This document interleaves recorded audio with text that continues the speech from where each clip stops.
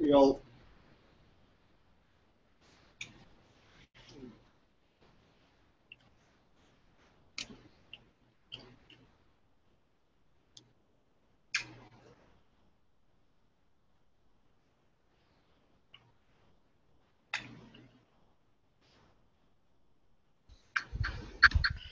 What the heck? I thought everybody came over here. I guess they just left. I G don't Web. know. G Web What's said, funny? It's huh? fucking today. When you said it, made me think of something. Today, my girl was like, she said something. She was like, "Oh, that's big," and I was like, "That's what she said." And then look, right? She was like, "Who the fuck is she?" That's great. That's funny. That's pretty good. Well, you don't do it. You just don't fucking get it. So I just stop. Just give up. You is she, motherfucker. Exactly. So, how much did that gun weigh, Scott? Did I cut you off there? Sorry. Oh, I'm looking. Okay. No, I brought that up. I'm gonna go check, see what the specs are for my 9mm. Uh,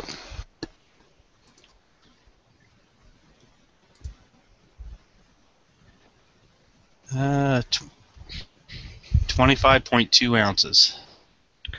let's see how much these unloaded. Yep, unloaded. Yeah. How much are these? 25.2. Yep, 25.2.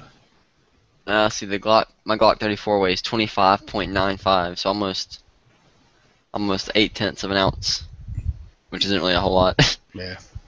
Weighs a good bit loaded though. I mean, actually mine weighs more. It says 33 ounces loaded, but that's because that's the standard capacity because I'm loading 22 rounds. So it's probably close to the weight of my 1911 unloaded when Yeah. it's fully loaded.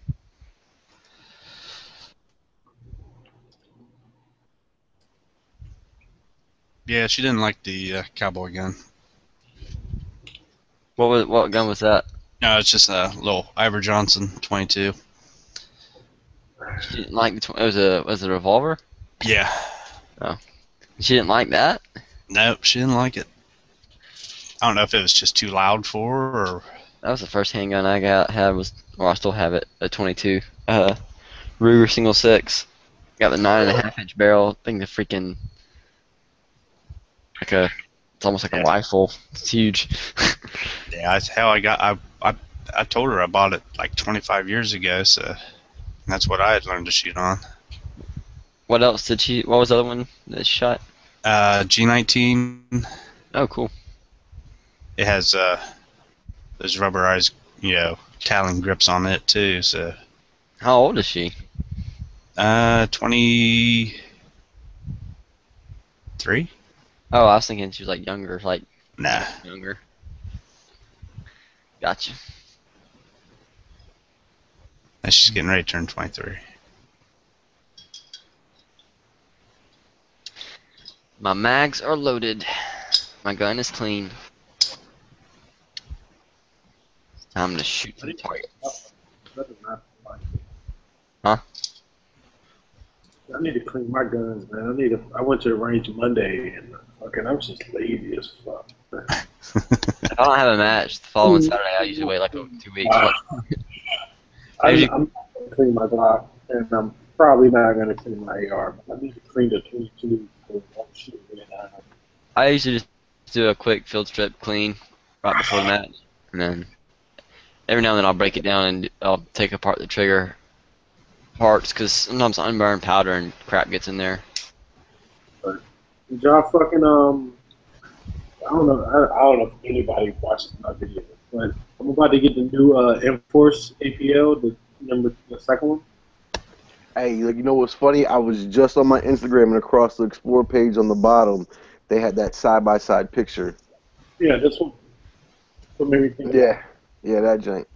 Yeah, I think Ebbs from House of Guns, no, Snakehound just posted that. But I think that's who it yeah, was. I'm about to get it. I sent mine back because I was like, I emailed the lady in my video. I explained this too. It's, How much is that jank? I don't know. The new one's like 120. I don't know, How much you pay but for the old one? it's gonna be free. The old one was like 100. 105, something like that. I don't know. I don't remember what I put that shit early this year. But he met a lady because I sent the first one back and she sent me a new one. And, like, I knew it wasn't gonna fix the problem, but I was like, just let them be aware. But I'm pretty sure I already knew. But I was like, yeah, I wasn't even gonna bother. But since y'all coming out with a new one, you mind if I send this one back and y'all send me a new one? And she was like, okay. So she's gonna send me the new one, and I'm gonna see if that we can pull that motherfucker off because.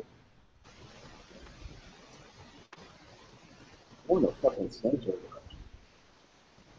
Yeah, I don't know when she said it's gonna take a few weeks, so I ain't in a rush. I don't use the motherfucking light anyway. I see how G-Webs is. He's too important to be in this chat, but he's all over I know, for real, Edge's chat. him and Edge just both dropped out of nowhere. I'm like, oh, they're going to the lobby. We come over here and they don't know anywhere to be found. They didn't even say, they didn't tell us they were leaving. I don't think they said anything about it leaving, not come back.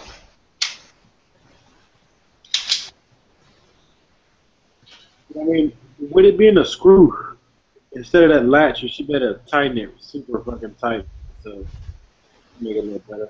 I'm getting one of the fucking one of their flashlights too, the one that's a momentary on like the target light.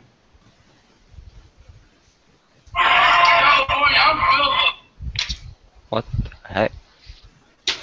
It's good, man. I guess they're watching Kanye West or somebody. I got 300 rounds in 9mm. I am ready to go. You gotta think about that fucking Savoy leather holster. The Savoy or whatever the fuck they call them. Yeah. Savoys. Yeah. What are you doing? Watching monkeys do push-ups, man. That definitely is. They sounded like monkeys, but I don't think they were doing push-ups. That video is pretty funny. I just saw it on Facebook. I was like, this is legit.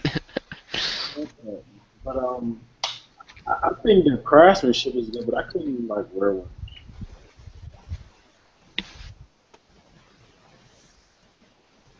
Oh no, I don't like it. Hey, Gert, you going to the show this Friday? It's this Friday. It's this Friday, Saturday, and Sunday. I'm going Friday. I'm getting a rack of shit. I can't get shit, man. Getting a rack of shit. I see you in text.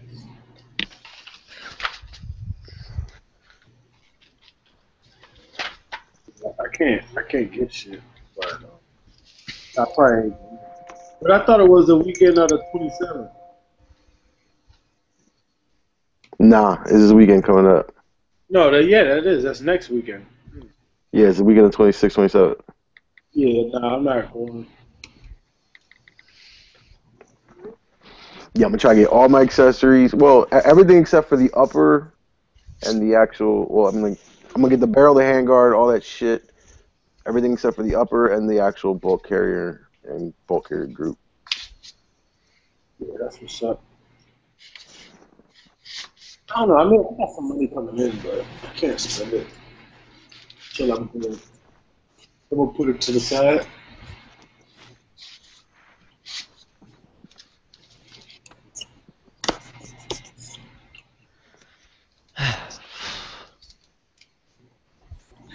Hope it's nice weather tomorrow. It's been pretty cool here lately. We're supposed to be getting some of your hot weather coming this weekend. It's supposed to get up to like 88. Oh god, that sucks. It's been nice Me here. too. Yeah, that's usually the way it's been the past few months, but it's starting to cool off a little bit. It's still pretty warm today, but the humidity wasn't bad. I need a new freaking pistol bag. My Glock barely fits. Because, like, when you go to the matches, they kind of want you to keep your pistol bagged or whatever when you carry it to the safe area. Instead of just leaving it loose in your range bag. I guess it's kind of better if you have it in, like, a little pouch. And this freaking pouch, like, 'cause I got this mag well on here and this charging handle, like, it barely zips. And looks retarded as crap. I think your charging handle looks retarded as crap. Well, I like it. It helps. So I'm keeping it on there. I don't care what it looks like. That's good for you. It's bad though, 'cause I got the Glock and a Ruger gun pouch. That's a picture of Marco right here. They've been like a camp now. Is that one of those E6 or whatever? Oh, yeah, okay. So I remember you sending me that, Jane. Yeah. Nemesis. That shit is dope. People use those things all over campus. I guess I don't know. I guess they don't get in trouble for it or something. This is fucking nuts. All those things like really expensive. They This is are, a- but they pay for themselves back like faster than reloading because This is a of how much a clone. pack of cigarette costs. Yeah. Those are cheaper. The clones are the same fucking exact thing. They're like 100% replicas, but they're like a quarter of the price. The real one for this is probably like, I don't know, maybe $350. Holy crap! But they're a lot healthier for you too, right? Yeah. Oh. I just smoked my first cigarette in like 6 hours, though. I'll tell you that.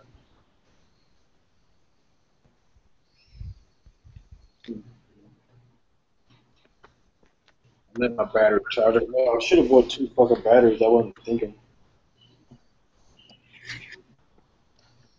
Hey, Girk.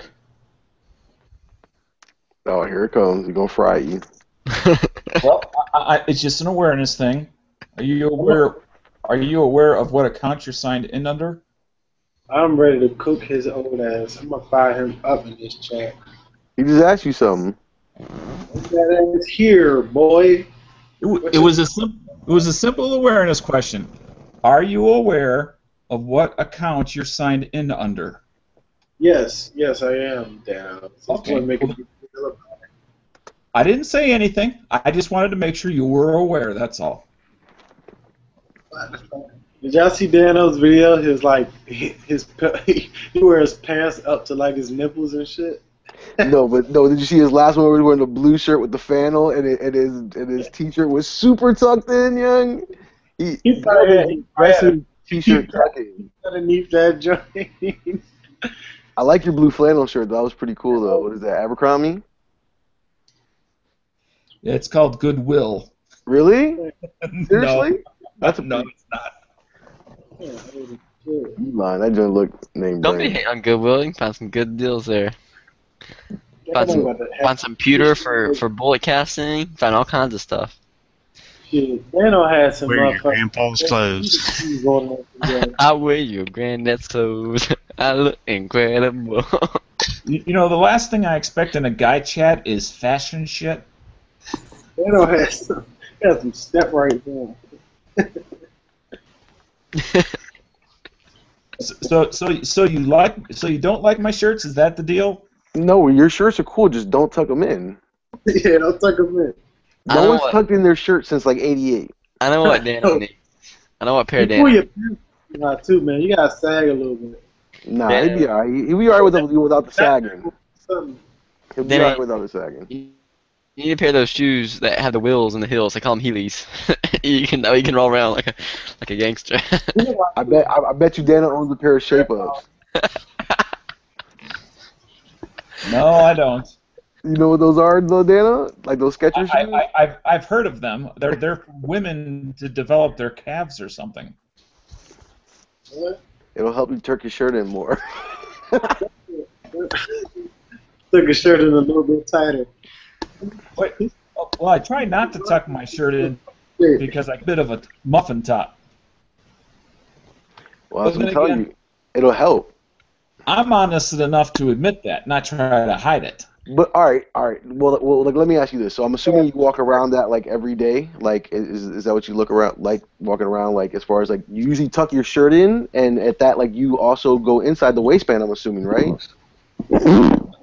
My shirt is normally not tucked in Oh, okay. So why was you tucking in for the video?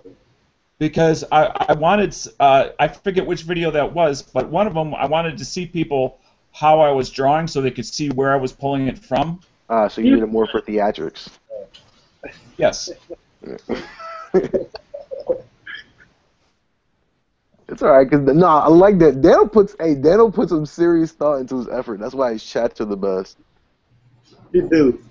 Dude, he's a beast. It still smell like mothballs, though. These chats would be a lot easier if I only had to come up with a topic and do zero research. That's true, cause you do pick the topics where like you have to like go study. Yeah, Dano has some solid chats.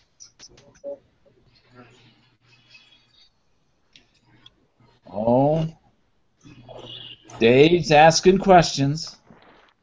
I don't see him. Oh, it's on the inside chat. Come here. Trying to make trouble. Did you? Well, I'm not gonna say that on the air. Never mind. Hey, so did I never got? I wanted to talk to G-Webs. I never got confirmation on the fact of whether that fucking shotgun that he showed today was the first machine gun shotgun.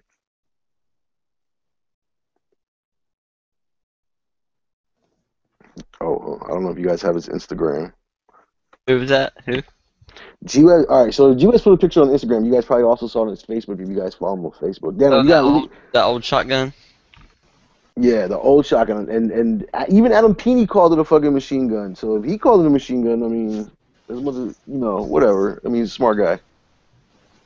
So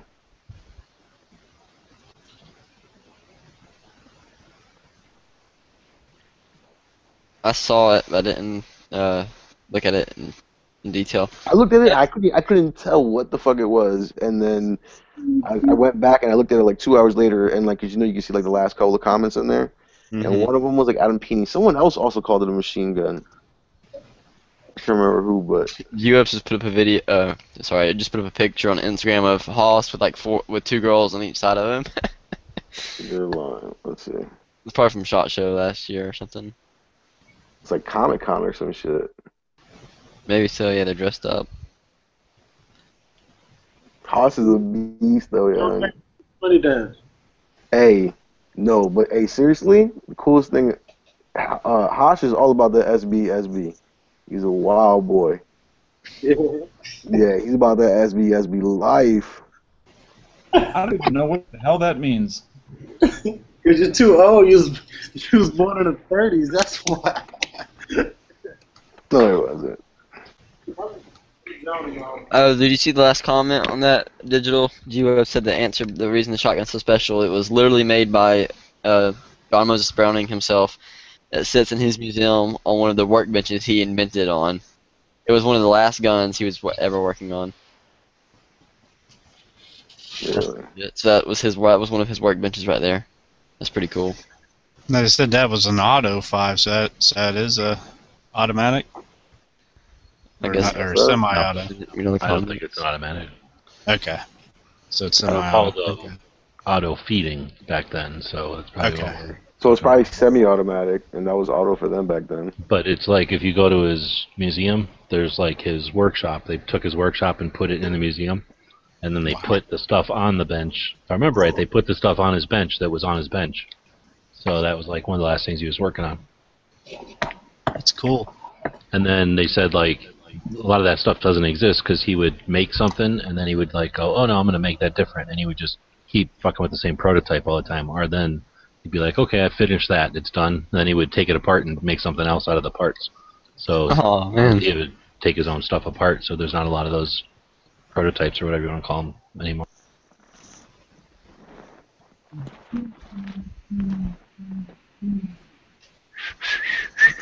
Hey, Daniel, do you have Facebook at least? Nope, Really? no point. You have Actually, a smartphone yet? I actually do this thing called Call My Friends. I feel you.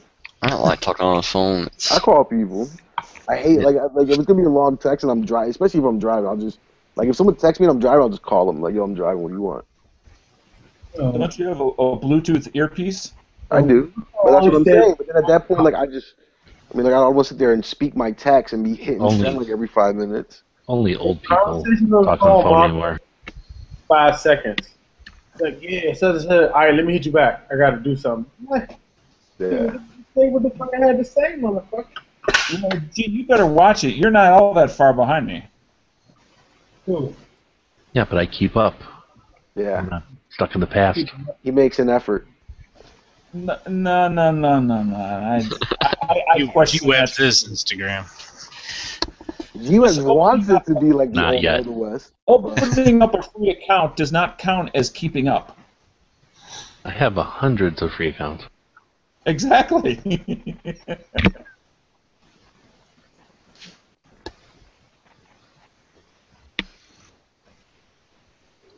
Anyway, I thought I heard something that Adam Penny was going to be in here, so I guess I'll leave.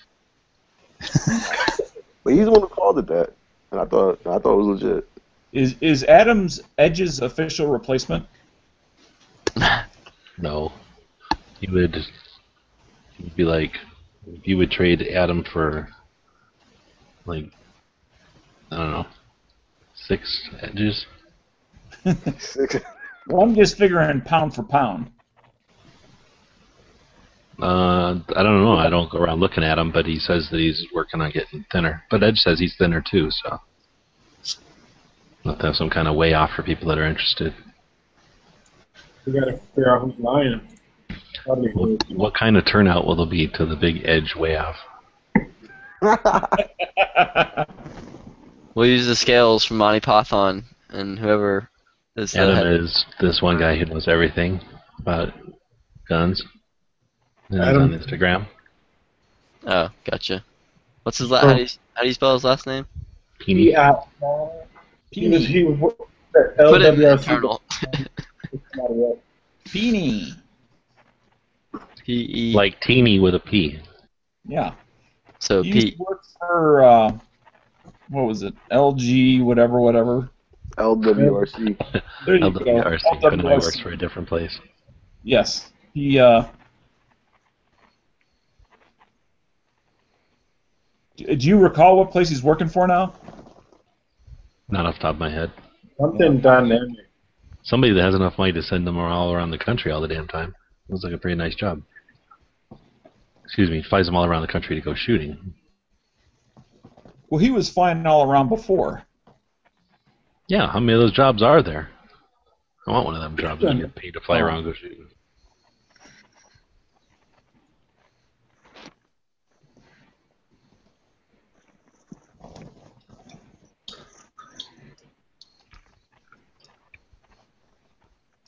Yeah, American Defense.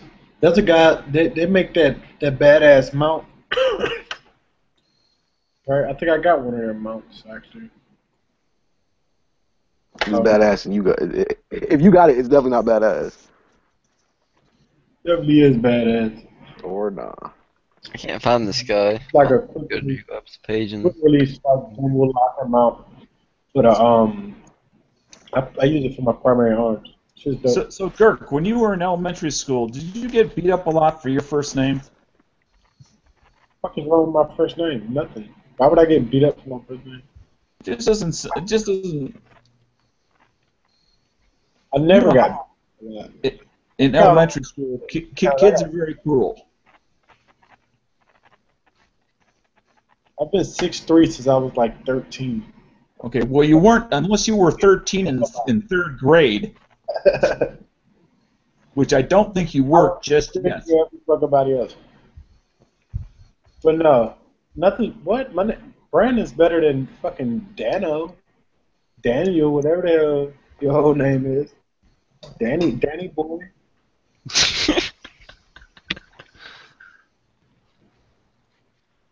I think you got a thing for my name, man.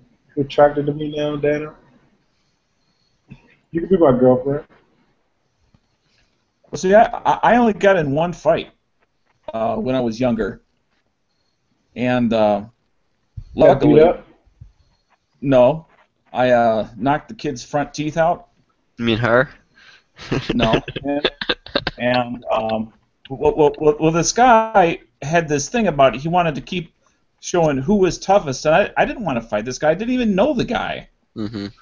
But it was like a kid from some other school district that just transferred in, and he just kept pushing me in a corner, So and I had been on the wrestling team for years, so of course in school they're all hard concrete floors. So I did a hip toss and took him straight down on the ground and then punched him right in the face. And I didn't even get much thought at all. Didn't even what? And it's not that I'm some super duper ninja motherfucker, because I'm not. It's just Is that that the only fight you've ever been in? it's just that you know what you've been taught and you know what you've practiced. Like that's your only fight though? No, seriously, because there were 30 kids that saw it, and that scared them away until I'm not talking about as college. a kid. I'm talking about like as an adult, as like an 18, 20-year-old. Like you never got to a bar fight or some shit, or like at a club. That was in 8th grade. Damn. Of course, I When got somebody walked up to you and punched you in your face, you could not defend yourself with your hands. Say the question again. Yeah, so if somebody walked up to you right now and punched you in your face, you couldn't defend yourself with your hands. What? Otherwise, so you don't have any like fighting experience. Hand-to-hand fighting experience. Street fighting experience? No, because there is a difference between street fighting experience and other types of. Yeah, sport Well, what fighting. other No, I'm not. Not because sport fighting is for fun. I'm talking about like a real fight. Like unless you're really MMA fighting for sport, then it doesn't count. A real fight? You put your thumb in his fucking eye. Yeah, for real fight, I'm gonna try to kill Hey. him. That's real fighting. I'm just saying, like, what? So, but you said you did wrestling and shit. I mean, honestly, you could whoop somebody's ass, fucking get them on the ground, put them in whatever type of fucking hold you want, and put their ass to sleep real quick. But there's no point. That's not something I'm interested in, or have ever been interested in. In fact, no, I'm not saying just go around putting people in chokeholds. Just something like if the need arises, if you want to hear it, fuck somebody up. At my brother's wedding, after the wedding, went to a bar, and I was in the wedding, so I was still dressed up in the goon suit. And it was a Roman Catholic wedding, so they do all these readings from the Bible. A cousin of the bride gave up and gave one of the readings, so he was at the wedding. He was taking sips from his beer and spitting groomsman, who I didn't know but was a friend of my brother. And I had asked him. I said, hey, you know, we just got back from a wedding that you were at, and so was this guy. It's really not funny. Could you please not do that? What was he doing? He was drinking drinks of his beer and spitting it in the face of this other guy who was so drunk that the only whole thing holding him up was the wall. And the guy, and when he would get spit in the face with the beer, he barely reacted to it. That's how inebriated He was out of it almost. Yeah. So it was not funny at all. And this was one of those guys. He was like a short Napoleonic type personality, and he was like 23, and I was 24 or 25, and I was standing shoulder to shoulder with the guy, not chest to chest, when I asked him this because I wanted to be non-confrontational. Mm-hmm. And so he turned around, and he spit in the guy's face again. And then he went right up to my nose and gave me the old fuck you thing. And then I said, I'm asking you for the last time, don't do that. So right in my face, he takes a big drink of beer. I think he's going to spit in my face. Well, now he spits in the other guy's face again. This time, again, without even thinking about it, defaulting to I had gone through some additional training. I backhanded him right in the nose and broke his nose. That's awesome. And the bar was pretty packed. So at that point, I just kind of like crouched over and walked out the front door without a scrape. But I gave the guy plenty of warnings to stop. And I've seen certain things in life I will not tolerate. See, taking advantage of the weak is one of them. I've just never hung out in places like that before, so I've never had any situations occur. Even if somebody is weak because they're drunk, taking advantage of people like that, I just do not tolerate. Right. And here's the thing: if someone wants to fight me, like just because they want to beat me up, I'm gonna answer with something stronger than what they're doing. Hopefully, I'm not gonna sit there and fight them for fun. I'm gonna try to disable them severely or kill them. You're gonna escalate force? Nice. Yeah, if someone comes up to me and starts trying to choke me out, But I don't look for it. I avoid it at all cost. I do not enjoy it. This was the kind of guy that actually enjoyed going out on a weekend and getting into fights. That was like his hobby. Of course, I didn't find that out till afterwards, but there are people like that. Oh yeah, who just like want to fight, but you know, do that wrong person, somebody's gonna pull out their gun and shoot them or something. You know, and they're gonna be in the right because the guy was trying to fight him. Mm-hmm. So. I mean, in this case, it was in defense of another, not in defense of myself. Even though he technically, I suppose you could say he wasn't hurting the guy. Yeah. It was just so disgraceful. No different than if it was urinating guy. I mean, you could say that that's not hurting him, but there's a point of human decency that is so indecent that I won't tolerate it. And even if that means I'm the one that gets my ass kicked, at least I stood up on the right side. I chose the side and I stood up for it. Yeah. No, I was talking about what I was saying earlier about how I'm gonna answer back with stronger force. I'm not gonna do that. If I can run away or something like that, I'm obviously gonna take that option first. But if someone's like, you know, if 4 guys come up or something, or some, you know, and surround you, whatever, and force you into a fight, you know, you're gonna do whatever you have to get out of it. So you're saying that you support duty to retreat? I support stand your ground, but But it also. sounded like to me. What do you think? I think you Stand can. your ground and start running the other way is more like it. Well, I mean, stand your ground. You should retreat if you can, but if you should stand your ground, obviously too. What? That's what you think is the best option. Get rid of the should there. What do you want me to pick one or the other and say it's mandatory that you have to run away? It's bullcrap. No, saying get rid of the should that says you should run away if you can. You don't have to. In fact, you probably shouldn't morally run away. That allows bad guys to just win if they're bigger. Yep. You know, like that little guy who was acting all Napoleon-like. I mean, until someone, and I'm not saying it was me, you know, until he got put in the hospital enough, he'd never learned his lesson. So what are you saying? Yeah, I'm actually in agreement with Ballistic here. Most of the time when the guys are just bullies, there's only really one way to end it. Wait, if you're with him, then that means your only way to end it is to run away? No, he said he was going to escalate, or you know, if somebody comes up and starts puffing up in the chest, that's, you know. Yeah, No, but if you escalate use of or level of force, that's illegal. So what are you saying to do? Just stand there and don't say anything? Level of lethality, that's a legal thing, but level of force is not necessarily illegal. Well, if somebody comes up to you and is like, I'm going to fight you, and then you karate chop them in the neck, then that's you're the one at fault there.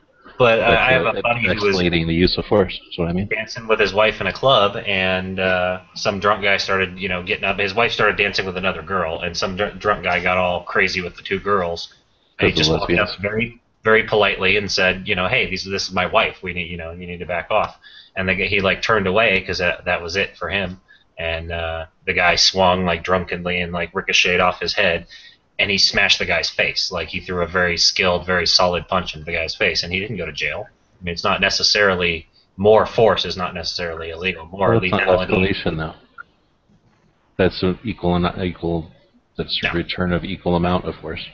No, there's like very little comparison between a drunk redneck and a skilled martial artist. I mean, it's. Well, if someone comes up to you with a knife and tries to cut you, are you going to pull out a knife and try to cut them back, or are you going to pull out your gun and say, you know, and either shoot them or, you know, hopefully they stop at that point?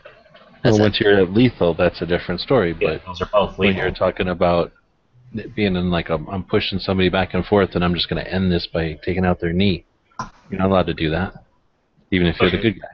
But if somebody's like trying to wrestle you to the ground and you knock them out or elbow them in the face, that's an escalation, but it's not a an I escalation. mean, we're splitting hairs, but I would suggest when you Okay. are wrestled to the ground, now you're in lethal again, because we all know that positional situation can, you know, influence lethality. So, in other words, somebody doesn't need a weapon in order to be on top of you and punch your face or slam your face into the concrete or whatever.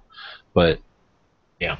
If we're not talking about that, I thought the way you would phrase it, you're in a bar pushing each other or threatening each other, puffing chests or whatever, and you're like, well, my method is just end it by escalating.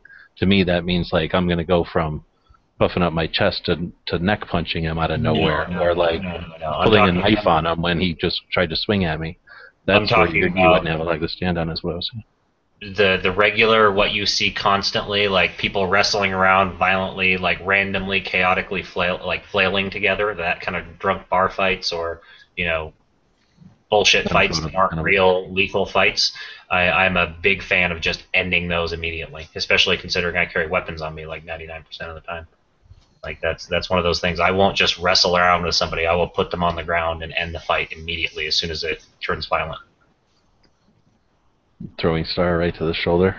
But usually the eye socket, I like to stick it in the orbital bone so it doesn't actually penetrate the eyeball. But and every time they go to put on a pair of glasses, from that point on, they'll be like, oh, and they'll learn their lesson every single time they put on a pair of glasses. Yeah, you don't want to take somebody's eye. That's fucked up. Thinking about it. But that's an example of earlier when they were talking about street fighting. In street fighting, there are no rules.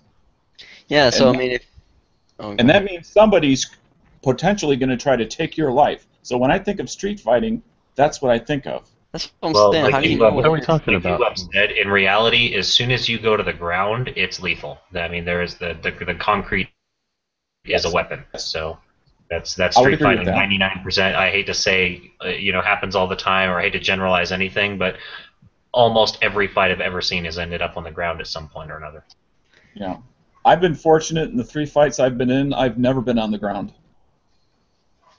But then again, maybe that's only because I've been in 3 fights. I've been super fortunate to never have to be any of those kind of crazy like street fights. I've been in a few altercations and been punched a few people and so on, but I've never had to like wrestle somebody or go toe to toe. I've done my fair share, but I've never had to deal with that craziness. I've never like squared off with somebody in the street or anything. So what would you do, say, if you're walking down an alleyway or something or a street, and somebody walks up to you, some gangbang or whatever, and says something derogatory, and then before you even know what he's going to do, he just takes a swing at you or whatever, and tries to start fighting you. At that point, do you engage with the same level and just start throwing punches, or do you back up and, pull a weapon and say stop? Or, what if he gets close to you and pulls a knife out and then sticks you in the gut or something, and you're sitting there bleeding on the sidewalk? It's pretty open-ended, though. Yeah, come on. You just, took this thing and then added to it and added to it and added to it. Well, that's what I'm saying. You don't know what's going to happen. Well, you're just standing there, and then he takes a swing, and then he stabs you, and you're bleeding. Well, yeah. You don't know all that's about to happen. The first thing, if some guy starts swearing at me, I'm start running. I'm not going to wait for him to do anything. I'm going to start using my main weapon, which is my feet. So basically, if you're there's one good-looking banana left in the store, and you're walking over to it, and you look over and you see Dano also eyeballing that banana, the best thing you can do is just really threatening him, and he'll run. But no, I realize I don't have to run, but it's still one of the tools that I have. And just there are certain things that we all know how to do, some things we know how to do better than others. Running is one of them. And just because we don't have to do it doesn't mean we shouldn't consider doing it. Yeah, I'm going to say I don't want to consider running. Number 1, I don't have to. Number 2, I'm a big fat guy, and if I start running, I'm at a disadvantage, so I ain't gonna. Number 3, how do I know this ain't some kind of ambush where they expect me to run down someplace and get an even worse situation? Well, so, you could be very not the first thing that comes to my mind. But as a minimum, you're going to get a little bit more distance than you had originally, and that's to your advantage. Sometimes. No, not always. I understand what you're trying to say, but I'm not going to go that far when we're talking theoretically. Yeah, you guys are both right. Honestly, there's 3 levels there. It's your ability to avoid the situation in the first place, to run away from the situation as it starts happening, and to talk your way out of the situation once it starts happening. Right, ideally it's just a de-escalate. None of them are ever assertive. Ever. Screw de-escalating. I don't believe in that one. I guess if there's an opportunity, explore it, but... I've talked my way out of all kinds of shit. All kinds of shit. Depends on what we're talking about, because a minute ago we were talking about the guy who was in a dark alley, so somehow we got ourselves in a dark alley with some guy, and then what was he, a vagrant, and then he was talking to us, so somehow we're talking to a vagrant at Dark Alley, and he swings at us, the next thing we're getting stabbed. So in that situation, I'm not going to be like, hey, let's talk about your feelings or whatever. I was hanging out when I was like 17, drinking at a Vietnam vet's house with a bunch of other kids, and this guy's granddaughter or something like that was part of the group, and like so we were at his house, and I ended up walking behind him one too many times while we were in the kitchen, and he stood up really quick and like basically forced me into the corner against the cabinets, and he wanted to like fight me. He was all like tripped out and drunk, and like I have a huge respect for especially Vietnam vets, but this guy was definitely off his rocker at the time. And the only thing that kept me from getting my face smashed in, from, like I'm still solidly to believe to this day, was my ability to talk. And like I immediately started telling him, you know, I'm not here, not a combatant, not here to cause any trouble. I didn't mean to. And I called him sir a bunch of times and just kind of ran my mouth as fast as I could, trying not to get beat up. And that's one of those situations I'm talking about. And that, Ralph. Yeah. Well, that's a different one too, because of then you don't want to, you know, do whatever because you don't want to hurt the person, and you know, the situation is weird. But I mean, in a more typical one we're talking about is like it's not him, you know, it's a bad guy who you don't care if you do bad things to. Well, this. I mean, honestly, if the guy had started attacking me, I would have defended myself. I didn't know him from Adam. He was just a guy's house we were at, but my point was that it was a scary, like immediately threatening situation that I was able to talk myself out of. If I would have been able to run, I would have run. I'm not, you know, I'm not comparing this to any of the exact situations we're talking about. I'm just saying that's one example of what I was talking about. It's just another tool for the toolbox, and no tool is to be used for all circumstances. Oh, sure. So here's one. Nobody ever brings this up, and I think this one could be easily dealt with or easily figured out. I don't know why we don't figure it out or why we don't play with them. But the idea of like a panic whistle, remember for a while those things were, well, maybe they are still a big deal. I don't really get stuff marketed to me like ladies walking into their through the parking garage to their car. You would carry like a thing that was, what was the deal? A hand strap would go through you? No, not a rape whistle, but an electronic ultrasonic siren type of thing where it would she would put her hand through like the wrist thing, and maybe it was they had them for if you grabbed the purse or she would drop it. Basically, it was something where she had to actively be holding it so that if anything disrupted normal, she could just, you know, she didn't have to do anything. It was what do they call it? Like it was always on unless you were keeping it from being on. It was something like that. The little black box with basically like an earphone jack that has a lanyard on it, and as soon as that little super easy to remove earphone that's the real simple ones. Yeah, I saw all kinds of those, and you don't see them anymore. But I guess maybe people thought the same thing as the car alarms or something. But I still say, you know, even in the most remote places, unless it's 100% their turf, I would think that a noise going off like that is going to disrupt at least their loop, right? Their OODA loop or whatever. Yeah. But or just make them start hightailing it because they're opportunists. They're not predators. They're opportunists. They're just looking for what's easy. And as soon as you give them the slightest little bit of resistance. So anyway, I'm wondering why we don't, with all the cool little gizmos and EDC and flashlights, I don't see much with the sirens or with like some sort of a strobe thing. How hard would it be to put a little dice with a really bright LED on each side, a little battery in the center, and then a thing you let go of it, and it just strobes in every single direction, and ear-piercing screech, and maybe some sort of technology that makes everybody poop. Well, if you make that strobe orange, everyone will think it's fire, and everyone will come running. Maybe it could smoke. You could have the fragrance. Well, what about anyway, I was wondering if something passive like that, where if you just made noise, even a big tough guy getting robbed or whatever for his vehicle or something, start making a bunch of noise, at least it's going to screw with them and give you a chance to correct. Nobody expects that shit. You're right. It's going to stop their OODA loop dead in its tracks, like, no question. And that they could make like a money clip or something, or like a fake dollar folded up, and as you throw it, it turns it on. I don't know. I know this wouldn't help Dano. I know, like, G-Webs and Huck, they're allowed to, but in Ohio we're allowed to open carry So I mean, if like with ballistic, somebody coming up to him and trying to escalate something, you could always try to talk your way out of it and just lift and tuck your shirt behind your gun to where they can see it, and you could be walking away trying to talk your way out of it. You never have to pull your gun. They'd see you. You can escalate it quickly if you need to. Pull it out and shoot them. I have the Arizona Constitution, which allows me to brandish. I can basically tell them I have a gun, pull it out, and do everything except point it at them. I could probably point it at them, honestly. Yeah, see, that's nice. See, we're not allowed to brandish, but we are allowed to open carry, so we can show it or let them see that we've got one. Well, we used to be able to say, I have a gun, or something, although it was debatable whether or not it was strategically or whatever the best thing to do, but that's the best we could do. And then there was even debate on whether or not you could, like, reach your hand back and reach, for your belt or your hip, like as if you were reaching for a gun, even if you didn't show it to them, even if it just was like the action of drawing. Yeah, but you definitely wouldn't want to do that. They got rid of all that, so we can definitely do all that. You definitely you didn't have a gun though, because that'd be kind of. Well, what I do is I feign that I'm going to draw from my left side, and then I shoot them from the right side really quick. old switcheroo, huh? Western. I guess it just depends, situation to situation. A lot of it varies.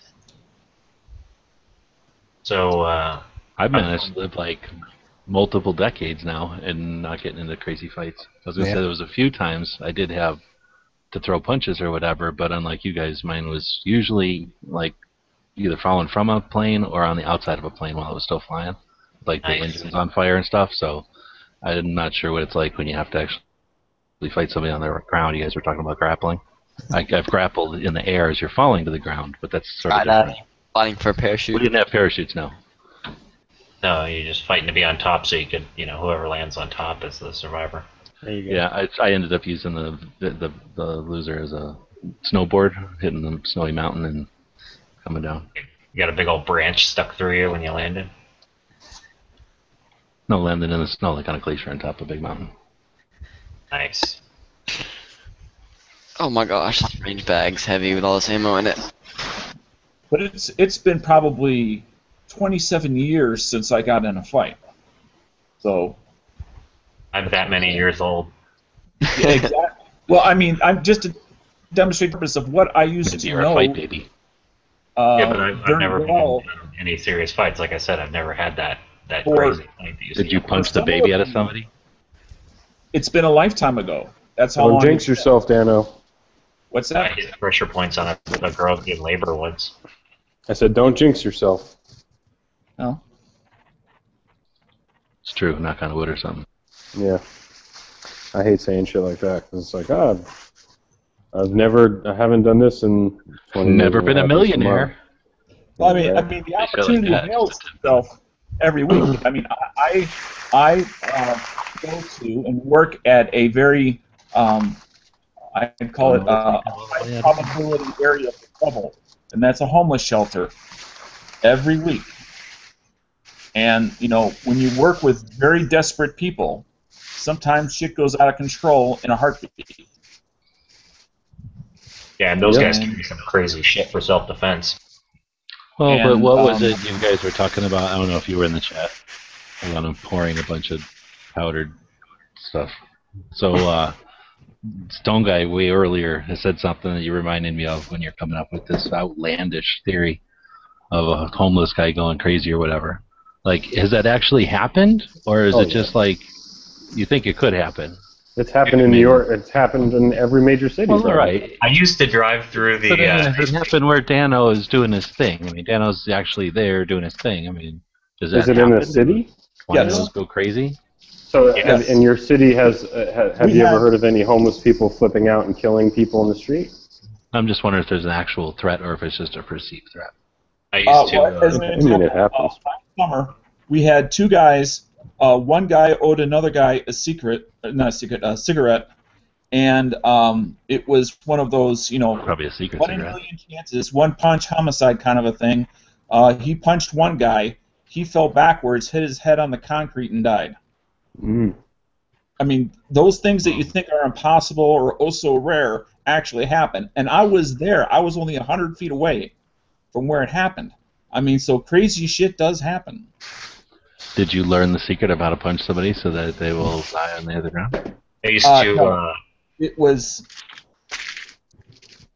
I mean, so many factors had to align themselves to make it happen that you couldn't have planned it that way, but yet it did. Well, all right, but doesn't that justify or doesn't that reinforce my position that this is a perceived threat more than an actual thing where these guys are violent? No.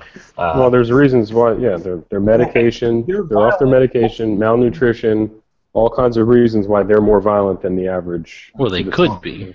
So I used to make deliveries. I worked for a cardboard box packing supply company, and I went out on deliveries a bunch. And I used to make deliveries right across the street from the homeless shelter in Phoenix, like literally right across the street.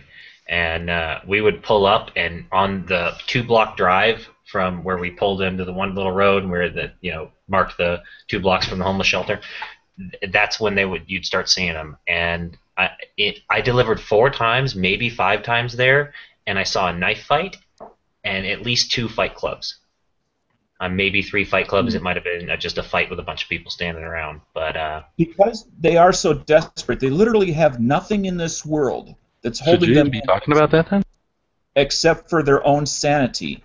That their trip point for going balls to the wall and your trip point for going balls to the wall are 2 different scales. All right, and I'm not going to dispute that there's the potential. I'm just saying, does it actually happen? I mean, when you sign up to do the volunteer work, are they like, and be careful because these winos are super violent. They'll have a hair trigger. No. They don't tell you anything. This is what you learn through being there for years and years. All right. I mean, if they told that to people, nobody would ever show up. All right. And it's not like it's like a prison where like it's bad, 365 days a year. It's like, okay, maybe 50 days out the year it's crazy like that. Right.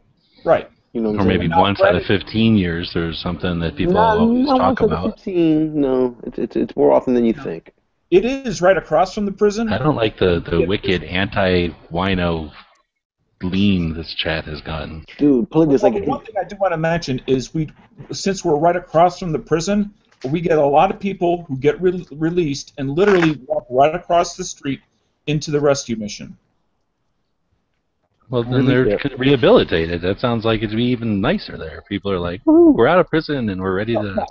I'm just saying that's part of. I mean, that's not the only time we get people for all sorts of different reasons that happen to become homeless. I mean, I'm not debating it. You're obviously the one that's there. I'm just saying I just wanted to clarify if it was actually a dangerous place or if it was just like, it's probably better to be safe than sorry. I mean, I'm obviously down with being safe than sorry, but just want to be realistic about it. I generally don't make eye contact or look at them just to avoid any possible confrontation or conflict. Well, it's where situational awareness, like in those videos you made, G, it really does matter because I can read someone's face and where you actually should look at them in the face to see, are they looking at you? And if they are looking at you, how are they looking at you? Yeah, of course. Absolutely. Are they positioning themselves physically? Are they pumping their chest? I mean, there's all sorts of little signs that they don't even realize they're doing themselves. Yeah, unfortunately, like 99% of the time, again, I hate to say it, I hate to use generalizations and everything, but there's a reason that they don't work in normal society. There's a reason they're homeless.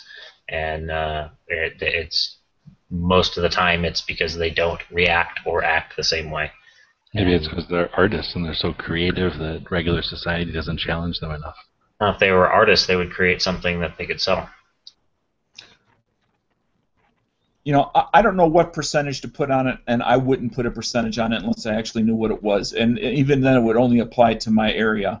But we have the chronically homeless. That's what the term that we use. And that's the people that regardless of what you do, I don't care if you put them in a public housing and pay for all their bills or whatever, sooner or later, they will be back. they will lose the opportunity that they've been given. And then there's the other group, which are people who, for various life reasons and circumstances, if you give them an opportunity, will rise above their circumstances and we'll never see them again for the better. Being that they've done. I want to volunteer if they need to do some sort of scientific testing and pay for someone's way, like you're saying. Find out if they go bad or not. I'm willing to have my way paid. Well, I'm just saying that's what happens now.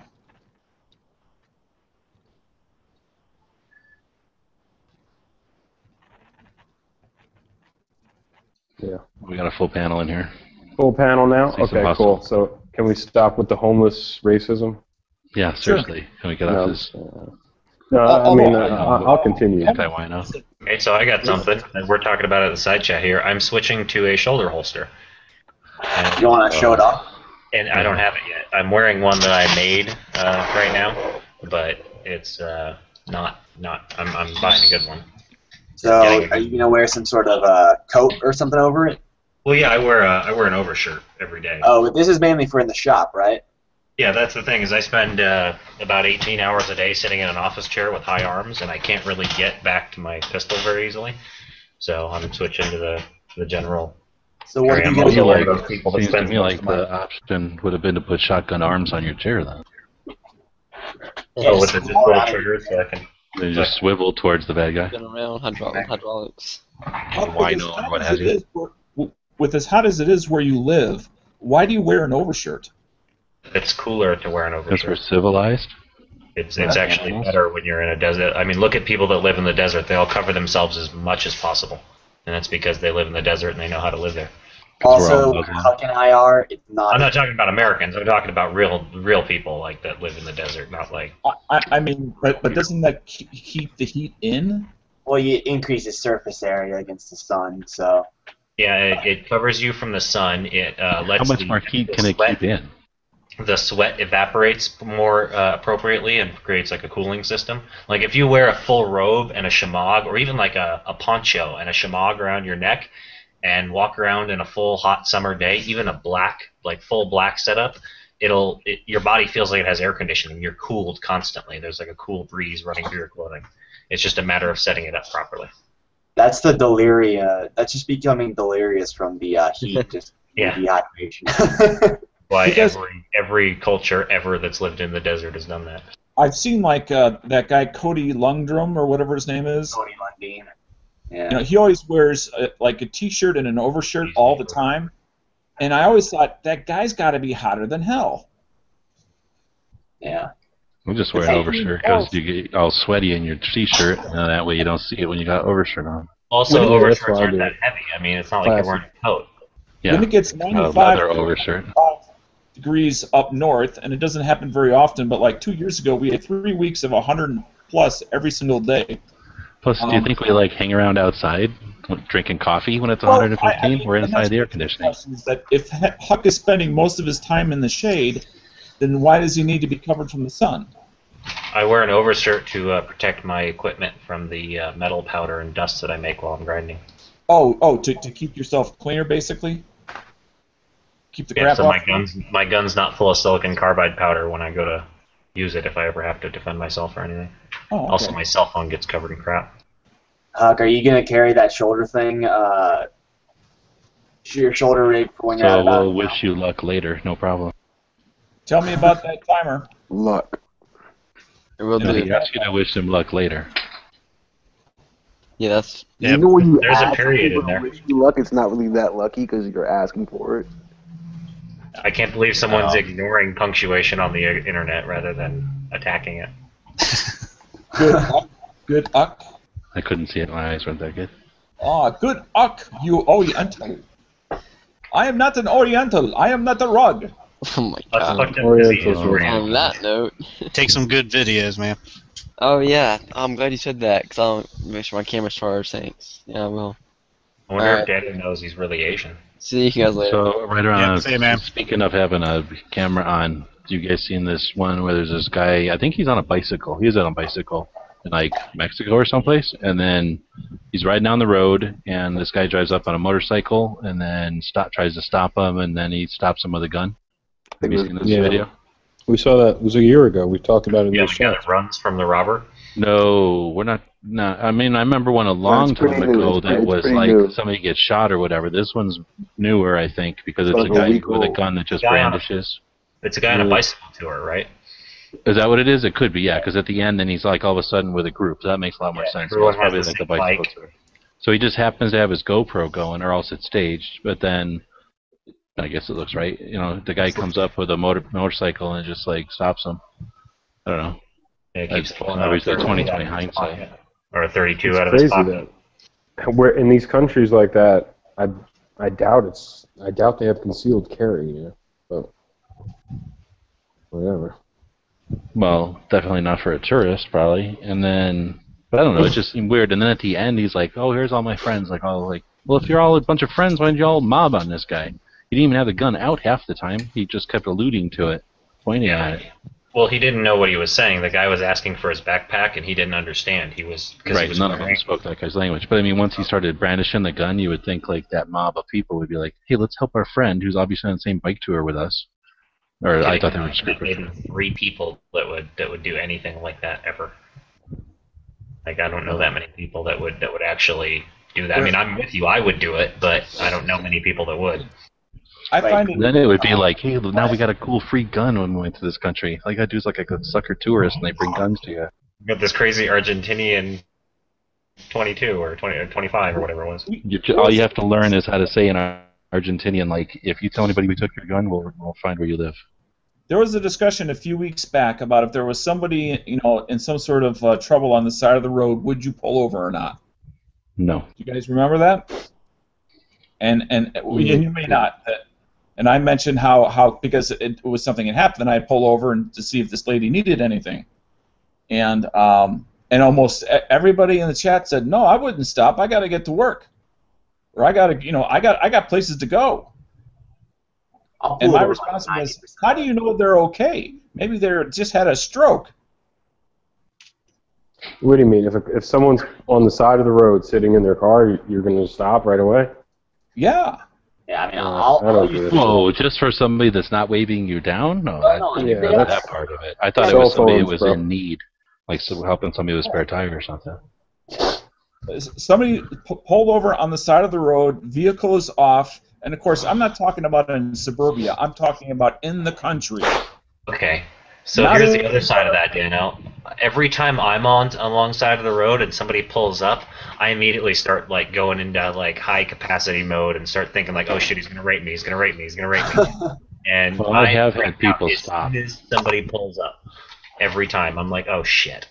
I have had people stop, but only when I was a kid, not since I'm not a kid anymore.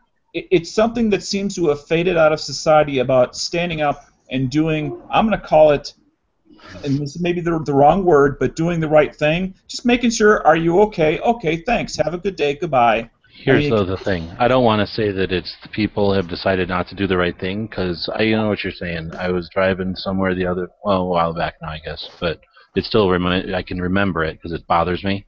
And I was driving somewhere that I kind of needed to be there, but I didn't need to be there on time, let's say. You know, I mean, I could have easily been late, and it wouldn't have been a big deal.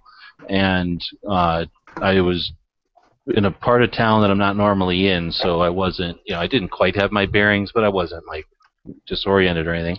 I just wasn't in a super familiar part of town. And as I was, how the green light, well, I don't know if your green lights are after the light. So our left turn lights are after. So I'm sitting there waiting, and now I can turn left. And just as like everybody's moving to turn left, and you ain't got time to sit around. You're a dick if you sit around, not turning left when there's a green arrow and you're supposed to turn left, right? You're supposed to be moving.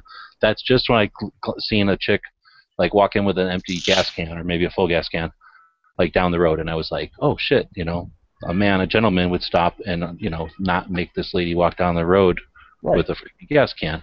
But I was in a situation where I had to turn left. I mean, I had to flow with traffic. And then I was like, well, do I drive way the hell down here and take a U-turn and all that? So for me, if I would have been paying more attention, I would have probably just made a U-turn instead of just going left with traffic, and then at least asked her from my car. Although she probably would have said, like, get the hell out of here, you creepy weird guy. Like, no. But at least I would have offered. But I don't want to say that it's people have lost, I'm going to call it chivalry, or like whatever you call that, like human beingness or whatever. But I think it's not wise anymore. It's too easy for a bad guy to put a trap out there, like a lure. You know, there's an old lady, and it's how hard is it to get an old lady who's crazy, mean criminal, right? And have her sit in the car and act like an old lady, and then you stop, and then you get out of your car, and out of the ditch they come out and steal your car. She turns on the ignition and drives away. So I mean, I just don't think. Huh? Is that your cat? Yeah. Okay, I was just making sure it wasn't my house or like around my house. He's probably trying to talk to Quark's cats, because I'm sure Quark's watching this. He's a stone guy's house. I guess what I'm saying. I don't think it's strategically smart anymore to stop for everybody, even though it might be the right thing to do, and I still agree with you. It's the right thing to do. I think it's too easy. There's too many people, and it's too easy to get yourself into trouble. Let me add to this too, because back in like the 70s and 80s, my dad and mom would do stuff like that all the time. But with cell phones now, it's like if you're on the side of the road, okay, that's one. You're going to call a cell phone. If you have car insurance, they have free roadside assistance. Most car insurances nowadays. There's really no need to just. It's rare where someone's on the side of the road, has no communication, and no one, I don't know, maybe back when before cell phones, it was like, hey, do you need help? Like, I'm going to town. I can call somebody from a payphone or something like that. And then if you add that every single person going by probably has a cell phone as well, it's really difficult to get stuck somewhere, right? I think that what's important to think about is how you were talking about G-Webs, that thing down with that woman with the gas can, how like she might think that it was weird that you were stopping. I think we're getting to a point where it's weird if you stop and help, but people start freaking out, Oh yeah, it's not the norm anymore. And again, I think it's just a factor of too much douchery out there, and you can't assume it's not douchery. I'm going to disagree with that because, I mean, if truthfully, I know Ralph can attest to this. If you see a bike, if one of us sees a bike on the side of the road that's broke down, I'm stopping. I mean, I've stopped. A motorcycle bike? Yeah, motorcycle bike. Yeah, but that's your outlaw bike or Creed or whatever. You have to, otherwise. Right? You've been blood contracted into that. Right. But, I mean, anybody on a bike, I'm definitely stopping because, I sold my bike this past spring, and I still do that. But I also have another example. This happened about a year and a half ago. Is a different road, but again, out in the country, there's this van that's pulled over on the side of the road. I see two young girls standing on the side of the road, just standing there. And I see what looks like a couple puffs of smoke towards the front. It's a minivan. And nobody is behind it, and they're just standing there. So I pull behind it just to make sure that, there's a tow truck coming or something. What's this? What? I had to interrupt because of what Huck posted there. What is this going on here? What's this picture? What? That's fucking Goonie. Okay, go ahead, Dan. I'm not going to listen. For 15 to 16. You know what's funny? I just saw that in my Explore page. I saw that. That was amazing. Okay, well, I'll check that. Literally 2 minutes ago. I'm done here in just a moment. But anyway, these two girls, it was clearly one of their mother's van, and I looked underneath and I could see it was losing fluid, and I asked if they had called anybody or not, and I said, well, you might want to call your mom or whatever and see if she can call the tow service, whatever. And then all of a sudden, I saw out from underneath the hood, I saw flashes of flame. I don't know what the hell started it, but something started that fucking minivan on fire. And now these girls are standing 20 feet from the minivan. It's on fire! It's on fire! I said, you're goddamn right. Get the fuck away from it. Mm-hmm. I said, don't be so goddamn close. Get back here. So I literally had to physically coach them back about 200 feet while their van burnt to nothing. Now, the cops showed up about 4 minutes later. But if that thing wouldn't have been a slow burn and would have just gone boom, it would have been dead. Because the car's boom? Yeah, if it would have exploded rather than just gone on fire. Yeah, but cars don't explode. I mean, unless something hit it, maybe. Well, I wasn't sure if like the gas pump was still on, so it was just dumping fuel straight into the fire or what. I mean, I'm not going to open up the hood to find out when I see flame. But again, we're talking about something that's a little bit different, because that's unless they're going to catch a car on fire in order to try to rape you. And by the way, no one else stopped during the entire time, and no one knew that this thing that just looked like somebody on the side of the road with absolutely nothing wrong, that they assumed had a cell phone, that they assumed knew what to do, when in fact, except for the fact they had a cell phone, they had no idea what to do. And when things got worse in a real bad way, they actually froze in fear. Okay, well maybe if they'd have had this experience of someone not coming to save them and make everything better, then they would have grown from the experience. Well, I'm not going to put that stamp on it. That you don't think that they learned from experiencing that they no, didn't I'm saying that I saved them. I'm not saying that. No. I'm just saying, like, if they hadn't had somebody come and fix the problem for them, how about that, or put the fire out? Well, I mean, but don't all of us at one time or another learn from the example of others? Maybe they'd have stood there like does in headlights for a second, and then started throwing dirt on it or something. Well, the hood was I'm closed. not arguing with you, Dano. I'm just saying that there's a possibility of. I mean, there's something that could come out of the other side of the situation as well. Right. There's the unknown, and we don't know save what our that kids, is. Mandy's girls all the time, and it seems to make them worse.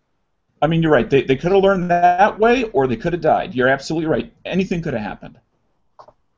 It just, when a simple intervention of a couple minutes at a time can at least raise the odds in somebody's favor, why not? I just don't think people die on the side of the road standing too close to car fires. I think we're thinking things are too or more common than they are. Well, I'm giving an example of people that stop and people that don't stop. I'll give you an example. This last weekend, I was out in the woods camping, and I popped 2 tires. I completely popped the tire that I was on my Jeep, and then I popped my full-size spare that, like, I'd never seen the road again, like, before. And so I'm just out there, no cell service, and I've got a complete flat. And it just so happened that someone was driving through the woods, and they were able to drive me back into town. In that situation, like, I was kind of straight out of luck. Like, I would just be living out there for a while until I hike out or something. So, like, it's definitely helpful that they stopped, because I was distracted trying to figure out what I was going to do, looking the other way, and they stopped, and they're like, oh, hey, do you need help? And, I bet I wouldn't have been able to flag them down in time if they didn't stop.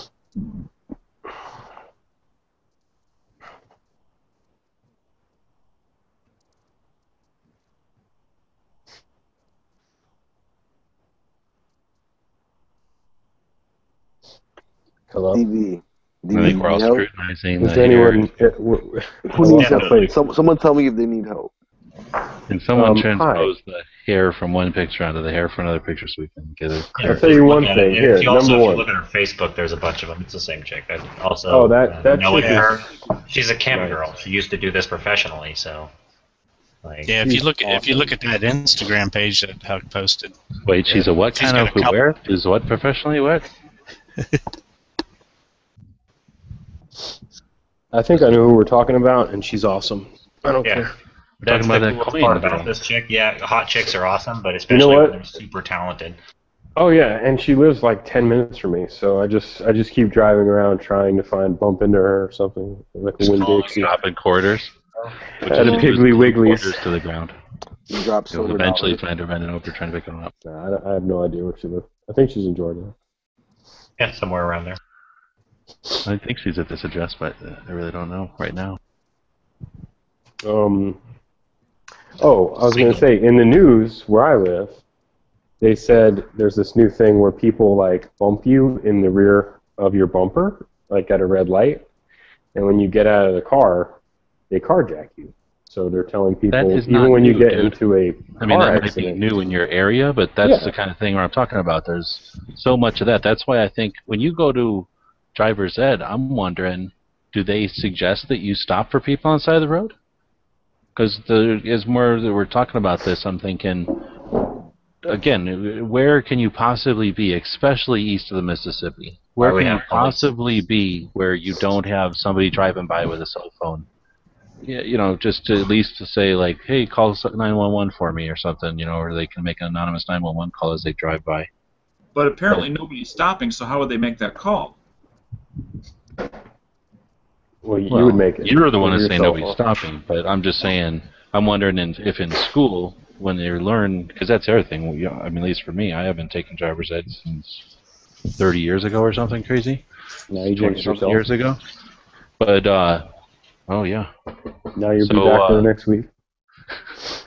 But do they even teach them to stop is what I was going to try to say. I don't think so. I think it's more of a cultural thing. Yeah, I don't think that really has to do with driver's ed. Yeah, it's not like a rule. I don't remember if we got taught to stop or not. I mean, I'm thinking about it. I can imagine. I can remember my dad or my grandpa's or somebody saying like, "See this lady? If you driving and you didn't stop for that lady, you're an asshole," or something like. You were going to stop. My grandfather taught me how to drive, and I'm pretty sure he's the one where I got that. If somebody needs help and you have the ability to help them, it's your responsibility to at least offer. Yep, I agree. Yeah. And I've offered before too, where people like we've seen cars that are just stopped and stop and hey, you need to use the cell phone. And most of the time, again, I'm trying to think of times, but I can remember twice now where we did that and they had already called. They were just sitting in their car, sit there, but they were waiting for somebody that they called in other words. Yeah, I mean, like this last time I was at a gas station and these folks couldn't get their truck running, so I offered them like what I could do for them, and like, well, we're just trying to get home, so I just towed their truck home with my truck, and it was like 5 minutes around the corner. I guess looking back on it, I guess it could have been like a trap if you thought about it, but like, I mean, I wasn't really thinking about it. But. Or just a liability if like, oh, I happened to accidentally rip your axle off. Sorry about that. Or like, I ripped your cowling off the front. Sorry. Like, oh, that was your radiator I attached it to. I had one time in the middle of winter, and there's a lot of snow drifts even when it hasn't snowed. And I was coming over the top of a hill where I couldn't, and it hadn't snowed in a week. And coming over the top of the hill, road, it was a country road, 100% dry, no snow. Get to the top, and all of a sudden there's 6 inches of snow on the road, and there's ruts all over, and I'm doing 65 miles an hour. Well, I don't touch the gas. I try to go straight, but sooner or later I spin out and end up in the gully. Well, after about 10 minutes, a farmer stops and offers to pull me out. I take him up on his offer, and he had a very simple solution for that concern, and that's he says I don't mind trying to pull you out. He says, but I don't want to be responsible for any damage to your car if I try to pull it out and something breaks. And I said, it'll all be on me, not on you. And then we were good to go. Yeah, I guess that's a way. Yeah. Did he fuck up your car? No. Okay. I mean, it's a matter of man, the craziest thing that ever happened to me was I was out in Arkansas. Like, we were camping again there, too, and then our Jeep got stuck out there, and for completely, like, high-centered on a log. And this 87-year-old man was just driving out in the woods, and he was like, it was his birthday, and he just happened to have he saw that we were stuck, and he said his truck would get stuck, so he went back to his farm and grabbed his four-wheeler and came back. And he loaded it up on the back of his truck, and he like got up there and pulled it out of the bed. And this guy's like 87, he's like jumping around and yanking on stuff. It was crazy.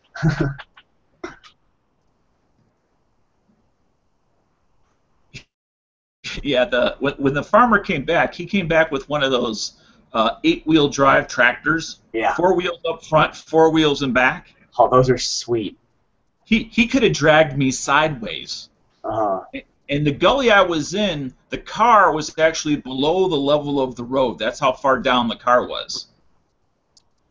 What kind of car were you driving, Dana? It was a Honda Accord. Oh, okay. What, like a 90s one? Like an early 90s? What was the license number? It was like 93, 94.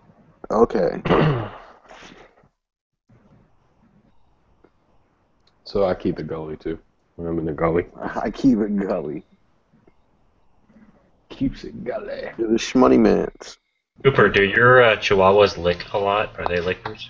Dude, we just like are fostering a min pin, and the fucking min pin licks crazy. Yeah, but yeah, small dogs lick snap. a lot. I'm about to IG a pic, and you guys are gonna have to tell me if this is Little Red Danger back in the day. This is from 2011. And I never thought about it until I just looked at it. So, hold on. Was she a Disney chick? No, doing the same thing she does at Chacho on Little Serbu. But it might be somebody else. I don't usually keep up with chick stuff. Yeah, me neither. I'm not into like purses and stuff. High heels. What? I just don't like I don't know how to explain it. I hate to sound sexist, but I'm not a big fan of the whole chick's perspective because I'm not a chick. No, I understand. I find it valid for them. I'm happy it's here for them, but I don't particularly like watching those types of channels or anything. Well, you know what it is? If it's a chick with who's with guns into guns and stuff, and she's actually like talented and skilled and shit, I'll watch it. But like, I don't know what she does. I've never seen her shoot. I follow her on Instagram. She just poses You mean Little with Red fucking. Danger? Yeah, she fucking poses with silencers, dude. Like, and she's. Yeah, but she worked at Serbu making them, and then she works at another place making guns, right, and selling them. Yeah, see, I didn't know that. Must be okay. I didn't know. I didn't know. I just follow her because someone told me to follow her, and then I'm like, well, cool. She's Unless she posing with just went in the silencers. back and like picked up a screwdriver to do her selfies or whatever. But I got the impression she was in the back working at Serbu. Huck, what no do idea. you mean chick perspective? Like I don't know if you've ever noticed, but if a chick were to join this chat right now, things would go to hell. Like within, like everyone would be like drooling and like asking all kinds of questions. Like I'm just not into that. Like I don't watch videos from about. Go ahead. For those of us that were here a year ago, and all remember Wheel Guy and Sigalicious. Yeah, exactly. Perfect example. That's exactly what I'm not a fan of that kind of thing. Like I don't really care. I care about what guys that have my frame and my experience level do. Like I mean, I'm not really super interested in what Navy SEALs do specifically, rather than as just historically or as a overall tactics or whatever. Hey, I have a quick question for dog people. Like, do fleas fly around like fucking fruit flies or no? No, but they can jump higher than anything, so they can jump like wicked high. They can I have fruit flies from. Well, that is by far my favorite patch of all time. What are we talking about? The patch you put in the side chat there. The Creasy Bear patch. It's from a movie and a book.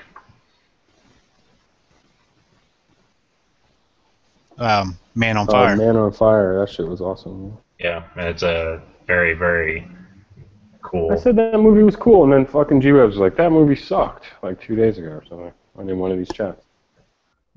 Man on Fire was awesome. I liked Man on Fire. Denzel Washington. It was awesome. I didn't say it sucked, I don't think. Unless you were trying to say it was the best movie in the world or something. I mean, it's not my favorite movie or anything. It was good. I've seen it twice. I mean, it's decent, but I don't think it's as good as people say it is. I think it's pretty fucking awesome. Yeah, I liked it a lot. But I have like nieces and stuff like that, so I read into it more, I guess.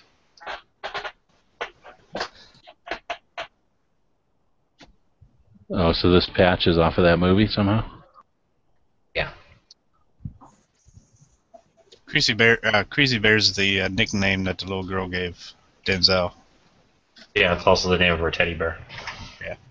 And Denzel, like, if you look at it, it's like he's got a bottle of whiskey and a cigarette and stuff. Yep. Yeah, I was just going to say, it's like he's dressed up like the dude or whatever. Yeah, he wears the Hawaiian shirts for concealed carry. Because that doesn't draw attention in Mexico. Good guy dresses like him. That was in Mexico, was it? Yeah. Mexico City. The highest rate of kidnappings on Earth or something like that. They say The Equalizer's really good, man. So, some critics and shit. People I see on Twitter. I want to see it. Anybody want to Instagram this shit? I want to see the Equalizer. I loved the series when it was on TV. It was one of my favorite TV shows. So. Oh, mine too, yeah. Although he was a lot less black in that. And he didn't work at Home Depot, but I don't care. No, he was just a rich old white guy that used to be like a trained killer for the British Special Forces or something. And did you see the part where Denzel's working at Home Depot in the ad? Yeah, but in the original, the guy did. He's the guy, the old British guy. Yeah, Denzel. Remember in the original one where he had to make a run and he had to go grab some weapons to go on the run, and he goes in his den and he like pushes on the bookcase and it pops open, and it's that kind of like James Bond. The bookcase pops open and there's all these like automatic weapons and stuff on hooks in the wall and everything, and like millions of dollars in cash in there. Oh yeah. That was my favorite scene in the show. I was like, he's balling. Are you talking about on the TV show, or are you talking about the movie? Show. Where can you see the TV show anymore? I don't know where you can see it anymore. I saw it when it was originally on TV. CBS, man. It was on CBS, I know that, but maybe it's on Netflix. I don't know. Netflix has a lot of shit. There's a couple other good TV sources out there now. Problem is Netflix also has a lot of crap. I know one thing. Netflix has a lot of awesome stuff, though. I've just been watching all the Third Rock from the Suns on Hulu today. I've just been sitting watching one after another while I'm up. Hulu? You gotta watch commercials over there, don't you? Yeah, even on Hulu Plus for some reason you gotta watch commercials now. Yeah, it's messed up. Anyone seen Hornet's Nest? That's coming out on DVD. I don't know what that. No. Was that a movie? Yeah. Is it good? Supposed to be good. What I've heard. I watched the trailer.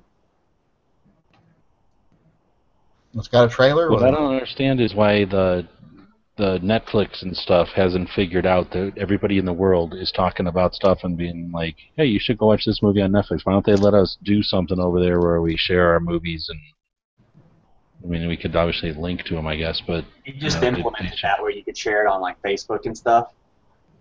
But even then, well, I guess that's the way to do it. But anyway, I was just thinking that's crazy that they're going to let people sit around talking about the movies that they're offering. They could drive so many more people in if they let us link to them. They're sponsoring some people on YouTube, like those big channels on YouTube, where like would say, "All right, the Netflix movie of the week." I think it was Philip DeFranco. Oh, I thought you meant they were paying us to make videos. I'd be like, hell yeah, I'll be on Netflix. No, well, they were sponsoring him with ads. He was like, yeah, there's like one movie of the week, and then you watch it, and we'll come back and talk about it in the really? Comment section. Sure. Yeah. Need to make a phone call to Netflix. Bong. They're like, how about instead of me paying you $17, you pay me $17, and I'll talk about your damn movie. Yeah, I can't wait. I'm gonna go see it, man. Fuck it. I mean, people are saying it's it's an awesome movie. So. I want to see the Unbroken movie. Unbroken. I like the Broken movie better. I don't know what the hell that is. I saw a trailer for it the other day, but it was like an Olympic athlete, and then it's in World War II, and then he plays in the Olympics, and then he goes to war, and then he gets captured by the Japanese. I guess I made it sound terrible. No. Sounds good. The dog's fucking crying like a son of a bitch. Hey, you know what you should tell your dogs to piss them off? Interstellar. Did you see my Instagram earlier? No. My stupid Safeway store? Yeah, has bones for like 6 cents. 2 big giant bones for 6 cents. These stupid eat bones, these dogs.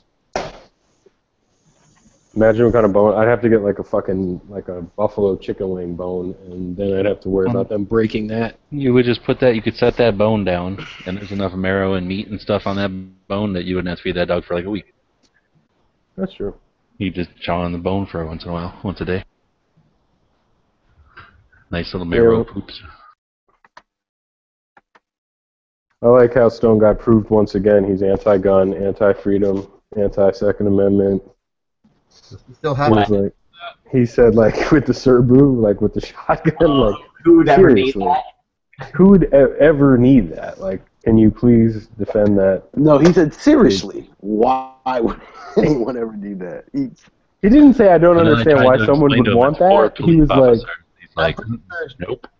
Like Stone Guy is just like a couple of weeks of chats away from just saying, "I'm all for it," and in law enforcement.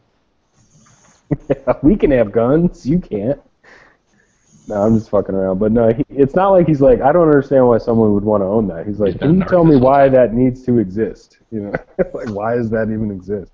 Cerbus are cool. I mean, I don't want one because if you try to rack them and you forget to put the little handle down, it tears the bottom of the gun up horribly. I like what G-Web said earlier about being a breech gun. It's a weapon for a specific job, and there's no more there than you absolutely need. Yeah, and it's faster and more capacity than just a double barrel, which would be a little bit smaller. I was thinking of a judge or a governor for that job, but that's even better. What about those shotguns that they mount on the bottom of rifles and carbines? Then you got it there for the rest of your entry, True. so Right. that alleviates that. Like I said, they put it on shock cord. At least when I first heard of them, they'd put them on shock cord, and it would just gotta go. You know, they have their red one gun on their chest in front of them. They'd use the thing 3 times, let go of it. It would just kind of shock back into their armpit, and then they just picked up whatever gun was on their chest and kept going. Okay.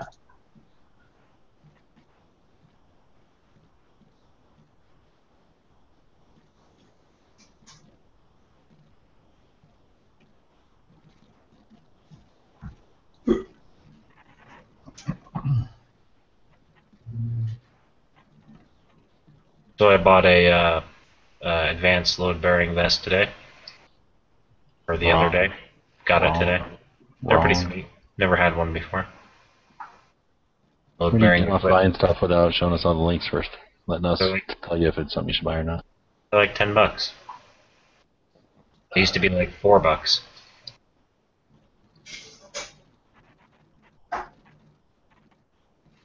They're cool though. They're specific. They don't fit anything but M4 mags. I thought 74 mags fit in AR mag pouches.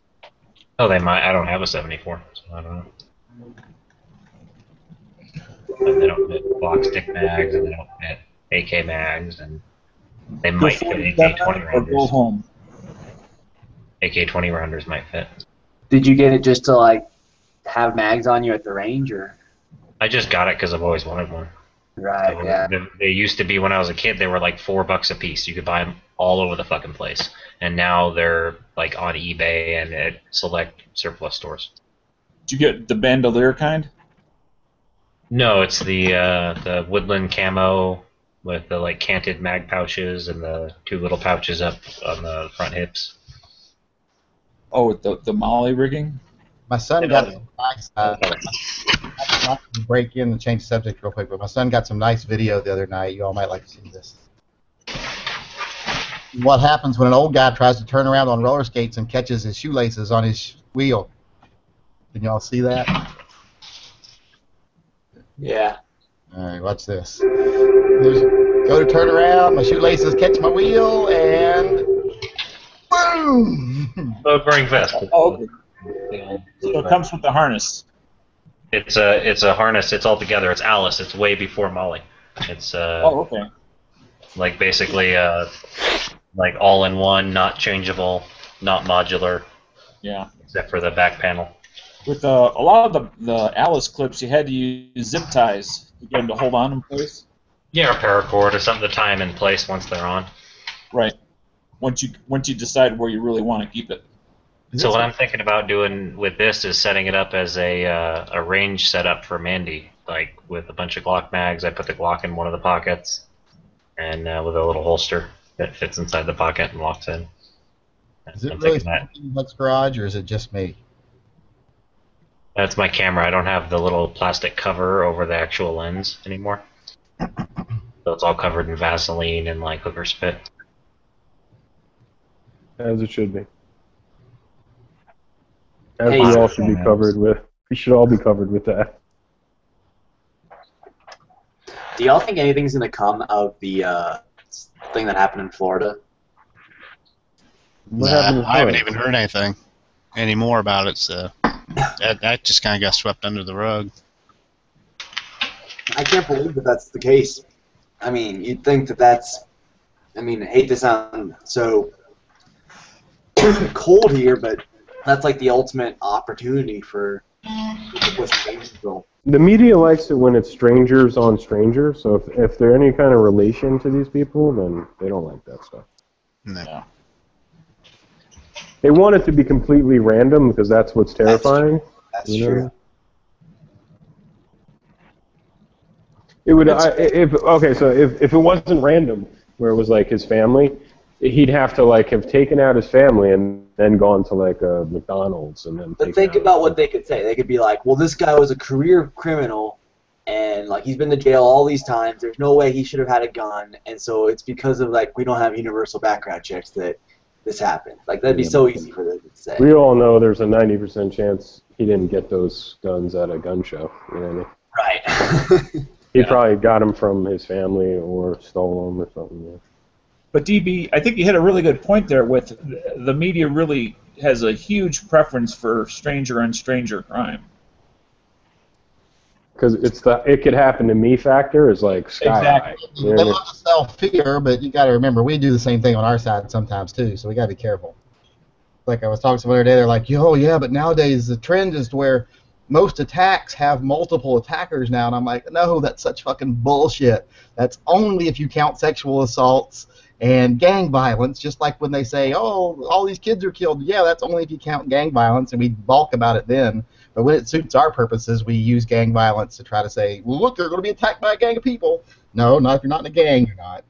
Yeah. Oh, no, I didn't mean that. I just mean like that it doesn't count as a mass shooting if it's like a father shoots his wife, his kids, and his mother-in-law. Well, yeah, pretty much. It doesn't count. Fear of the random violence that could happen at any time. We just don't live in a society where that's actually very likely to happen. Random violence, you getting killed by someone you don't know is a very slim possibility. That's true. You know that you've pissed off royally that's going to kill you. Yeah, I expected so much more to come of this. Just even despite them being family, I mean, it's like 6 kids, like 6 little kids, like that's. Well, I don't know what you guys are talking about because I just got back, but Yankee sounded like he said something that might be. Have we ever talked about that, or has that ever come up? But the idea of, damn it, Yankee, what did you just say? Oh, you talked about the attackers thing? No, not the multiple attackers. I don't think. Damn it, it was the. Not being killed by anybody you don't know. Yeah, that part. Sorry, thanks. But that part, because sometimes we'll talk about if you take out those certain 4 cities or whatever, then we're one of the least violent countries on the planet. It's just if you add our violent cities in. But I bet you that would be a different perspective if people thought about, yeah, this is just people that are messed up families that are just wailing on each other. Yeah, I mean, we live in a culture of, you get to a certain level in society and you're just abandoned. And, and these people tend to be in the biggest fucking families, too. They have nothing. So, violence among family members, especially in low economic classes, is outrageous in this country. Well, I guess I'm looking at it from the idea that the masses won't be as scared if they think about it that most of the people that are getting hurt with violence is because they're in situations where they know violent people. Yeah, all those people don't have nothing, but at least all those people that aren't in those situations can go, oh, that's not me. Yeah, what is all this concern about violence?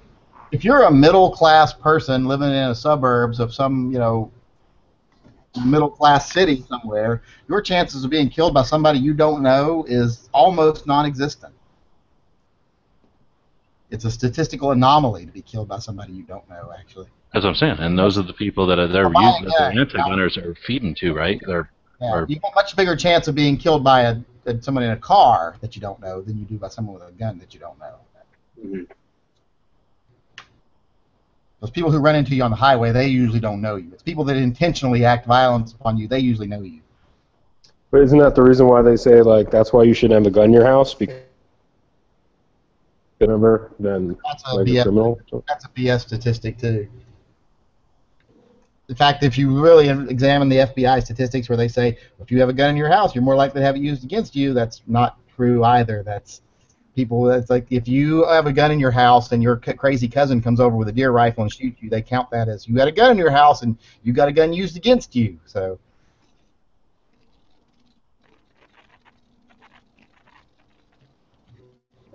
Like, oh, he died in the war overseas getting shot? Did he have a gun in his house? Thought so. Yeah, that's what I'm saying. I don't think they separate the guys that have a gun on them and get shot by another guy with a gun. I think they would just count those two statistics together. It's like that thing where they say, well, if you have a gun in your house, you're 10 times more likely to have it used on you than to use it on a bad guy. And I'm like, well, that's not right, because there's only 10,000 people murdered with firearms, period, in this country every year, and there's hundreds of thousands of times that civilians use handguns on criminals. In fact, civilians kill bad guys at a rate 3 times higher than police officers do in this country. So that doesn't make sense. You don't have to fucking try and handcuff them.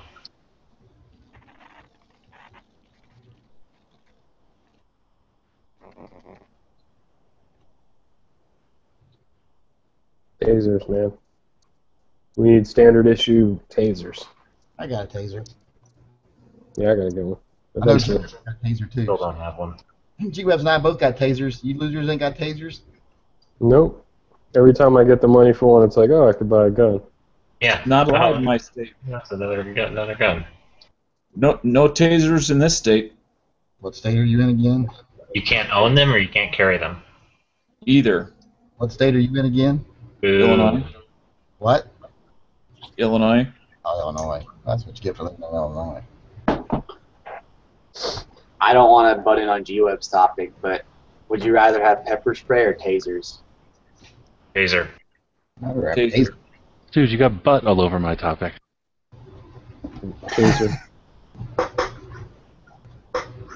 I have pepper spray. That's another reason I sort of justify not having a taser. It's almost like the price of a J-frame. Yes.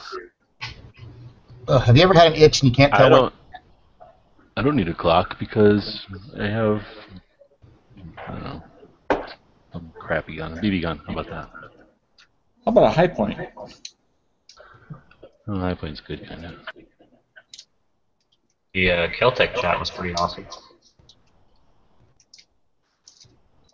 Oh, that's Yeah, something that was nobody awesome. brought up either. Who's got the echo now?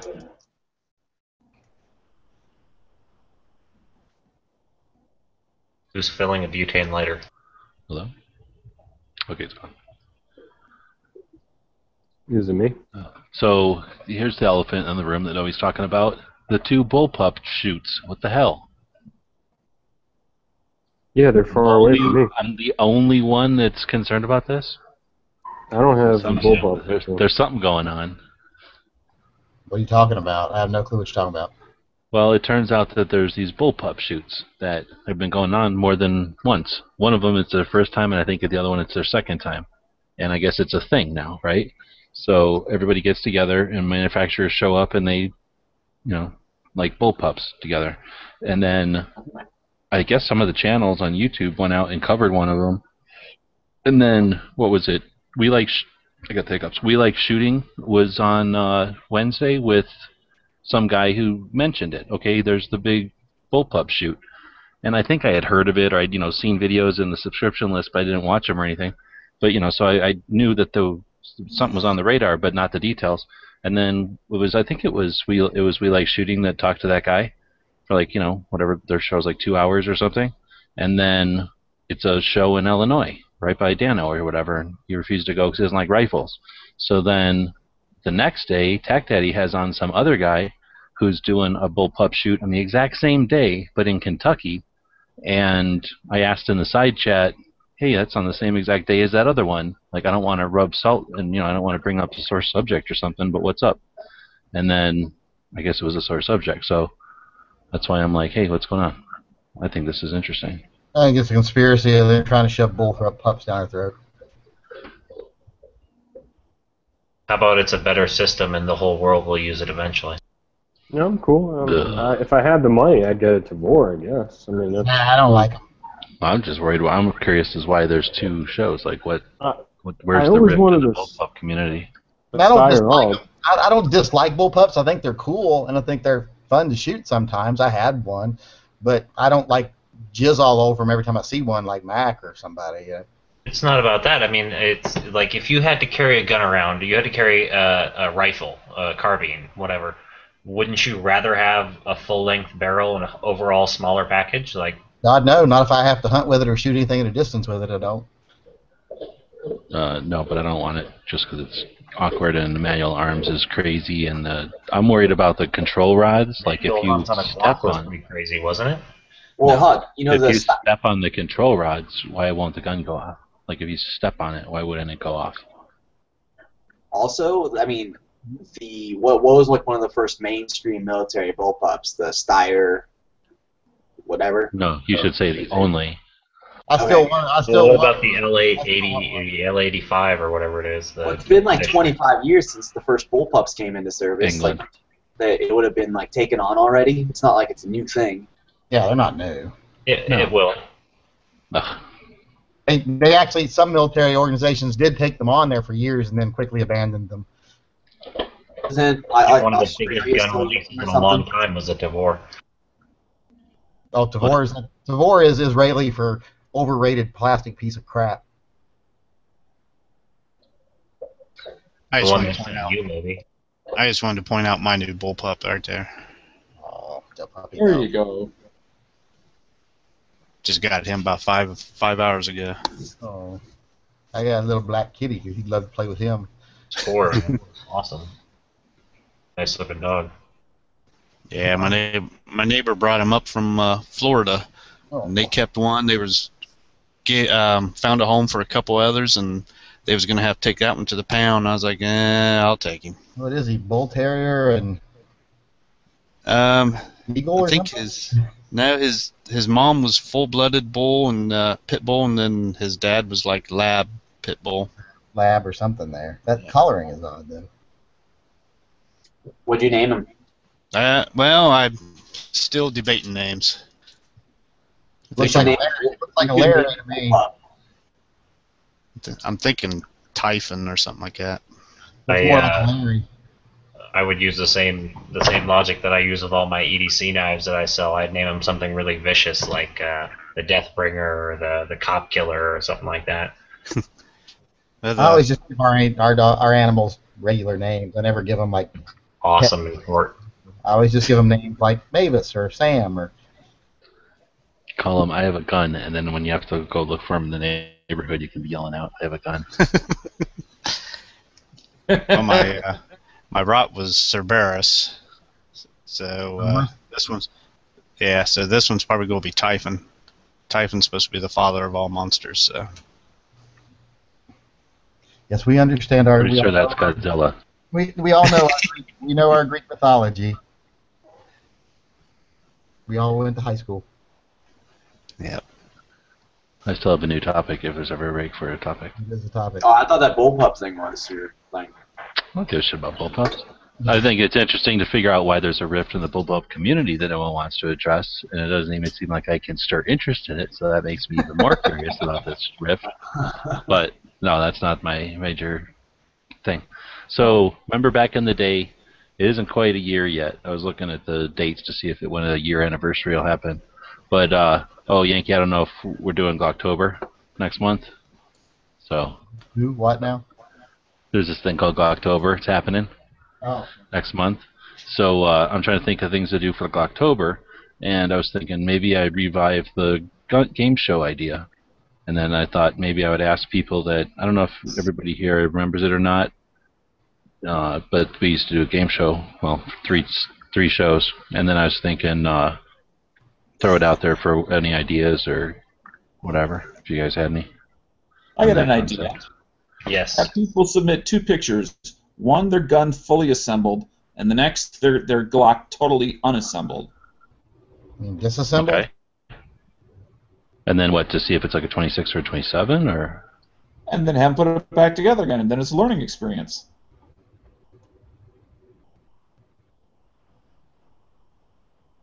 Nobody wants to learn, huh? Okay. Are you talking about doing that live on the show? Well. Right. Do you remember the game shows?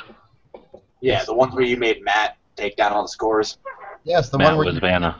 The one where you cheated me out of first place by rigging one of the questions and not accepting the right answer. Oh, maybe I remember now. I'm remembering the reasons why I don't do the game shows anymore. Hey, how come you never did the Every Second Matters with the Yankee being the anti-gunner?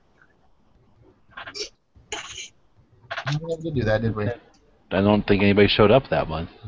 But it's been a couple of months where just nobody showed up.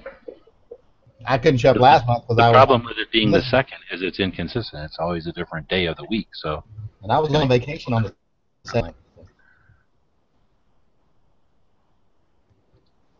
Thing about a grassroots organization that doesn't collect any money and have any agenda and have any kind of infrastructure is that it doesn't exactly have a lot of structure. I think Marine was pretty much. But that's like, our advantage. One bad Marine was the structure. Yeah, when he left. When he left, things fell apart. He was the brains of the operation. He was always on time, man. He was good at scheduling stuff. I'm good at scheduling stuff for other people.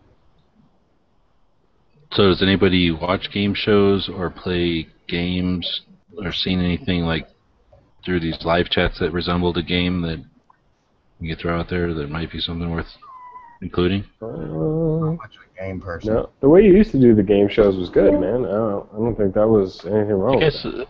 Well, there's a couple of things wrong with it. Is that it was visually intensive, right? It was for people to see it. It's like it doesn't lead into podcasting, which is important for me now because I'm all about podcasts. But also, that means that just people had to pay more attention to it. But then, I don't know what level to do it at. You know what I mean? Do you show a Glock and like a 1911 and expect that to be a decent question? I mean, that's ridiculous for some people, but then that's a legitimate question. You know what I mean? So I'm trying to think of ways. Go ahead. I was just saying, like the questions, no more picture questions because we had a lot of you had a lot of picture questions. Well, that's what I was thinking. Is like ask a couple of just questions, and then the other part about it is that it takes forever. I mean, I don't know. I guess that's why game shows aren't on all the time, but it takes a massive amount of background work to get like 10 questions made. You know, just because you want to make sure you're right. You come up with the questions. At least I didn't find a place that had just a ton of gun questions and answers. So to come up with the questions and then figure out the answer and then write it down just seemed like it took a while. So, but if I figure for just maybe for Glocktober, just doing maybe one or two, it's worth doing it again. Or at least, you know, because it was kind of fun. But anyway, so I guess I'm thinking of how to do it with a little less visual necessity. So would you make it like fact-based, like? Well, that's the other thing. Nobody's going to care that much about Glocks. Like, what if Chris couldn't play then? You could just do some questions that were just like, you know, do a technical definition of a part. Like, you know, this part, you know, is displaced by the movement of the is response. Like, without this part, your gun would not fall back into action or something. Or without this part, your magazine wouldn't stay installed. Maybe that's something to do. You could also call like who gets the nearest to like the weight and give that person the point. So like, how much does a Glock 23 weigh? How many Glocks are in this bucket? Questions specifically like that, it's not fair because any one of us can be googling it as we're. It's got to be a question where you don't know you don't know the question fully. I have an idea. When for the Google thing, you ask the contestant, what is this, and then if they're like, they're done, like they lost. You know what I mean? Like you can't have time to like be googling. Let me get back to you. Yeah, you can have like a time limit on it then. It's not even a time limit. You ask the question, if they don't know the answer, like off the top of the head, done. It's gotta be instant. Like they have a second to answer. Yeah. Horse head.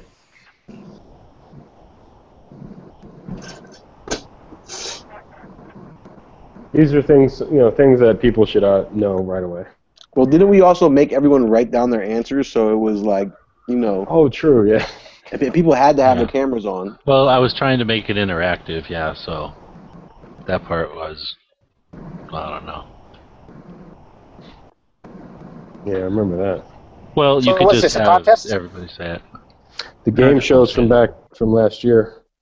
What's that? It was more They're than from 2012, actually, yeah. Or wait, maybe you were. Let me go look. They probably were, man. Been chatting for a while now. No, there's no way they were from 11. I thought these chats started up like right after Sandy Hook. Yeah, it wasn't 11. What? No, our chat did not start after Sandy Hook. We started chatting in 2010. Google Hangouts, like the YouTube ones, not the blog. Well, YouTube went live with Google Hangouts like 3 or 4 months before Sandy Hook.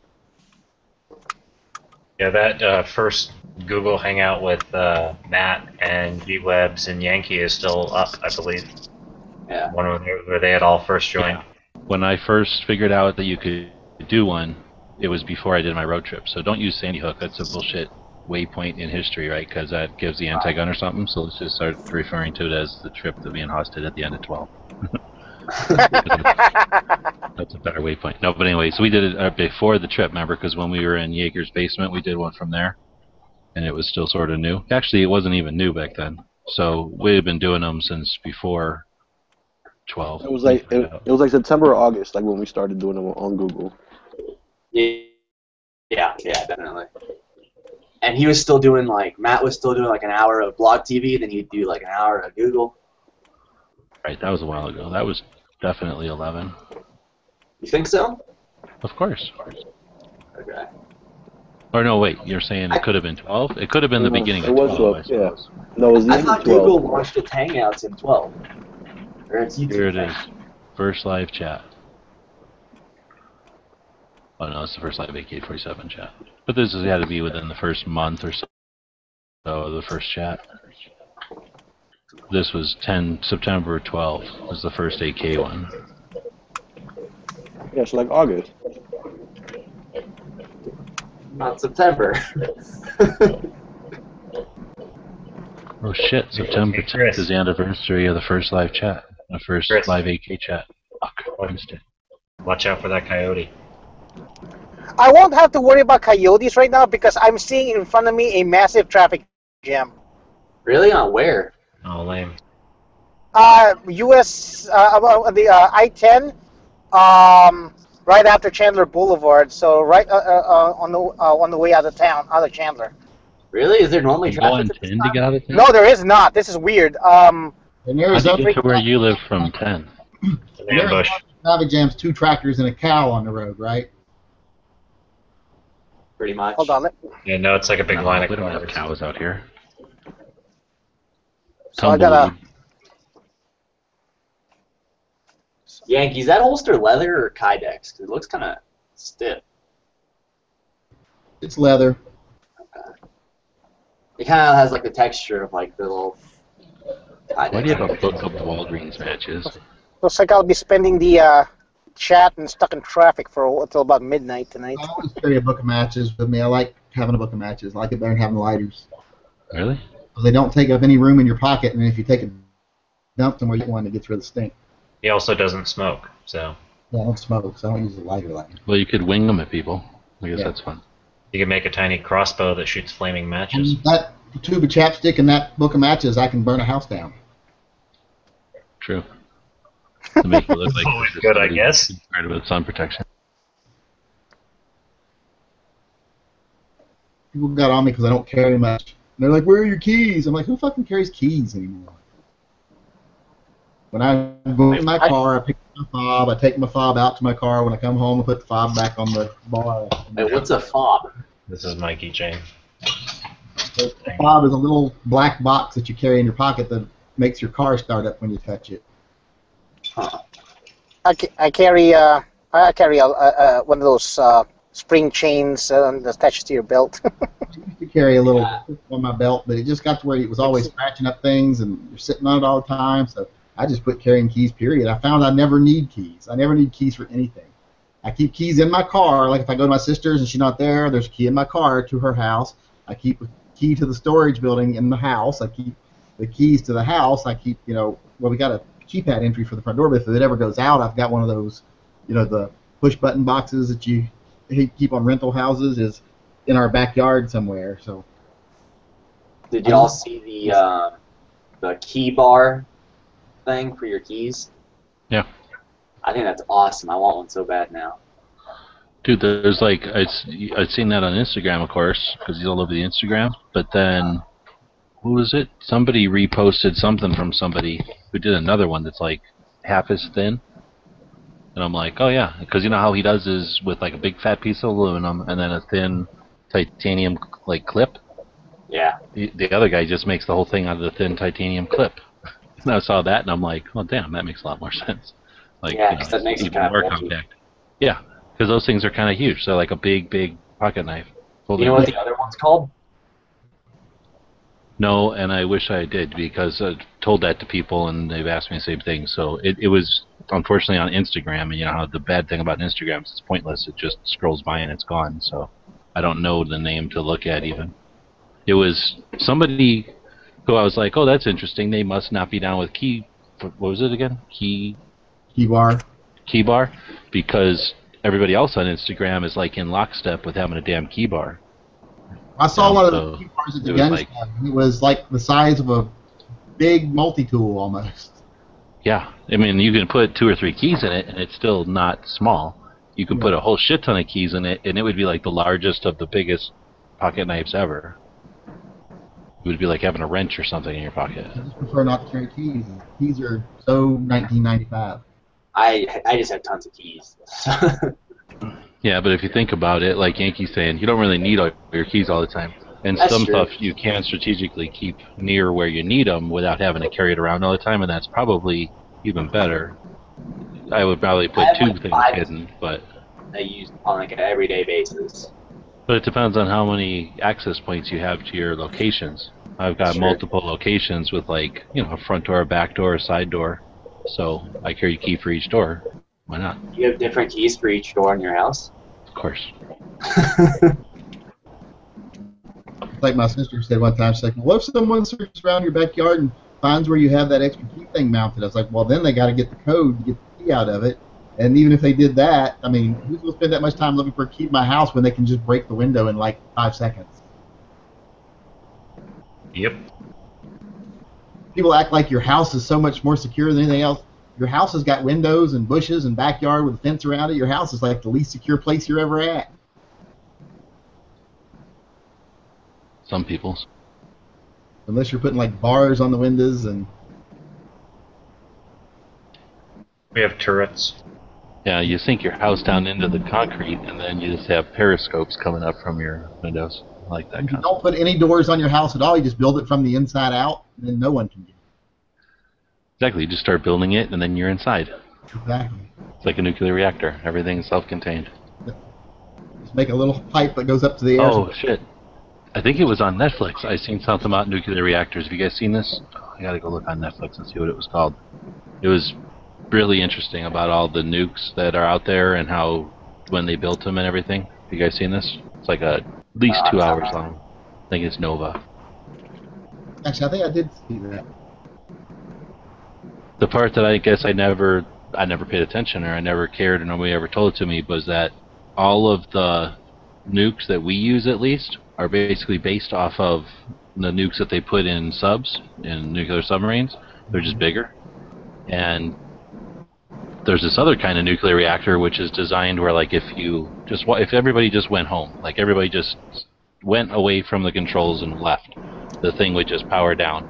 And like if it was gonna do like what Japan happened, it would just power down. Like there's this one kind where if you're not actively feeding it, it just powers down instead of going out of control. Awesome. Is that Chris? Yeah, he's driving. So anyway, it's a really neat show, and then it talks about how we built ours like kind of in a hurry because shit, that's the way to go now, and we just all like jumped on this bandwagon to do it in one way, which isn't really all that dangerous, but it's the new, like if we would have, then we got all scared and we quit developing them, but if we would have kept developing them, then we would have these ones that, there's also the other nice thing about them is that if I remember, or if I watched it right, if I remember when I'm retaining it right, is that it uses its own spent fuel over and over again. Yeah, there are those types of, but there's you just reconfigure the fuel and shove it right back in. No waste. Issues with those also if you look into them, but I don't remember what they were because I wasn't that interested in the show. Yeah, but the issues are basically like, they're like, okay, let's go look at Chernobyl. or whatever, where we all get these theories of what happened over there, and basically a bunch of Russians just snuck right back in as soon as they told them they couldn't be there, and just are all living there fine. It's like the same background radiation as I forget what, having twice as much of this or that on your house or something. Like it's. Wait, what? A bunch of people are living in Chernobyl? Seriously, yeah. That's what the show is like. Propanants? Yeah. Propanants? Oh, I've never heard of that. It looks like a graveyard to me every time I've checked it. No, go check it out. Yeah, I mean, it's not. It's still got signs or whatever, I guess, but there's people living there. Just like favorite style or squatter style or what? Because there's no, people were like, screw it, that's my house. I'm going back to my house. So they put a gate on the road. They said they just all came back through the forests, and now they just all live there again. That's and wild. People come in periodically and do tests, and none of them are even sick. Yeah, it's a clear area. I mean, it's clearing up pretty quick as far as the vegetation and wildlife and trees and so on. It's just basically the show. Granted, obviously, the show's got a. Bacteria is the worst part, the most affected part. The show's got a bias, but basically the show's saying that all these people that are anti-nuke are just taking things and throwing it way out of whack and perpetuating all kinds of bullshit, and that's all their complaints are just based off of theory. Anyway, it's an interesting show. I'm gonna go grab it here. Go ahead, Chris. I actually saw a little bit of a mini documentary the other night about radioactive wolves in Chernobyl. Yeah. Yep, that's what I was going to talk about. I've researched pretty much everything I could ever find on Propiansk and Chernobyl and the surrounding areas. It's one of my most fascinating areas. Like that and the Winchester Mansion are two of my favorite areas. Yeah, and that documentary that Chris. Go ahead, Chris. Yeah. No, yeah, radioactive wolves would make a good sci-fi channel movie. Yeah, and in that documentary that Chris just mentioned, I mean, it was showing Chernobyl and everything, the cities around it, and it looked like it was just all the vegetation. It just completely covered the cities. Yeah, it's healthy. It's a very healthy area. Yeah, and there's nobody's there to cut it down. You mean? Yeah. Right. We've got areas up here that where they did some bomb testing and some nuclear testing, and they're all the trees are twisted and rotten and just generally unhealthy. The whole landscape is unhealthy. So I don't know if that's a difference in type of weapon used or what, but. Well, you're talking about something that's, I guess Chernobyl, but compare that to a nuclear reactor. You're talking about direct exposure versus just loose radiation. Yeah, type of meltdown compared to an explosion.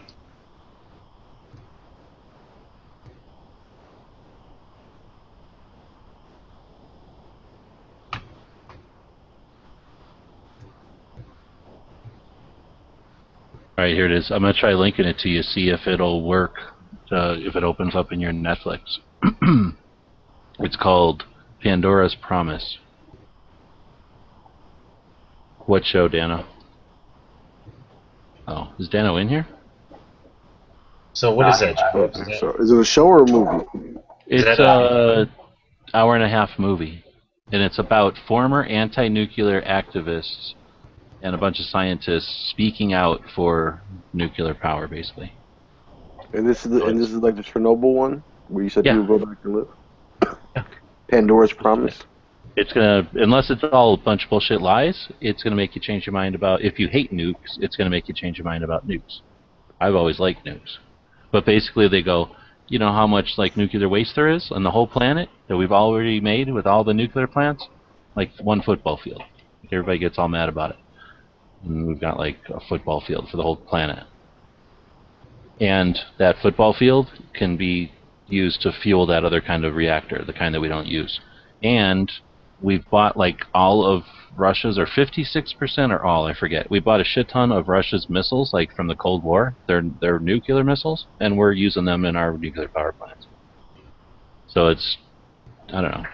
Isn't that kind of funny, the irony of that? I will point out one thing about the movie, though, that it is paid for by the Nuclear Consortium and the Breakthrough Institute, which is an institute that is their whole goal is to get nuclear reactor power plants built. And even though it says it's anti-nuclear activist, there's not one anti-nuclear activist in it. There's some people that claimed they were, but they never were.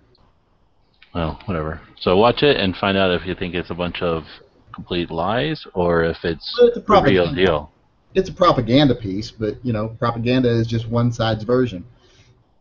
Well, yeah, but the other side, that's telling us that everything else was propaganda when the other side acts like, the anti-nuke acts like, oh no, this is the science. We're the science side. We're the sides, they are. I mean, when I listen to nuclear energy stuff, I don't go by, you know, this institution or a bunch of hippies say. I go to the, you know, the nuclear physicists, like, you know, what's his face that does the special on the Nova show and everything all the time. He's on there all the time. And Neil deGrasse Tyson. Well, not Neil deGrasse, the other guy, the Asian guy, and they're all like, yeah, it's not very viable for an energy source. He did an episode of Cinema Sins. Yeah. I mean, they love Michio Kaku?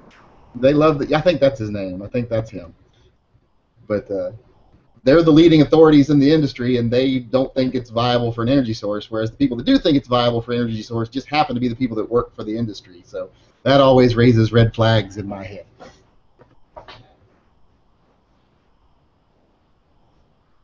It's like when an oil guy tells you, oil's the best thing in the world. Of course you're going to tell me that. You're an oil guy.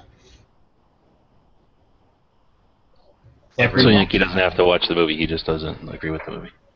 No, I've actually seen it. I've actually got it right here on my thing, Nuclear's Promise. It said I rated it 3 stars. What? No, it's Pandora's Promise, and it's rated at 4.5. I've got 3.5 for David, for me. I actually rated it already. Oh, I see. They're saying what their guess is. What? Get off telling me what I want to rate this at. No, so you can rate it yourself. It'll tell them what their guess is for you, and then you get to rate it yourself. I rated it 3 stars. I don't like their stupid thing. Like 1 star is I hated it, and then I don't know. They need 10 stars. I don't like this 5-star thing because I have to choose things, or they should say like. Yeah. I like the actor, but I hated this movie. Or like, this movie was okay, but I never want to watch any of these actors again. Because that bugs me. I like, you know, there's like a movie, I don't know, you know, Clint Eastwood movie that you like and you don't like, but you don't want to say, well, I like it because it's Clint Eastwood movie. I want to see more Clint Eastwood movies, but you know, I don't like this one. I don't want to see this one ever again. You can always just not rate them.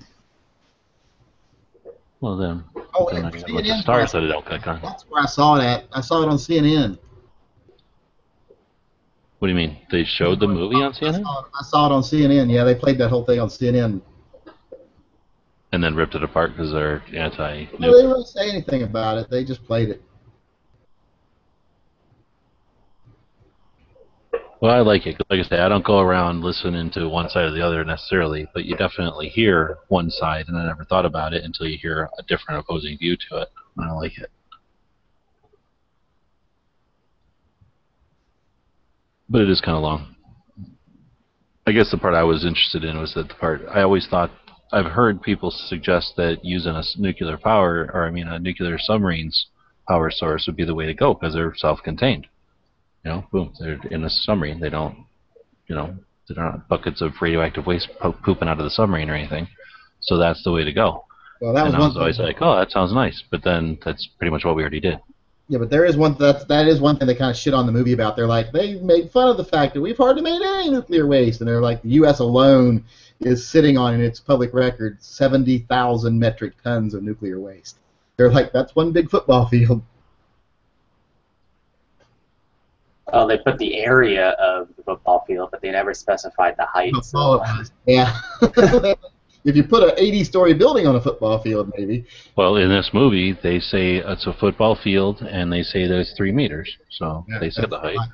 No, that ain't even correct. Well, it depends on if you're considering the containment units, maybe. Maybe, I guess. Yeah. Or maybe if you're not counting the amount that gets reused as fuel in the newer reactors.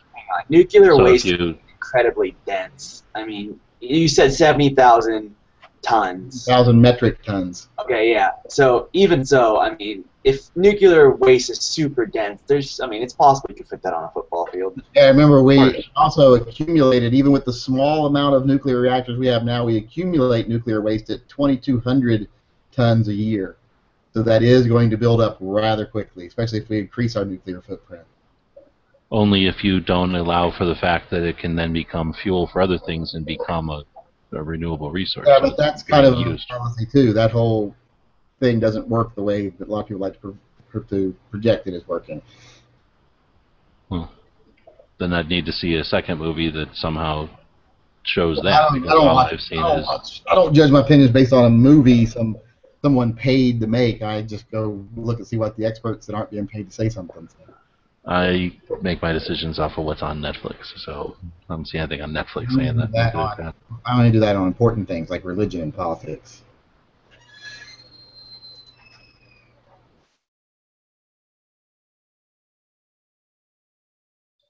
All right, we'll go to a less controversial Netflix show that was awesome.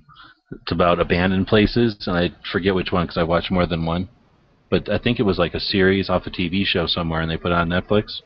And it was like a big nuclear, what was it? Something on the Pacific side of the country where they were taking up.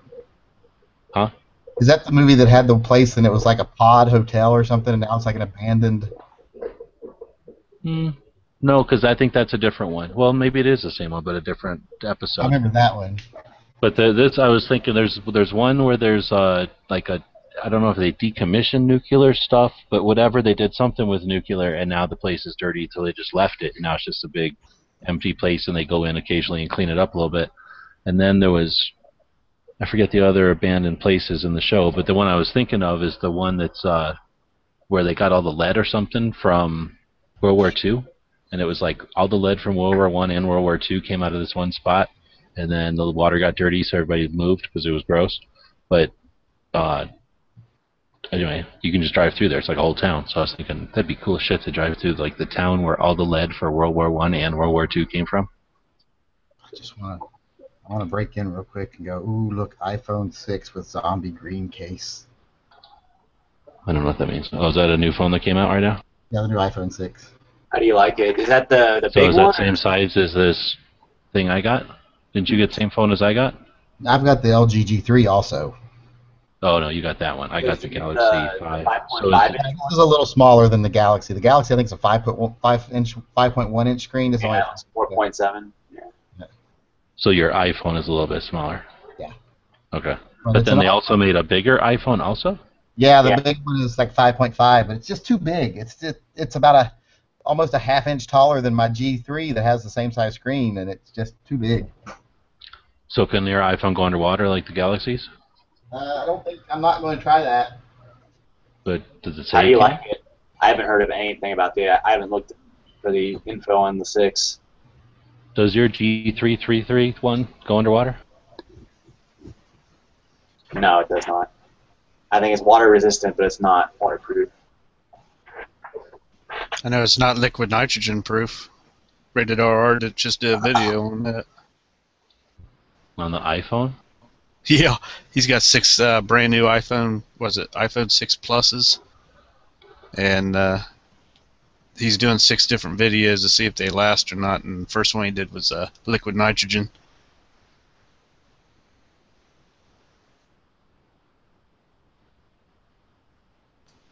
Submerged it in liquid nitrogen, froze it, and then hit it with a hammer.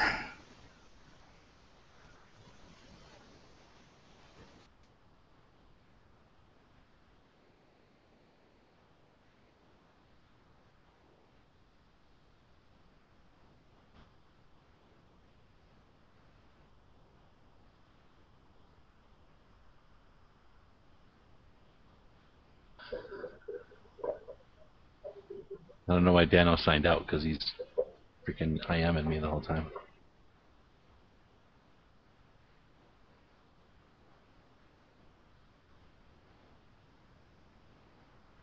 You guys, do any of y'all watch, what's that show called? Hell on Wheels?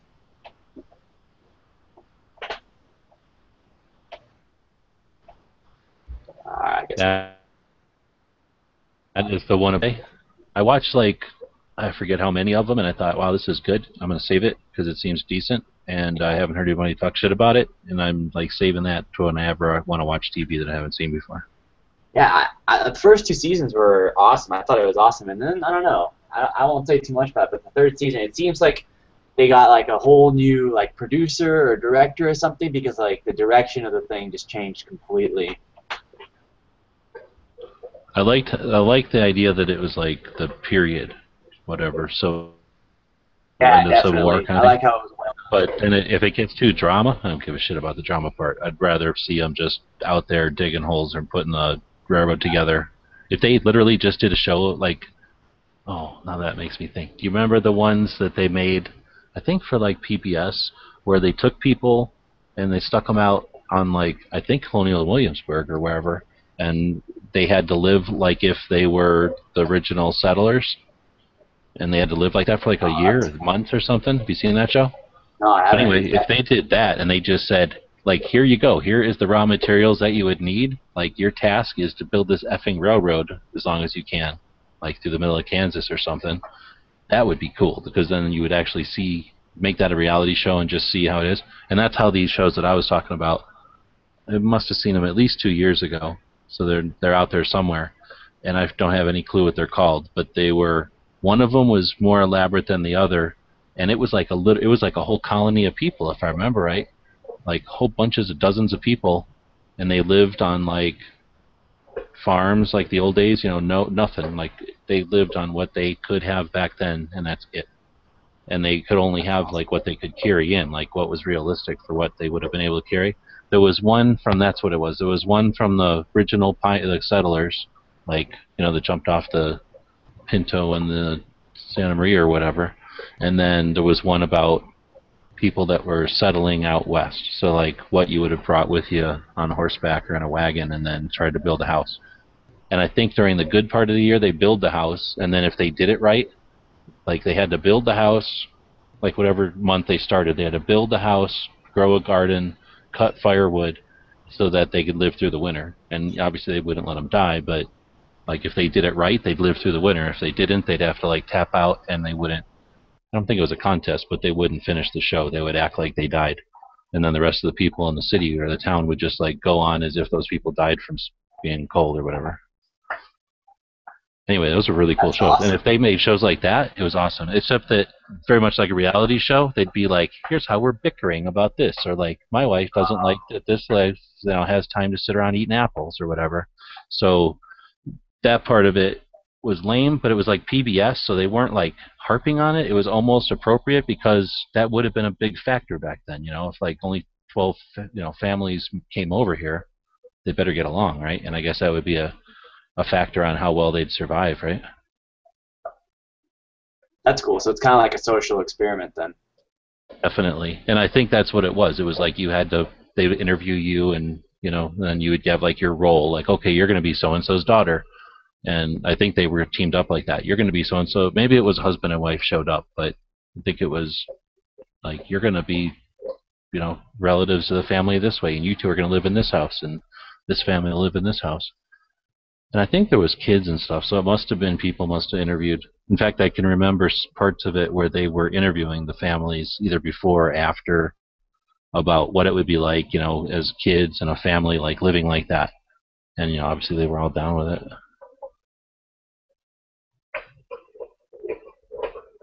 That's cool that they were actually like, I guess it's because they applied for that position, but like think of all the people who would like hate that though.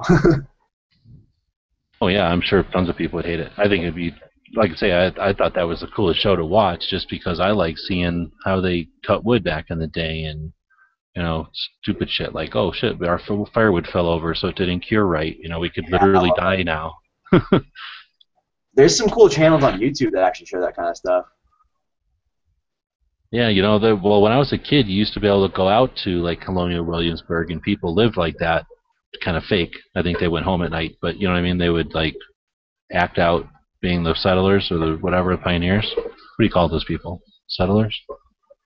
Pilgrims? Yes, settlers, colonists, whatever. Colonists, yeah. So they would, build stuff like they did, make candles, and there was a blacksmith shop. You could walk around and poke around and see what they were doing, but I don't think they live there all the time. But that would be cool to have a thing on YouTube or something, or like those shows where they do reality shows and just set up a bunch of hidden cameras and let people live like that. Yeah, there's what's his name? I follow that guy Wrangler Star on YouTube, and he's pretty cool. He's got like a homestead out in the Northwest, and he just shows he's like a wildland firefighter, so he goes and fights like wildfires and stuff. But he always shows how they take care of their stuff and how they have all building bridges and all that kind of cool stuff. Oh, I'm sorry, I'm typing. What about bridges? Well, I was just talking about this guy who has a YouTube channel, and they've got a homestead up there, and he just shows how they're just taking care of their property, and they'll build bridges and Wrangler Star or somebody different? Yeah, Wrangler Star. Yeah, Cody's cool. I've known him. I don't know him. I've known him through emails and shit occasionally. Yeah, but I've talked to him online. I know a bunch of people that know him that live up there, and I don't know if he's still in here. I don't know if he knows him or not, but yeah, he's always got interesting stuff. Yep, definitely. Who? Wrangler Star? No, I don't know him. You know what we're talking about, though. Not really, no. Oh, the guy who I was going to say, I thought he was one of the original, he was going to be one of the original All-Stars, but I don't think he went to the Nut and Fancy shoot back a long time ago. But anyway, he knew USN Doc and some other people. So, I think he might have got hit with Mad Bad Voodoo too. No, he didn't. He was a partner. But anyway, he's up in your neck of the woods. That's why I thought maybe you'd know. And he knows a bunch of people that are in the gun community or whatever we're called. I just looked at his channel. Danny posts a lot of videos. I thought I posted a lot of videos. He sometimes posts 3 a day. Wrangler Star? Yeah. Yeah. And his are interesting. How to take this hunk of wood and turn it into a shovel, or how to... Wait a second. You said, yeah, but his are interesting, as if mine are not interesting. No, not even interesting. More he's trying to build a curriculum, a school. He's, there's I need this many videos made to finish this description or something. So, he's got agendas, I guess, or schedules. He's pumping them out, it seems like. I don't know if he's got an agenda that he's trying to push, but I think he's doing stuff, and he wants to show people how to do certain things, and he'll identify certain key components of being able to do one type of skill and go over them and stuff.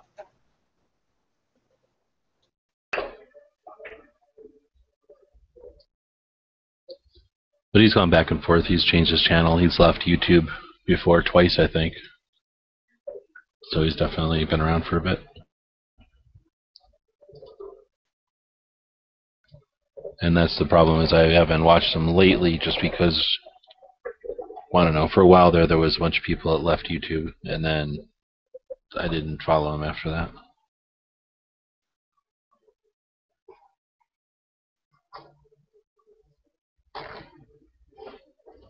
He's got a pretty big channel. He's about your size channel. What? My size? Yeah, his channel is probably about your size, I would say.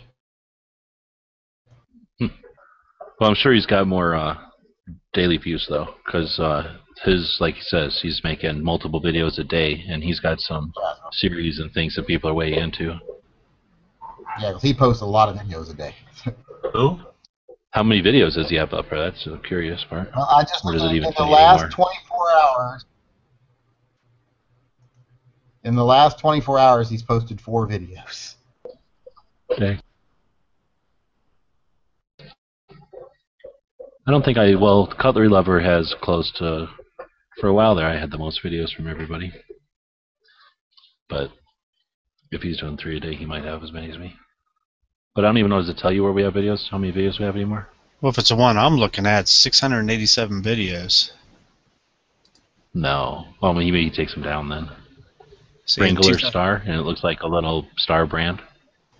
Yeah, Little Star brand. In 2010, the Wrangler Star family decided to turn our backs on a comfortable city life and become modern-day homesteaders. In the last 1 week, he's posted 12 videos. So. But he's only got 600, it says? Where do you find that? On the About tab? Well, see, I'm not subscribed to him, so I searched his channel, and it popped up his channel, his channel page. So I mean, some of these have a lot of views, but where does it say how many videos you have? That's what I'm saying. Let's see here. It used to tell us right on the main page, and for some reason they're hiding that now. Whoop. This is modern homesteading. Well, here, let me just do this. I'll just do a screen share.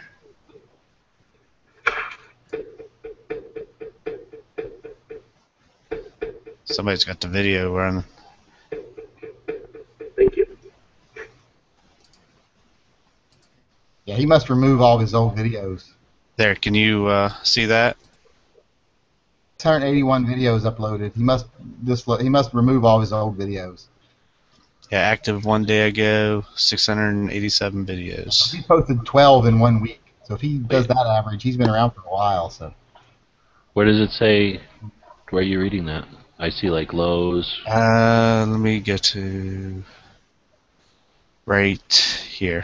Yep, let me scroll up a little bit. Oh, on his little thing. Okay. And then it says 687 videos. So how do I find that for me, though? Well, you're subscribed to him, so you're probably... See, I just went up here in the search bar and typed in Wrangler Star channel. Well, let me type out gun. I just wanted to see if it'll tell me, because I don't even know how many videos I have. It used to tell me. Now I have to, I guess I could go to my video manager. Gun channels? Let me type it in here. He's got about the same number. He's got about the same number of subs as you, but he's got about the same number of overall views as me.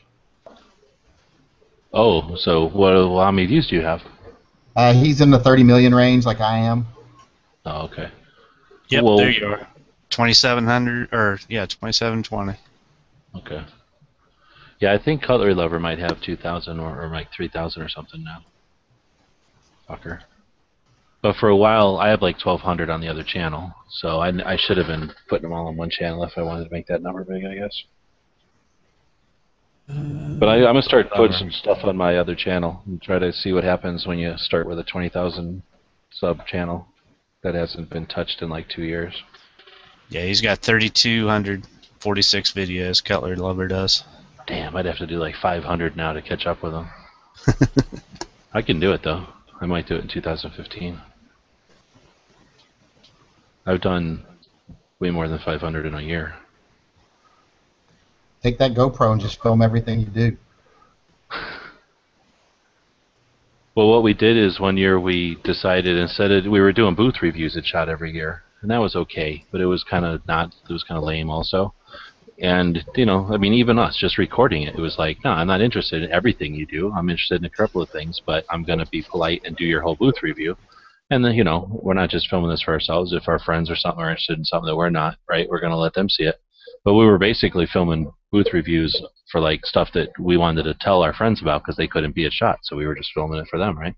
So anyway, in 2010, we figured out, oh, you know, Snap, like, brilliant. Like, I figured it out. Let's do a video for each thing instead of one for the booth. So now one booth might be 10 videos.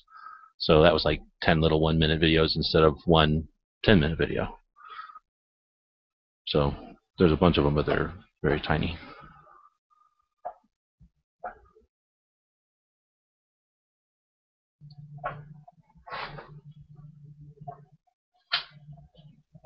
And now Cutlery Lover has his teeth, so that's pretty cool.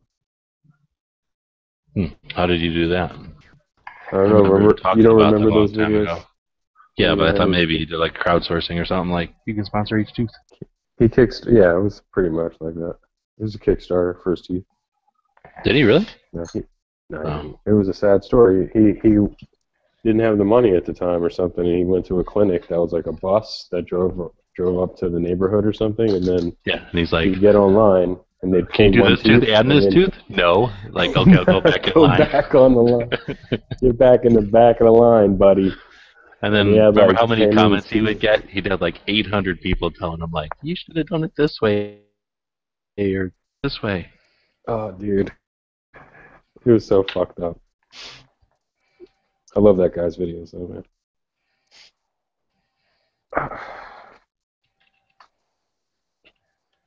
Even though he carries a Glock 36, which is like, that's something for Glocktober. It could be the worst Glock model. You know? Oh, I don't think I'll be Didn't doing they that have the for most? October. Didn't they have the most issues with that? Oh yeah, you're not allowed to talk about that. Exactly. Like, hey, thanks for helping us out. Let's talk about the worst Glock and the one with the most problems, the most dangerous Which Glock Glock? to have malfunction in your face. Which was the most unreliable out of the box Glock of all time? Gen 4 9mm of all sizes, or the Glock 36?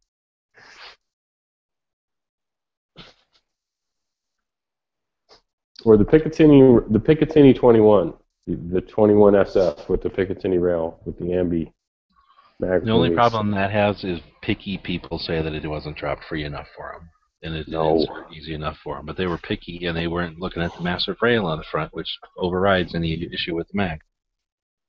No, I thought the main issue was the mag release button just fell out of the gun or something like that. No. So it was bigger, and it was on the other side, so people who are clods and don't know how to work their own fingers might accidentally hit the button. But that's just a matter of knowing what you're holding on to. And then the big issue, I think, was that you couldn't insert the mag easy. I know a couple of people only have one hand, and I mean, I can understand why that's an issue for them. But aside from those specific instances, that's something that I would get past really fast for having that wicked Picatinny rail and ambidextrous mag releases and stuff. And to have the one gun that Glock won't even give back. Well, maybe it's not they the won't only give one, you the. but it's one. They will not give you that frame back. That's why it's what it is. Oh, Jesus Christ. What? I didn't know that. that. SIG now? You're like, fuck that, I'm going to SIG now. Oh, SIG yeah. would never do that to me.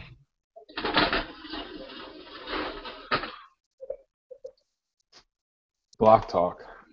Maybe, I should go on Glock Talk and tell them about Glocktober. They probably don't even know about these things. I don't want to steal it or something. Oh, yeah, you know what that I was Glock shut Jack. up. This fucking dog is crazy. You want me to send you a bunch of bones for them dogs? You can test them out? Fucking poison bones. You send me a nickel, and I will send you a bone, and I'll still make profit on that bone.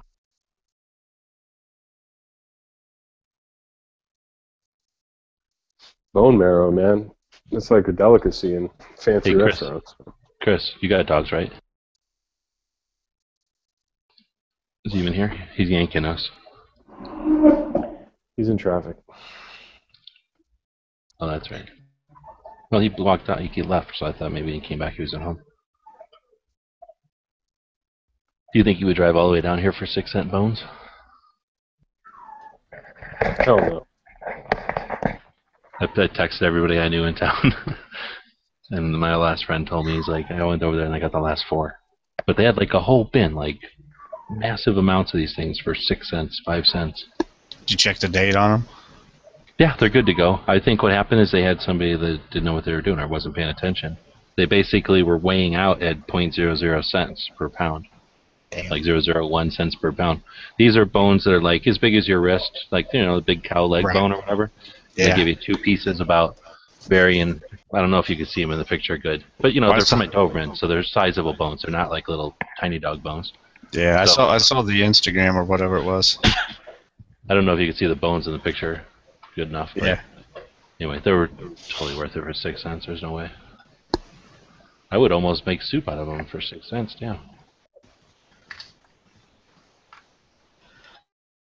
Yeah, I could get those for when I had my Rottweilers because they'd sit there and fight over them. Each one would want the other one's bones. So. Mm-hmm.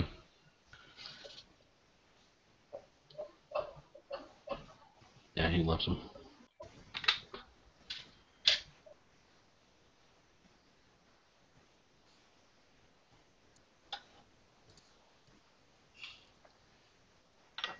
How about Glock lights? Are they going to send some Glock lights to you guys for prizes? Since no one buys them anymore? I don't know what they're sending, and probably not. Like I said, I asked for a lot of little stuff so that we could do weekly ones. So I actually specifically said like notepads and pens and stuff. So I don't think they're gonna send like high-dollar items or anything. They don't know who the hell I am anyway. It's not like Arlie Emery said, "Hey, give me a bunch of free swag." Do they still make the lights? Are you talking about the stream lights, or are you talking about their Glock light? The Glock light. The Glock light. I think they do.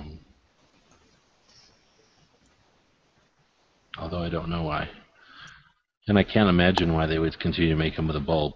It wouldn't be half bad if they get rid of the bulb. That's the only bad part. I mean, it's in line. They're kind of neat that way. Every other one is next to each other, so they're fatter than the gun. Right. It's like in line. It's all Glocky. If it had and it's got a fader. Nobody else has a fader. I guess that's why they don't put the LED in there. So you can't fade an LED, right? Glock accessories.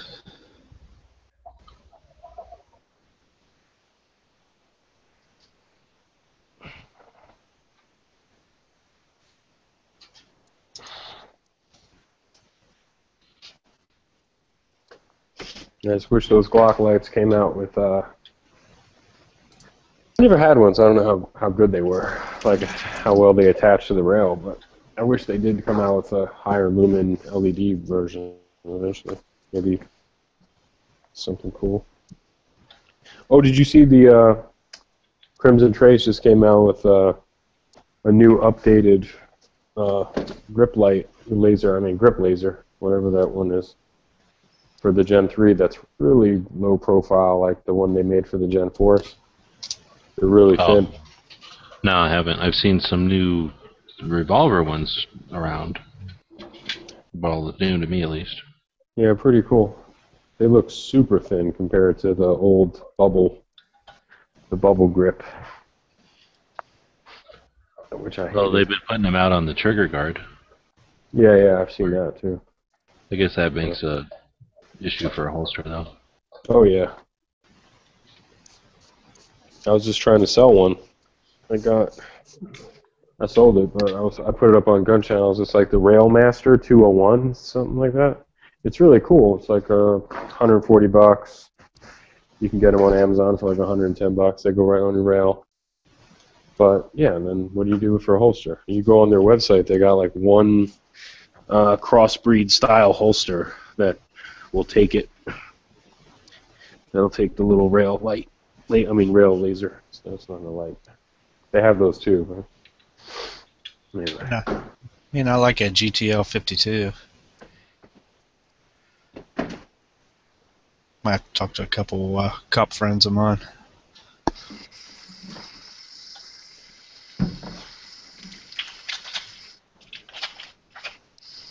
Yeah, man.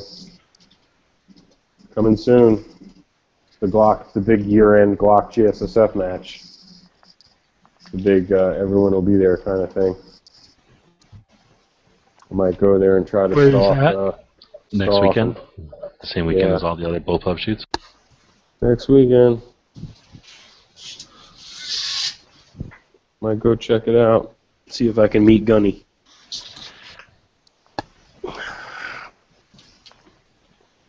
Have him sign my Glock with a Sharpie, like a metallic Sharpie. Glock needs to make a revolver. Oh yeah. I tell you who needs to make a revolver? Colt. That'd be fucking awesome. Yeah, they have Not revolver. a single act. They make single actions. I mean, just make the double action again. I would love that. Well, they haven't made a lawman in a while, or? They haven't made a Python or any of those things. Yeah, Magnum, true. Okay, yeah, they haven't been making them recently. the Trooper, none of them. They stopped. When did they stop making them? Yankee would know. I think they stopped making them in like 2000 or something. Maybe before that. Like in the late 90s. What do Colts make nowadays, anyway? Well, they make a whole bunch of 1911s. They make the Mustang again, which was smart. And they make ARs of all kinds, 308s. and they make the single actions. They make so many different single actions, but they're super expensive. Colt? No, they don't. Yeah. I thought they're made by Italy or somebody. Oh, they might be made by somebody else and just branded, but if you go to their website, they still offer single actions. Cool. But they're super money. They're like $1,500 when you can go get a whatever the hell, you know what I mean? The Italian ones are cheaper. Piece of shit Ruger? Oh. I'd get a Ruger. I'd probably get a Ruger. Yeah. I shot a Blackhawk. They're nice.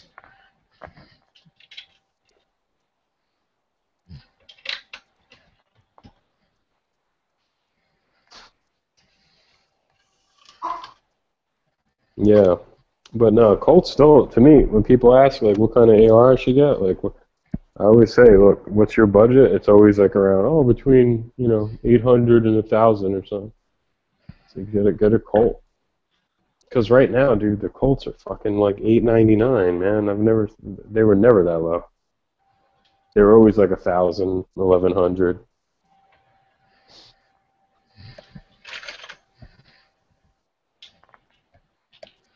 Yeah, they're coming down. I saw them. I get email alerts from one of these companies, and they're always pushing the Colt ARs.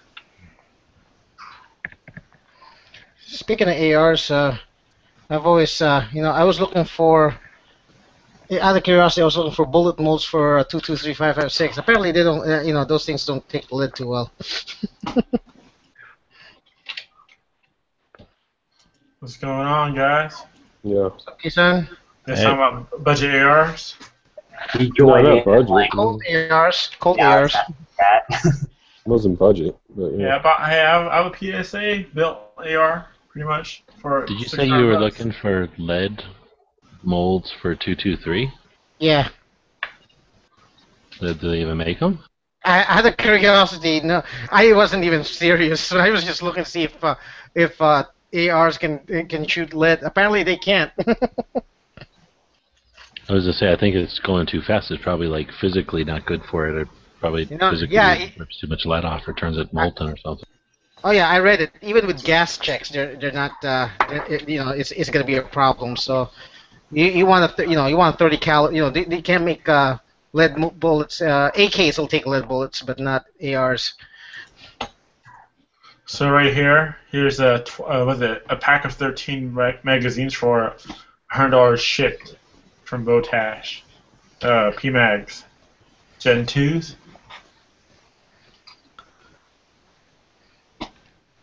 Nice.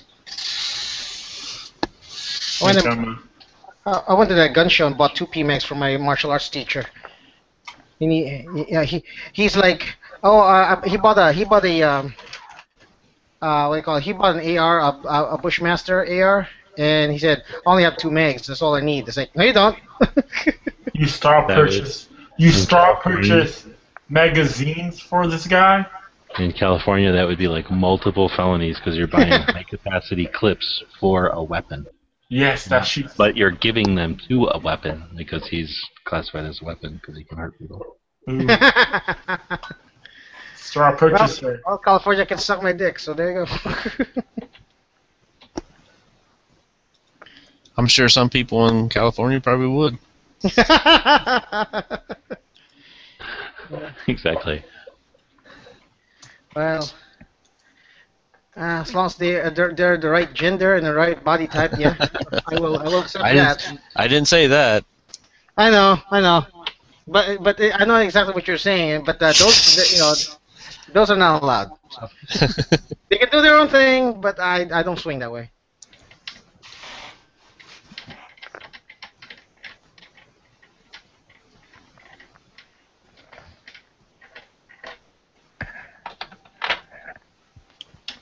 Well, I found the source of 357 Magnum brass. I know technically you're not supposed to buy 357 Magnum brass, but it's hard to dig around ranges. I don't have time to go ranges right now, so I bought a deal of $23.99 for 250. 357 Magnum once fired.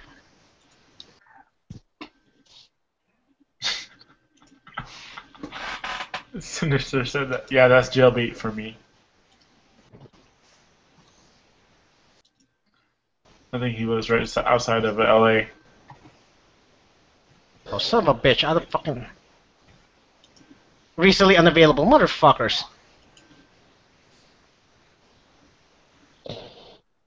I hate shopping online with companies that have like that don't tell you out of stock or in stock. Who doesn't do that? I came to this place called American Specialty Ammo, and they're offering 357 Magnum Brass, $23.99 for 250 casings, and they don't say anything about being out of stock. Until I put in at the cart for one, continue shopping, and says we're out of stock. So, see. 357, in order to proceed, you need to remove this item off our price. That means I ain't buying shit then. Fuck you. Oh well. I'm gonna have to scrunch for it in the ranges again. For brass, or are you looking for? For brass. Oh, Brass. Bolts are easy to find. Bullets, I can buy them from. I know a bunch of places that sells bullets. So. Yeah, if there's a cheap way to get them to you, hell, you could have all mine, but. What, brass? Yeah. What, 357 Magnum? Yeah. How much you want for them? I mean, it costs too much to ship them cross country, Chris. Well, okay. Plus, I'm not shooting 250 rounds. Oh, you mean you have them? They're like live round. I mean, they're loaded. Yeah. Well, I mean, hell, once I fire them, I don't save the brass. So.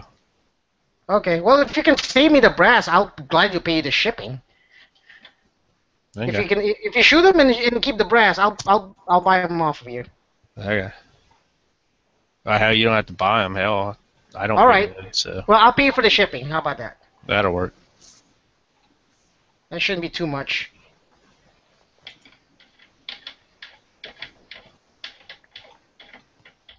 So what's the deal? You're looking for 357 cases? Yeah. Okay.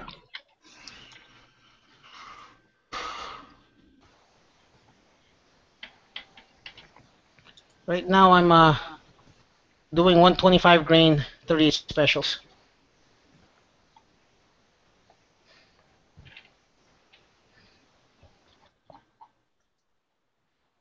How many think you loaded so far altogether? I have 100 38 specials right now and 17 357 Magnums, not counting the ones I tested last Tuesday. That's what I'm saying. You already shot some, so 200? Yeah. So, what do you think? Would you have rather been doing it with your other thing, or would that have been unreasonable now that you've been doing it with the machine? You know, compared to this, what you got now, to the $35 kit. Well, what I got now is, it's actually a lot faster. So I have a system for this. So the other one would have been a little bit more of a different, it would have been a little bit more tedious. I probably would have been more flexible and not tied down to a spot. But I don't know. To me, this would be faster. But the other one, the lead loader. Can you see why we were like, don't even think about that other one first, do right to this? Yep. Yeah, okay. I can see that. So it's not like you're pissed that you spent too much money or whatever. Well, it's not the bad business. I would have had to grab other stuff anyway. So I had the money for it at the time. So I think the way you're doing it now is more reliable and more safe too. I'm not an attorney, but it seems like we just told Chris what to buy, and he did it. You guys try to tell me what to buy every fucking time. So and 10% of the time I will listen to you guys. 10%. That's not that good.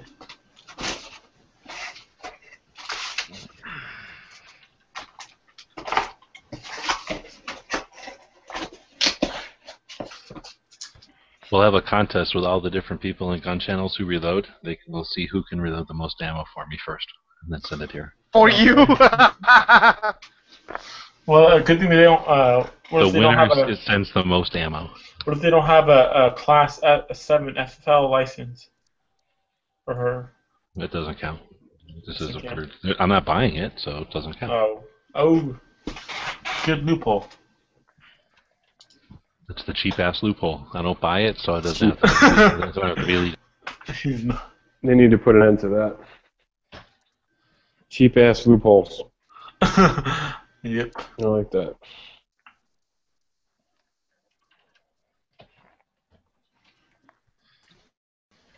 That'll be the topic of Stone Guy's next chat. Stone Guy's next chat is going to be like, Cerbus, why they bother me? Dano wants you to know how long does it take him to make a 1 round of 38 special? Like how many? Like how long did it take you to do your first one? And now how long can you do? How faster can you do it now? I'm doing 7 at a time. So for 7 at a time, it takes about 10 minutes because the longest part of this is measuring out my powder because I don't have I have it, but I'm still trying to learn how to use a powder dispenser properly. Like I dispense the exact amount of powder all the time. So the longest part of it is dispensing the powder or measuring out the powder. So if I can get more of these little cups right here, I'll go faster. Are those just like Jello shot cups? No, they're like right ketchup. Got video? Huh? Where's your screen? I only see your pistols. Your M&P pistols. What? My video's on. My camera's on. His screen share's up. The camera share. I don't see it. Can you see me? I see him. I see his reloader and then his little Jello shot he just put up in the air. No, I'm just getting the M&P or the MP crossed pistols. It's probably I don't know what's going on with some people are like that. Some people in their videos don't show. I see him clearly. Clearly. Yeah, mine's all the way up. Let me see. Let me lower my my video quality here. Can you see me now? It's fine to me, but I guess.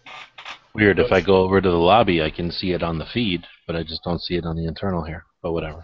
What were you showing us? No, it's. I have these ketchup little. Go. Oh, I know where you get them for free. I know. I can get them for free at a gas station. Yeah, I was just gonna say that. Just go hit up the. That's what. You know where I got these from? By a fucking gas station. Go hit up the MPM. I only grabbed 7. I need to grab a few more if I can. What gas station? I can call them and let them know what's going on. Jackson. What store number? Wait a minute. What happens if the minimum wage affects the amount of those little cups you take? You know how you go to the gas station? All you gotta do is just go under the condiment section, just open the little cabinets, and bam, you hit the gold mine. Remember the good old days when you go to a fast food place and they'd give you ketchup? Oh yeah, they still do. Yeah, right. Yeah, what kind of gas? Not McDonald's, man. Burger King. Man, I'd be getting the hookup, man. I can remember the good old days when gas stations, like, you'd get gum, maybe. Like, if they decided to have gum, but you went to a gas station for gas, then you would go to, like, the store for food. I remember. One of my favorite things is we have. Do you guys have AM/PM, Arco? Yeah, we have AM/PM. Yeah. So the AM/PM. Old-fashioned. I remember as a kid that the best thing was to go on a road trip, and was to get a bag of jalapeno chips, like the kettle style chips, and then the jalapeno cheese infused corn dogs for $2 for $1. Nice. AM/PM. Good stuff. And then you get the super chugger, so you get the 64 ounce the little cup with the freaking looks like the freaking the freaking space telescope observatory thingy where it has the little shield. Back in my day, you would get stuck in the back seat, and then you were lucky if there was one stop, and you couldn't even get a can of anything because it would spill. Oh yeah, dude, that's I'd always want to I live out in the countryside. There was no drinking or eating in the car. I live out in the countryside. Basically, just sat there and I live out. What's going out the window? I live out in the countryside, so like there's no form of me like walking to like the corner store or like riding my bike to the corner store. So every time I got my chance to like leave the house, I'd always go there, and my dad would always like buy us like soda or like snacks, and we'd always go. Me and my sister, my younger sister, would always go in there and go buy like the cheap generic like I forget what it's called, King's whatever, the Hawaiian King guy, like candy where it's like 2 for $1. If you only buy one, it's like 79 cents. Those little bags of generic candy, the little sharks or gummy worms or the peach O's. We'd always go grab one a piece. Wow. For $1, 2 for $1. King's Hawaiian makes those buns, those little buns for like. I forget what it was. I remember it's like those little like it's like the plastic bags and it has like the red like top portions. And it's like the gas station like candy for 2 for $1. Oh. No, I don't remember that. And like for me, like every time we used to go drive down like from whatever from where I live, Tacoma and stuff, and we would drive down to like Oregon, and we would drive down to like Tillamook, Oregon, and go like ride quads out on the sand dunes and stuff like that.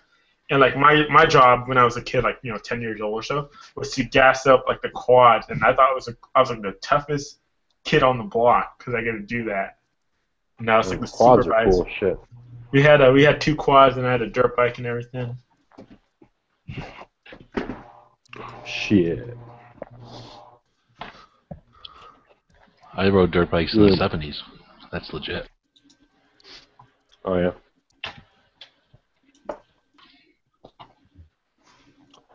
Well, this is the kind of bag candy that I was talking about. I guess it is a different name, but it's like this kind of style where it was like 2 for $1 or $1.59. I mean 59 cents for one. Me and my younger sister would always get to pick one out. I always went with the peach O's.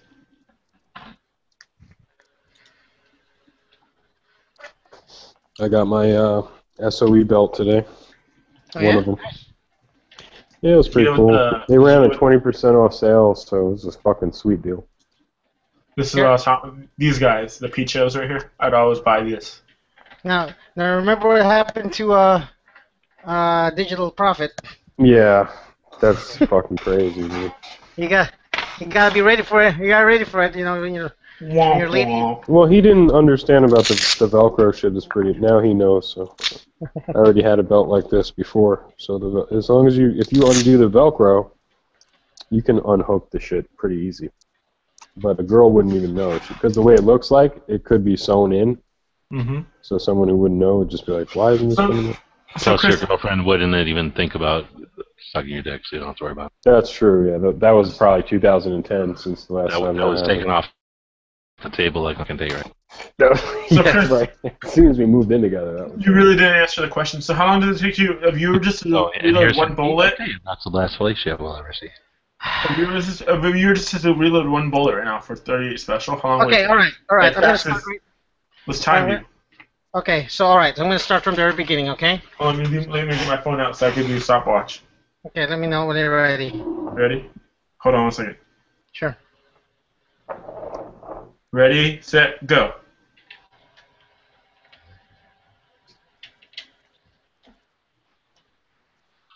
Speed reloading.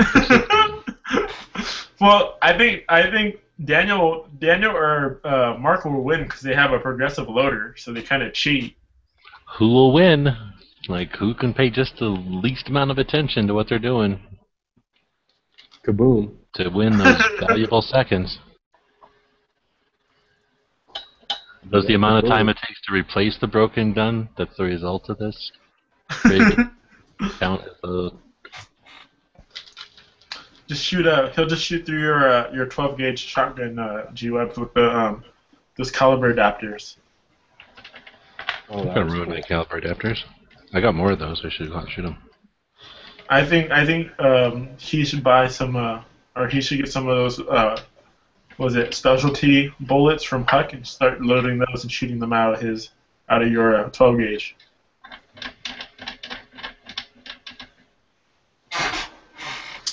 We're at 1:10. You think Arizona's some big commune where we just all share our shit so you can for your entertainment?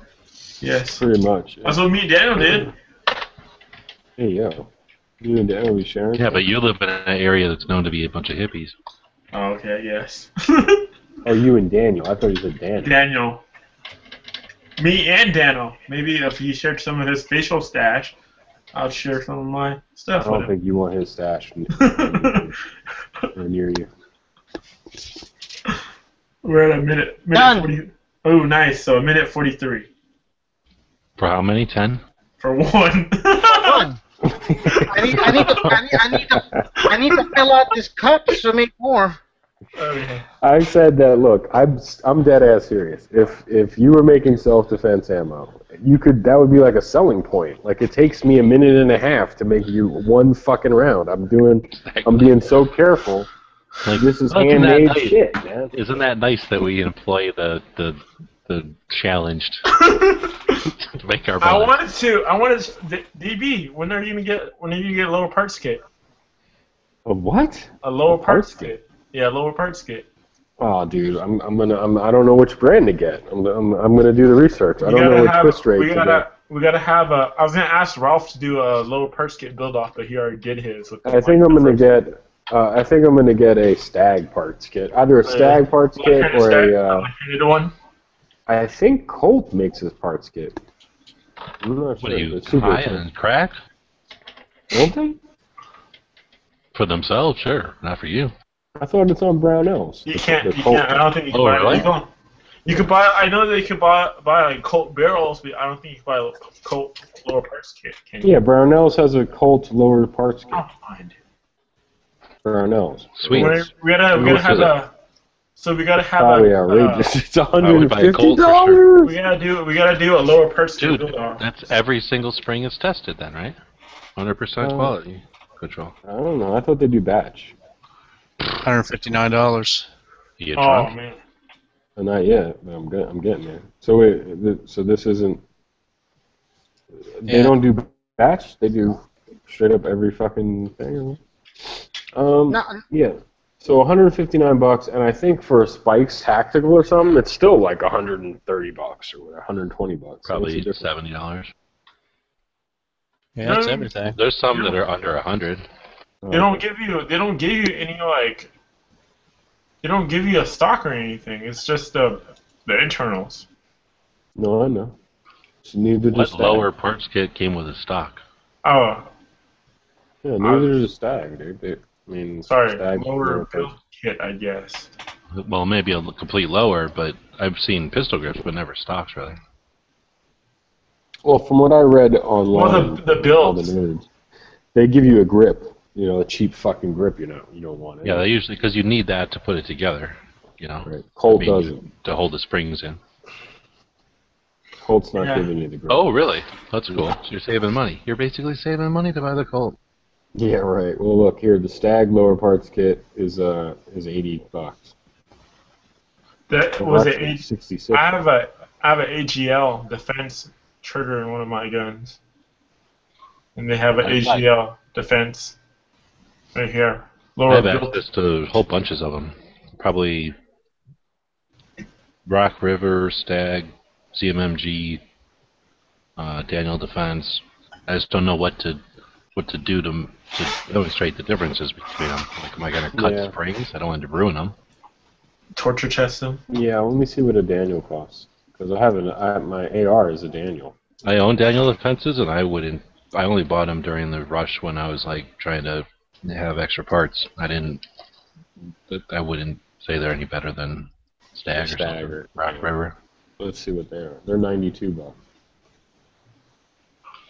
They're in a bigger bag, and it's a Daniel Defense all over them.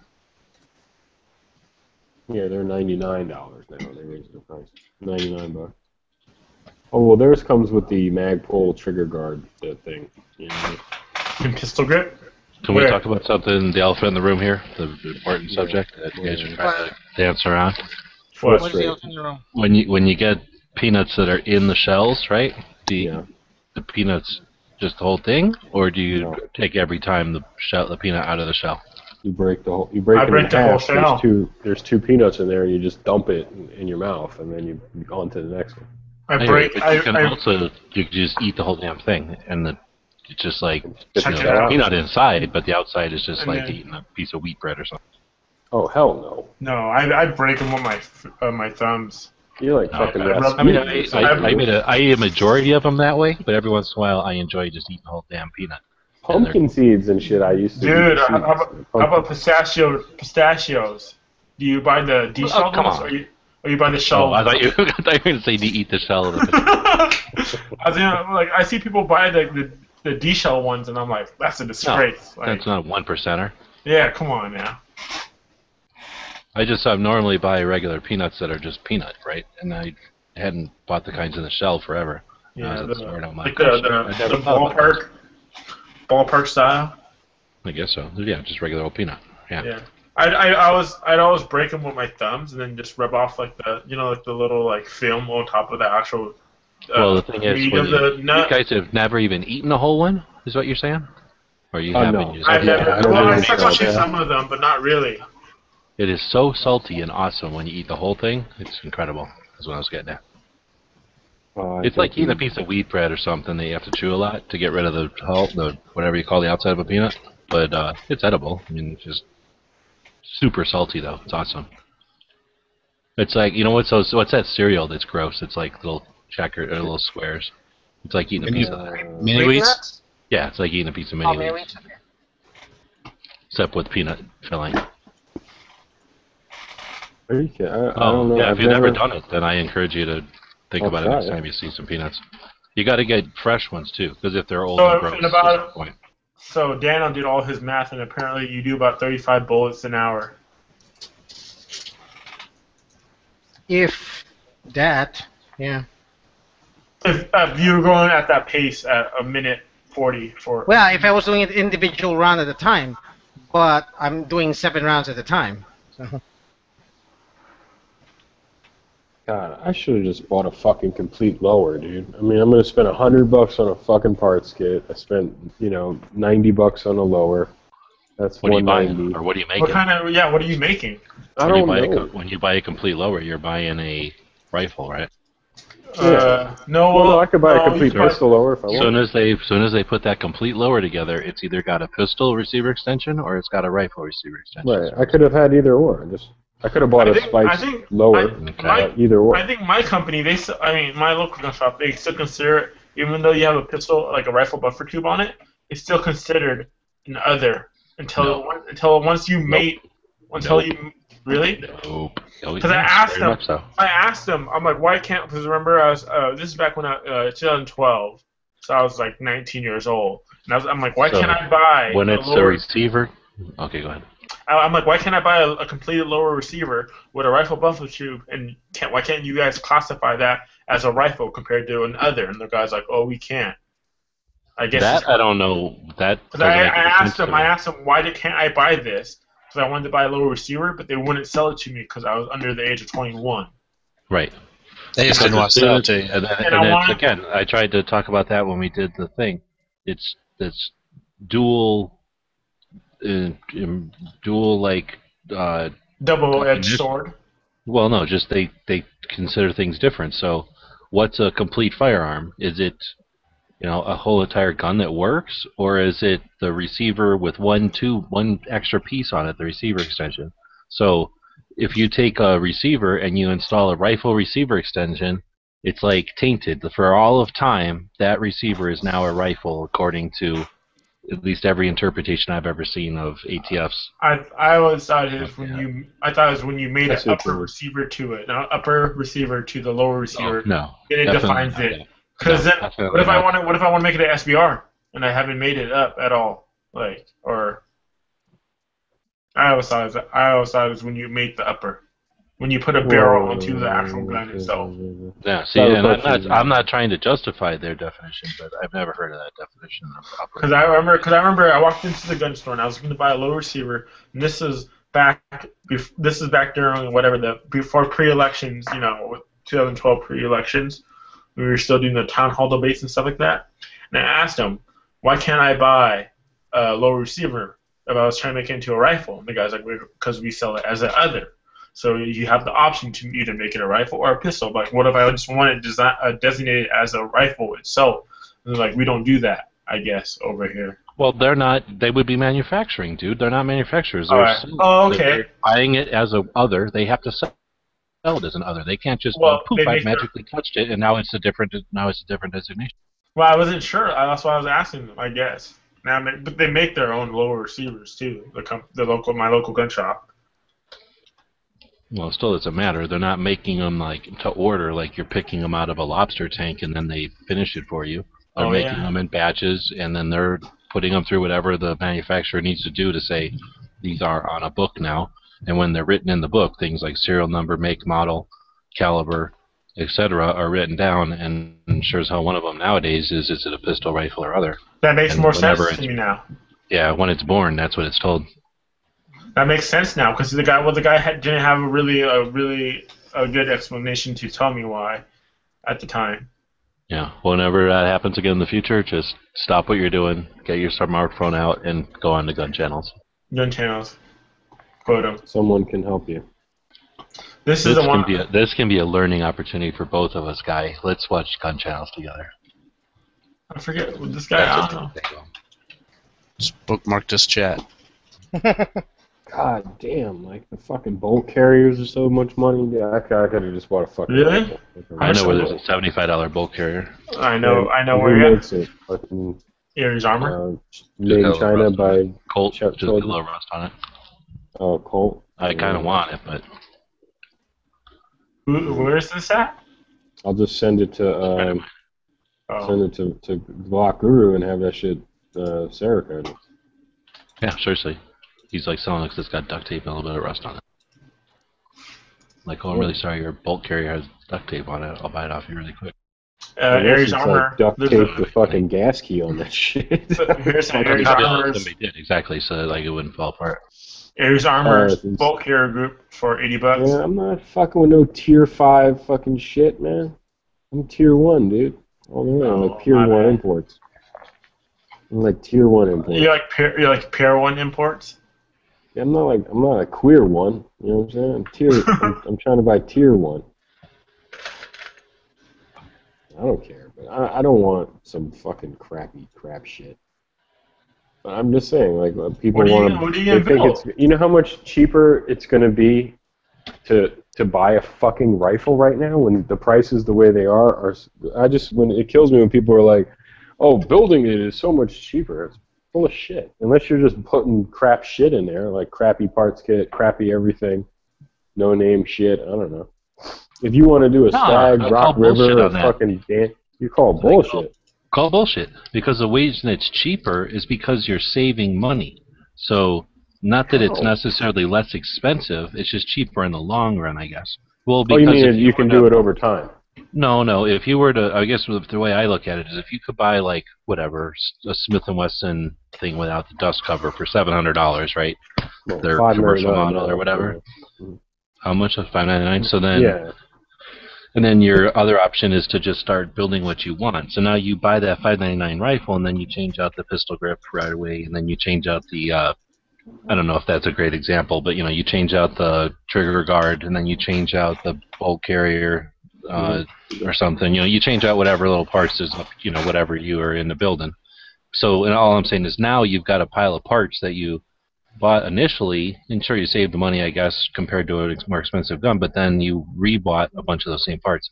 Whereas if you bought it from scratch, exactly what you wanted, it might be more expensive, but in the long run, you're not spending the initial money plus a bunch of extra money and then ending up with a bunch of parts you don't need that have very little value. Well, I'm like OCD. I really like the Magpul MOE shit, and I like the new... I like Magpul. They have this new shit like M-Lock. It's like a fucking polymer key mod, I guess, whatever. You explain M-Lock to me? Oh no, I don't know. You went to shot. I'm just saying, like, I like that. So I could, for right now, I could go buy a Colt 6920 LE Magpul edition for $8.99 or $8.59 from CD&N. I got an FFL guy who does free transfers, no tax, boom. So I don't know why you don't buy it. I don't know why you don't. I could talk you out of it. Because I didn't have the money. I didn't have it. Carbine gas system. I mean, it's a perfect gun, but it's a carbine gas system. Right, and I already got one of those. That's my thing. Like, I already have the Daniel Defense, so I don't want another carbine length. I want to get a mid length, right? Right. So then now I'm going to step up. If I'm going to do that, it's going to be about $1,000, $1,100 for that complete, I guess. Although I could just go get a Spikes Tactical complete mid length right now for $800 and something bucks on like AIM surplus. What was that about Tier 5? Yeah, Tier But no, 15. So look, I got a lower. Cool. Okay, so what I should do now is just put the best parts kits I can get in there. Just hook it up. Over time, I don't have the money to just do something right away. So I guess it's just like by next year, hopefully, I'll have like a fucking kick-ass lower. You know what I mean? And then I'll just buy an upper, later on or something. What kind of are you trying to build a rifle, right? Yeah, I want a mid-length rifle. It's like trying to dollar cost average another gun. Why don't you want to build a fake me out pistol? Why? Because I have a pistol, and it's a Glock, and it's pretty cool. It works. I don't need another. I don't need a truck gun. Have you thought about a bullpup AR? Ooh, I've always wanted a Steyr AUG, man. So I would love that. Love one of those. But no, not a bullpup AR. You get this special ops tactical from AIM. Dude, I'm in the shotgun. Like the shotgun chat this night, whatever night this is, or yesterday, I'm in a time warp. But man, makes me want to just sell everything I got. All you need is a Glock and a shotgun, I think. It's pretty much all you need. I don't disagree necessarily, but I haven't even touched a shotgun in freaking forever. Since 12 gauge you bought, the break action. I bought that Vepr. Haven't even shot it yet. Oh damn! It's awesome, but shotguns are like fancy cars. Like they're awesome, and I can totally understand them, but I just don't get out and drive them very often. And people were making fun of me in gun channels for selling guns and shit. But if all I wind up with is a Glock and a shotgun, at least I sold enough guns to buy other guns, to sell guns, to try other. I've tried so many fucking guns. Thinking of selling off all my guns. Sick of having a bunch of guns. I'm sick of it. Yeah. Just keep your police magnum. These people who are like, yeah, I got like 3 or 4. I'll never sell a gun. Shit. Then how the fuck do you? Unless you got an unlimited amount of budget, then how the fuck do you try new guns out that come out like every year? I want that VP9, that HK. I tried a PPQ. You just get your guns for free. Yeah. I gotta find that. I gotta find a way to do that. I ain't trying to pay for my guns. I'm thinking about I need to start like a gun broker because there's no competition for gun broker, and they're like based like about a half hour from me. I want to like do a Kickstarter to like start a new gun broker. How the fuck do they? Oh, they do make money on those fees. Yeah. And I was just wondering, like, damn, they really do. It's one guy apparently. I was looking it up, like. What, gun broker? What are you talking about? Just some dude in a house in like Georgia somewhere. No, like Stone Guy at or least something. 6 dudes. I've met the guys that are. I've met some of the people. It's not a huge operation for sure. But it's awesome, man. It really is like the only place that I like for online stuff like that. You don't like the other one? I like local forums. Like my local forum is so awesome. It's just like Gunbroker, but it's just for us, like here. But I forget what the other one. Whenever I was collecting the little revolvers, still trying to create that collection. Guns America. Yeah, Guns America, that one. And that one is, I like it. I got quite a, actually the Saturday Night Specials more, but a couple of revolvers and a bunch of Saturday Night Specials off of there. I don't know, maybe it just attracts different people that don't like Gunbroker for whatever reason. I think the photos suck. Like when you upload the photos, they're not as good of quality, and then they always try to hit you with like spam, like sign up now if you want to look at this ad and shit. Like Gunbroker's not like that. So what if I've run with Guns America? Maybe it's different because I've bought stuff from Guns America, so I'm members, so they don't sell me shit, maybe. So they're I think they're just a classified, so they don't actually like. I've never like sold I think they only. I don't think they actually like are linked to the like the actual Gunbroker or whatever, where they charge a fee or whatever. Guns of America is just like a classified. Because so I tried to buy a rifle like last year or so, and apparently the gun shop had the rifle listed its storefront, and it sold it like within like a week or so. And the ad was still up, and I tried buying it, and I actually like went over to like my gun shop, sent over the paperwork, actually bought the gun via Guns of America. And I'm like, why would you still have this posted on Guns of America if it's sold? And they're like, oh, because we're not really attached to Guns of America. Like, you don't keep like no, it's just like Gunbroker, but it's not as I'm saying. Like the Gunbroker is a little bit better quality. It's more like up to date, I guess. I think it's more like because I've sold shit on there. I bought shit on there. It's more of an auction, so. No, the way they got their shit set up is just way nicer. It's easier to read. And so I got frustrated because I wasted like the only like one of the 1 days I have in the week off. I wasted my time going to my FFL, filling out the form, sending them a fax and everything, And I actually went to go buy like ammo for the gun. It was for an AR-10. No, you don't have to. I went to go buy like. What you're supposed to do is you call your FFL and tell them to email you a copy of his FFL. And then you never have to do that stupid shit like faxing anymore. You know what I mean? That's so lame. I used to do shit like that too. It was a waste of my time. Like seriously, that like Guns of America like post isn't even up to date or anything. I'm like, why would you still have this up then? And then I call you guys and I ask you if you have it in stock. You say yes because the ad's still up. And then I tried buying it. It was ridiculous. Yeah, what's up? What up? PB, check gun channels. Somebody says there. Dr. No has something for you. Dr. No? Sounds pretty cool. Dr. G No or something like that. There's a G in the middle. I just made it sound. He might be a cool guy. Let's see. Oh no, he's fucking talking shit about Kassan, dude. Unbelievable. Really? Yeah, he's saying that you don't know what you're talking about. Guns America sucks and stuff. Oh. It can't be all that bad if he's talking shit about Kassan. Oh yeah, that's good. Hey, I'm so used to it. Like it just like I just ignore it. But he's talking about parts. He's talking about AR parts. Well, I know it's not super fast, but I made about 15 rounds during the time that we started. I got home, so. Well, I mean, it doesn't have to be that fast. If you think about it, let's just think about all the time that you're on the gun chats. If you're just doing that while you're on gun channels. Yeah, and I'm just looking at web pages, pretty much, and so right now I'm not doing anything. I'm just, I'm listening to, I'm telling you guys and doing this, so it's productive. So. Yeah. How are you doing this? So you're only getting how many? 35 in an hour? These are handcrafted rounds, dude. What's But I'm saying, no, I'm just asking the process. Are you doing like, you said 7 at a time, so. Yeah, 7 at a time. 7 from depriming through completion, or all my stuff depriming. The depriming is done. I deprime my brass in a separate time. It's from deprime case.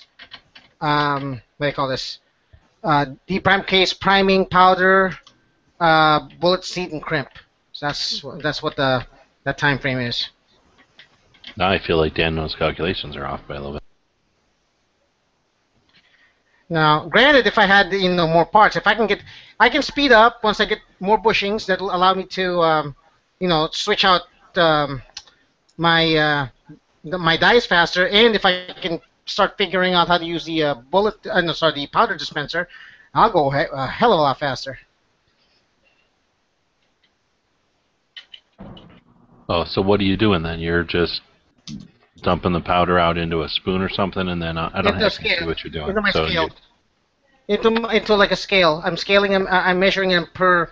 I'm making 7 measurements of 10 grains. You're weighing out each bullet, you mean? Yeah. He's prepping every bullet. Holy shit, yeah, that would take forever. He's prepping out every bullet, and then... I thought you had a little scoop or a cup or something that you were just verifying on. Oh, I do. It's just that I only have 1 scoop, and it's not exactly 9 greens. Yeah, exactly. It's just some stupid line on there or whatever. Yeah, I mean, it's probably work if I had pistol powder, and 1 scoop will be enough, because 1 scoop is for what? 3 greens, but I'm working with you know, different type of powder here.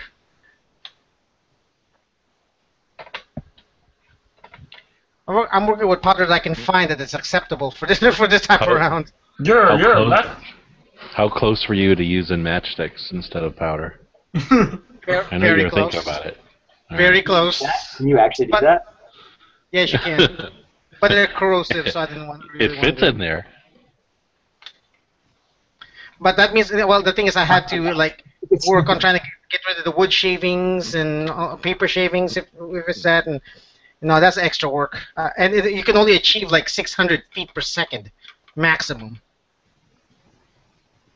on those things. So. See, but if I was going to all the trouble, are you in a county or are you in a city or? I'm in.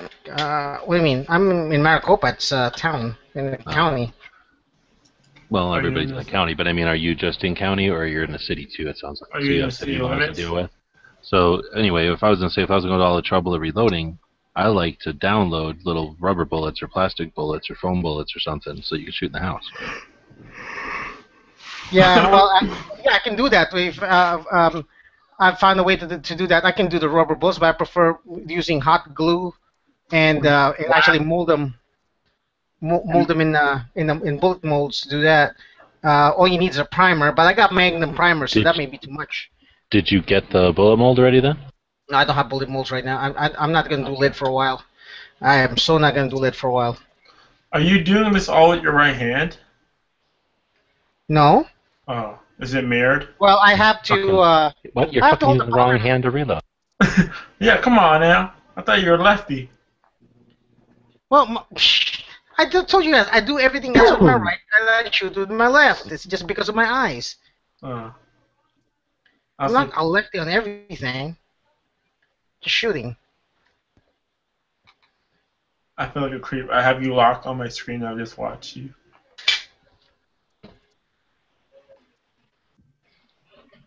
Have you thought about doing like a webcam where you only reload for money, like when guys pay you or whatever, like another $10 and I'll reload. Come on, keep on giving me some more tips, and I'll do more reloading. Oh, I'm all ready to reload. I got the powder right here. The webcam. That's $10 more bucks and we'll go live.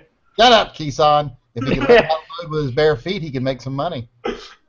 Oh, shit. Wait, if he did what with his bare feet? If he could learn how to load with his bare feet, he can make some money. Those foot fetish videos make Foot perverts. Like, reloading foot perverts. And then they're like, oh, come on now. Hey, Yankee, I don't think you're gonna. I don't think you're gonna. Hold on, Keeson, hold on. I don't think you're gonna like this hobby. You're too OCD for it. So. I can't wait to get some of these, man. You need to sell some of these fucking rounds, man. Remember when Huck was doing the jewel rounds, like with the? Well, I should have bought one. Well, here's the thing, though. This the powder I'm using is not, there is data for them, but it's not preferred for this type for 30 Special 57 Magnum. It's acceptable, but not preferred. So until I get proper pistol powders, I can't really. Feel like I'm making a complete round. I'm making acceptable target rounds. They shot. In fact, if I took off my ear protection, I probably couldn't barely hear them because when I shot them, they were like quiet, very quiet. Let's say somebody was going to drive from Tucson out towards your neck of the woods, and let's say they could get a hookup of a bunch of JB Weld bullets, JB Weld projectiles, with shotgun powder and a 357. How much would we be willing to pay for a box of like 26 of those? No. No thanks. Really? JB Weld bullets, really? Did you see? Did you guys see Biker Bob's? The JB Weld part. Did you see Biker Bob's last video? No. He said he was on his way to. He couldn't figure out if he was going to get the trailer when he got to Arizona, or if he was going to buy a trailer and then go to Arizona. I didn't quite get it. He's in his yard. He is coming to Arizona. Let me think of this. Have you guys ever watched Netflix? Yes. Nah, no. There's this show on there where there's this one auction show where there's like a guy and his wife and then a bunch of other people, right? And then there's this other auction show where it's like a fat guy and a skinny guy and they go around getting storage unit auctions. Storage Wars. No, that's what I'm saying. It's not that one. That's the one with the guy and his wife and then a bunch of other people. This is just a fat guy and a little guy. Oh, Auction Hunters. Never mind. Is that the one where they're like in a truck and then it's a fat guy and a little guy? Yeah, it's a red truck. That's the antique dealer guys. That's not those guys. Not the guys that like rip off old people that are like, American Pickers. That's not Picker. It's similar but different because they're not screwing anybody. They're just getting lockers, which people legitimately left behind. Yeah. So, anyway, I was watching that show because I used to do storage auctions too, so I always dig watching these shows. So, and I had never seen that one before, so I watched the whole season on Netflix. But then, like, they're from California, I think, and then all of a sudden they're like in Illinois, they're like in some other state, they're like in Washington D.C., they're like all over the country, and I'm like, are they driving that damn bread truck all over the damn country? But then they'll like show like every single show. Obviously, they pick the best stuff for their show, but like they buy $1,000 auction locker and they get $10,000 worth of this or that or whatever. They sell everything for like $10,000. But if you were to do that, you could literally just drive around endlessly, right? You would go to a storage locker because you'd have a big pile of money. You'd go to a storage locker and you would just buy it for $400 because you didn't care. And then you would go to a flea market and get some amount of money back out of it. And every once in a while you get like a gold watch that's worth the $10,000 or whatever. But you would think like I guess that could be a thing. Like you could just drive around buying and selling stuff at flea markets or whatever. So anyway, that's what I was getting at. Is that you could just try to do it that house. I might do it that way. I think they got canceled because I think they were people were complaining that it was scripted and how they would like stage like lockers, like storage. They probably would have to because you can't imagine how boring it is buying. Most storage lockers are like those boring ones where it's like, oh, they left. Here's their broom and their like broken chair. Or here's some old baby clothes.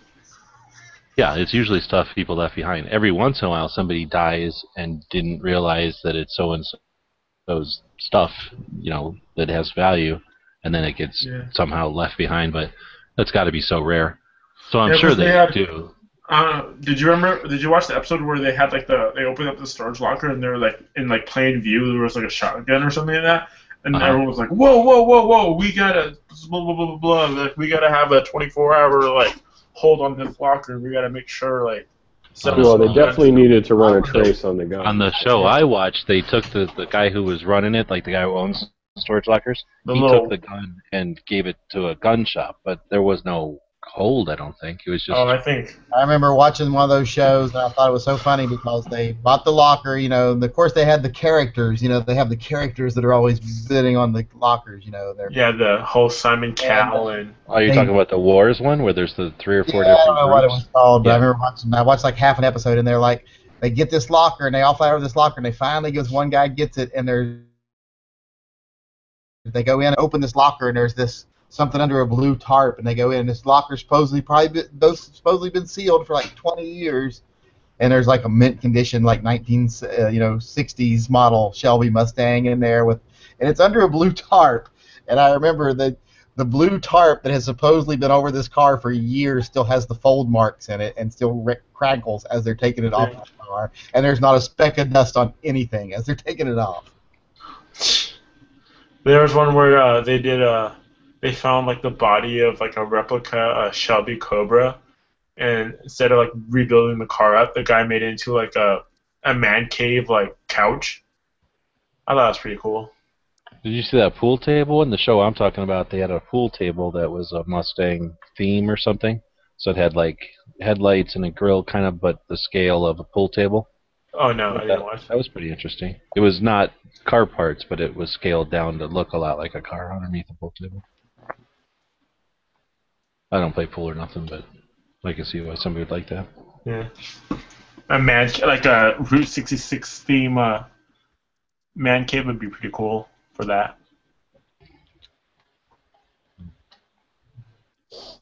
Yeah. That show, I don't think it got canceled, but yeah. I remember watching like reading an article about how it was staged. But I guess that was like ideas that maybe you could drive around. Supporting the trip by doing that. Yeah. I think, yeah. I remember they were traveling like up and down like California. So I'm talking about they're normally in California, and then every once in a while they're like, hey, we're in like some state that's nowhere near California. Or in, and, like, I remember they who went the to hell like, drives a bread truck multiple states to cart away? They went to That's gotta be Alaska most once. uncomfortable. They went to Alaska, and they drove, and they had the same Not bread my truck. show.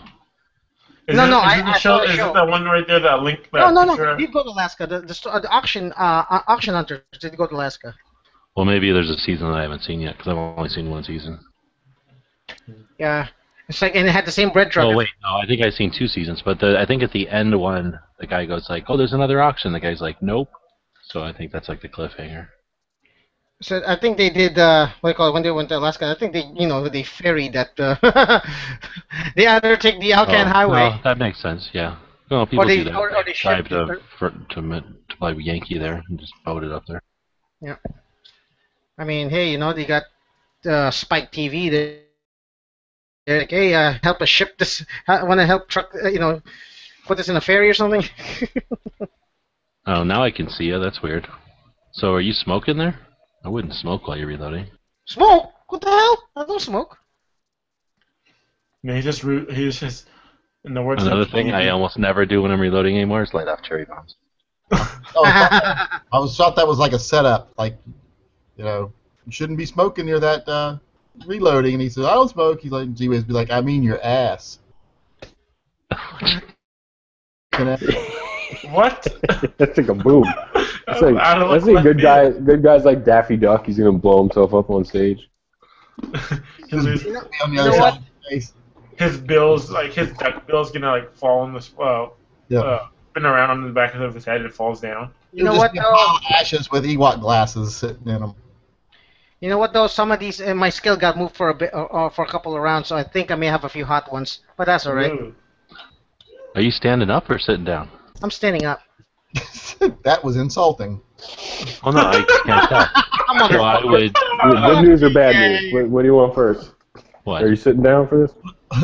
No, you're like, are you sitting down? No, standing. I'm just saying because if you're having to bend over to look at the scale, then you might put the scale like on a box or something so that No, it's not. ergonomically it's faster. Oh no, I don't have to bend it down. It's just right there. I mean, I'm looking at it right now. I don't have to bend down to look at it. I can see where the thing is. So do you have a weighted scale, and then do you have is that a mechanical scale right there too? Like I mean not mechanical, I meant electronic. That one right there. It's analog. I do have an electronic scale, but it's not very reliable. You mean like a Porsche scale? It's Is it's not very reliable. is that for you weighing your drugs and selling it? The electronic one. Well, let's just say this: in terms of Eyeball drugs, it. this is a marijuana scale. I need a cocaine scale. You could lie and just say that's a protein. Just eyeball it, dude. That's a protein workout scale. That's the thing. If you had a Glock, you wouldn't need a scale because you just eyeball it and it'll work. Bam. It'll work. Collect perfection. Son of a bitch! I'm loading these as if there were 357 magnums on these powders. I have to remeasure. There you go. You heard about that guy who was doing a Kickstarter. Well, it wasn't a Kickstarter, but he had this program where you like give him money, and he'd double your order. I don't think that's a Kickstarter. I think that's like Scam. just went around with a knife and made people give him his wallet. Are you a Nigerian? was he a Nigerian prince?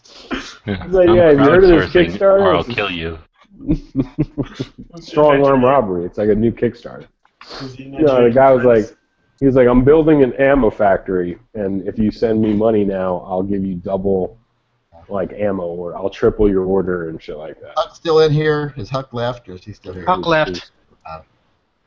As soon as Kassan But came in, he the said important he stuff, the link to his picture, is still in here. I was wondering if he's made any progress on thinking of something to do with that little Mickey Mouse I sent him. I think he said something about his dog ate it. He's Do trying you to see make the it- internal link, Yankee? What am I looking at? On that he's gonna take a picture like that with your Mickey Mouse charm. Dude, that's That's the girl that Hug was promoting. Wait. She got a photo that I can't see because I'm not on my phone. I'm on my phone. Is it just me, or can you see lip in that picture? I think that's No, Lip. it's shadowing. At the bottom, it's shadowing. Yeah. All right. I think Can you that put might it be in her. gun channels or no? So I can see it in the text. Oh wait, where are you at? I put it on the internal. I can put it in gun channels. It's raunchy. Yeah.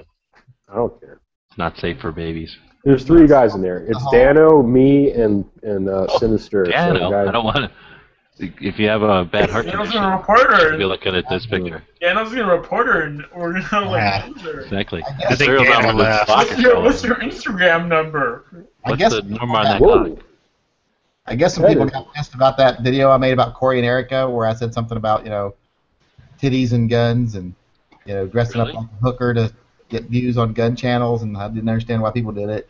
And they were like, she can dress any way she wants, and blah, blah, blah. I was like, yeah, she can dress any way she wants. I was like, but until you can show me one fucking picture of her going to the grocery store dressed like that, and she's poured herself out to get views on a video channel. Actually, well, there was a video. I mean, it's a video. I don't know if she did it, but she did wear a t-shirt and shorts and was open carrying while grocery shopping. For the video, not for real life. You're not ever going to see her going to the Walmart in that outfit. I mean, I've seen worse people wear shit like that. What she wears. I mean, So I think who gets up in the fucking morning? Who gets up and goes, I'm going to go to the range today and fire some shotguns and some handguns. What I want to wear is a pair of shorts that are pulled up my cooch and a halter top and some cowboy boots. By the way, that is not Shadow. So I shoot. That is, yeah. That's Shadow? That's not Shadow. Wait, down That's below. not Shadow. That's Puss, Wait. dude. That's how Keeson. I was gonna say that's how Keeson goes to the range and shoots all the time, isn't it? Yeah, for We're real. talking about like the muzzle. Yeah, underneath the muzzle where you see the mump, the what do they call it? Sorry, Dad, you're The reading some mump, the That is mound. Straight up Lip. That's the mound. That is definitely endorsed. That's endorsed by the American Sign Language Association or the Association of the Deaf, because that's some lip reading right there. All right, I'm not sure. You think that might be her hand? Yeah, right. That's funny. It could be her hand. That's funny but as I shit. think she's a cam girl. I have to fucking buy something from this chick. This is a girl that makes those hobo coins. I know. I need a hobo nickel. What is a cam girl? Is that the chick that like we were making fun of, where they'll turn on the camera for 10 Yeah, bucks? and they'll like masturbate and like do other things. Like my sister knew a girl who just was a cam girl, and she got So paid. these just- are not just pop-up ads. There's like actually people. out They're actually girls who do it. My sister knew a girl who would smoke weed and get paid to smoke weed Yeah. on camera. They said that chick Iggy Azalea, the rapper chick who's kind of popular now, she used to be a webcam chick from. There's ones that just they do whole video. Kind of popular. So hey, hold on. Here's a picture. Apparently, you haven't seen Fancy. Here's a picture of her gun safe. Inside her gun safe, you could see her extra protection. I guess. Did that girl you're talking about do that song Fancy? That I'm so fancy. Yeah. Yes. Yeah, that's a girl. My son loves that song. My 10-year-old. Yeah, she was a on the webcam real girl. list. You They see played that, I just had it playing in the background a second ago because I was putting it on my son's phone because he told me he wanted it on his phone tonight. I got that Oh, beat yeah. because my friend's like, I think he's like 3-year-old kid walks around saying it. That's funny. I knew she was.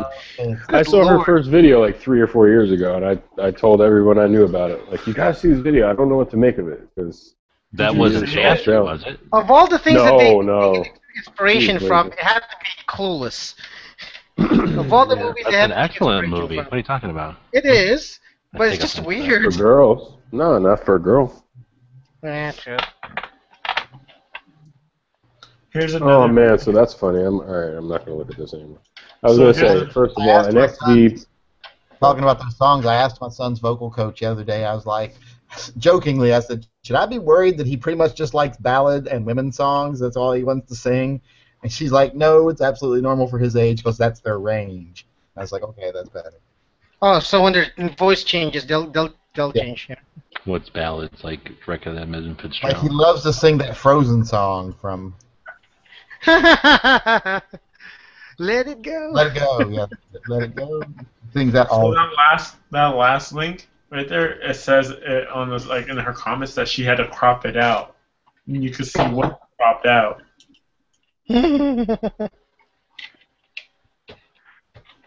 I wonder if she'll make me something special. I need a Hoblo coin. You mean the tip of her boob? Yeah, her nipples. So yes. And, yeah. Like some people know that when they see this stuff, it's like with Stone Guy. I swear to God, Stone Guy was meant to let him fuck her once when they had their son, and then never again since then. Because that's the only way I can imagine that a man his age flips the fuck out just because a pussy's in the room. Which one? Oh, just Corey or Erica and shit like that? Just any female comes in the room, he's like, oh my God, she's got a vagina. Oh my God. Oh, yeah. I remember when we were making fun of it.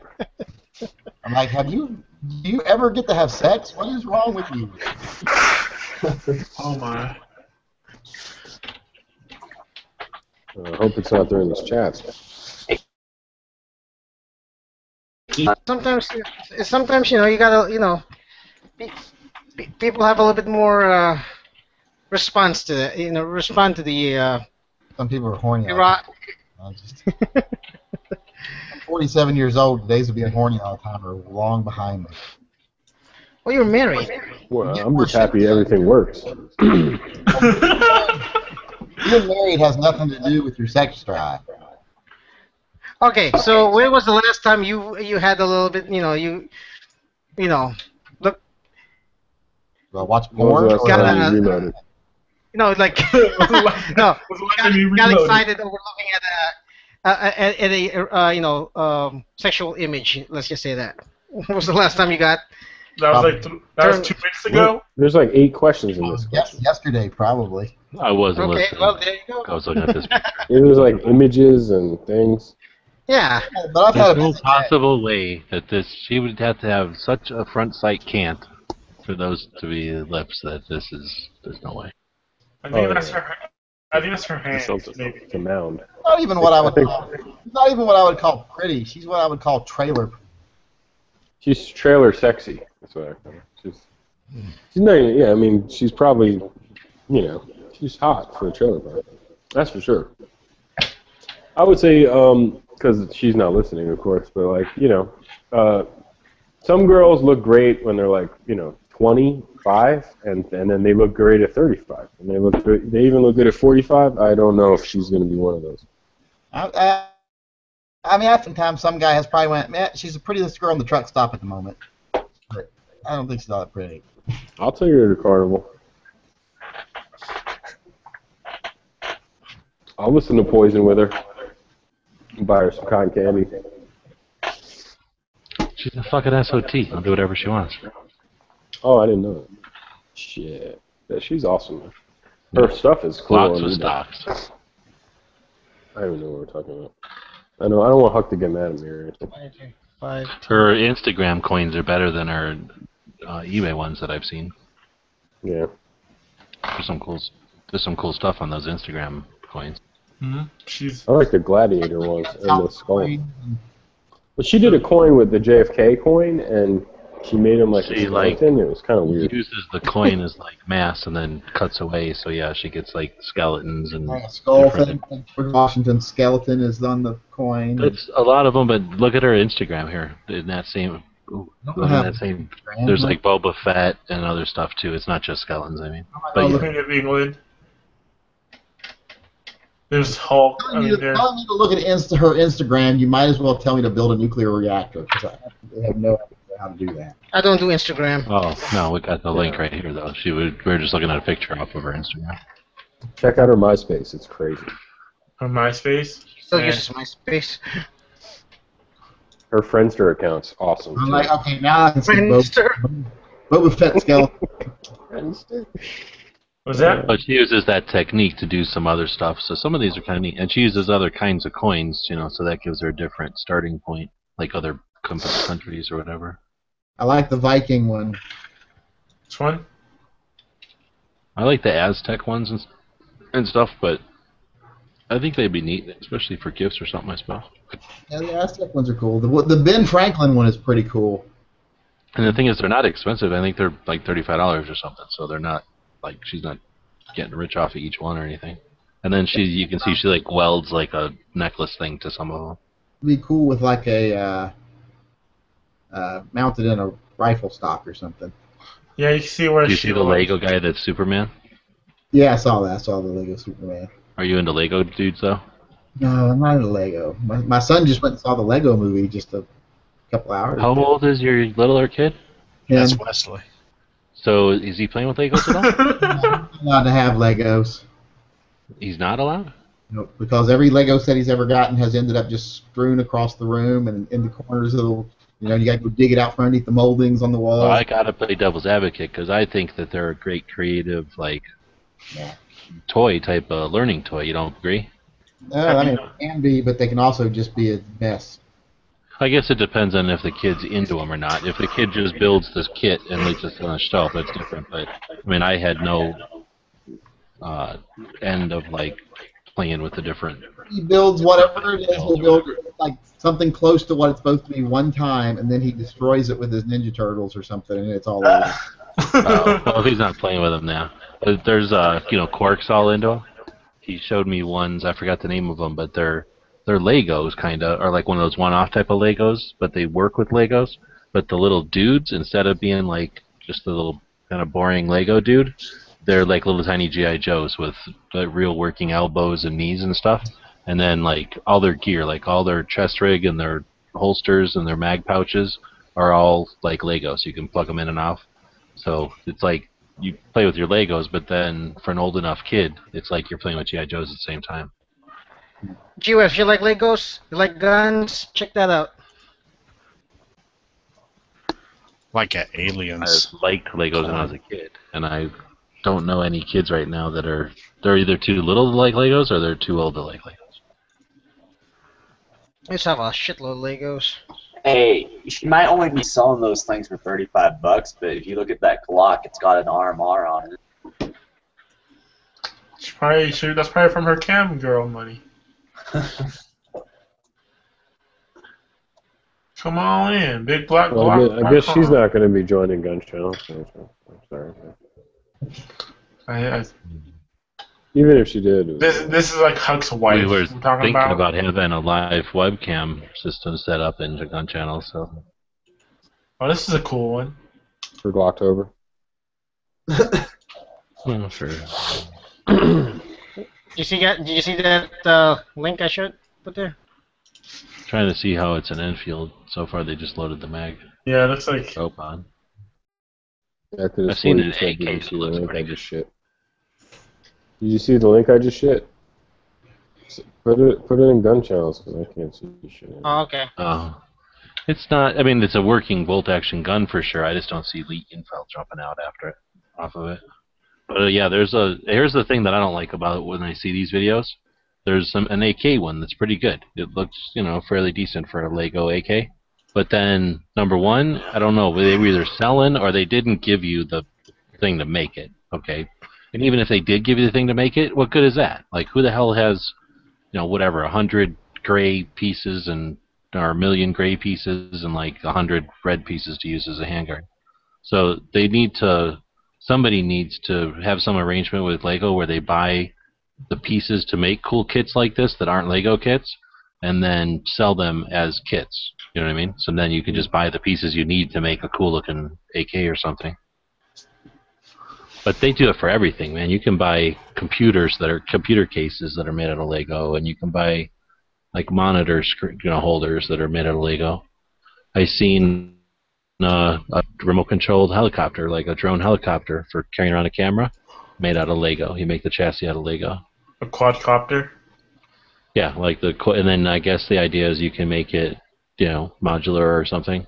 I got to assume you glue them together, though. I didn't really pay that much attention, but anyway, like I say, somebody should come along and put the kit together and then sell it as a kit so people can just buy the damn thing and put it together and not have to.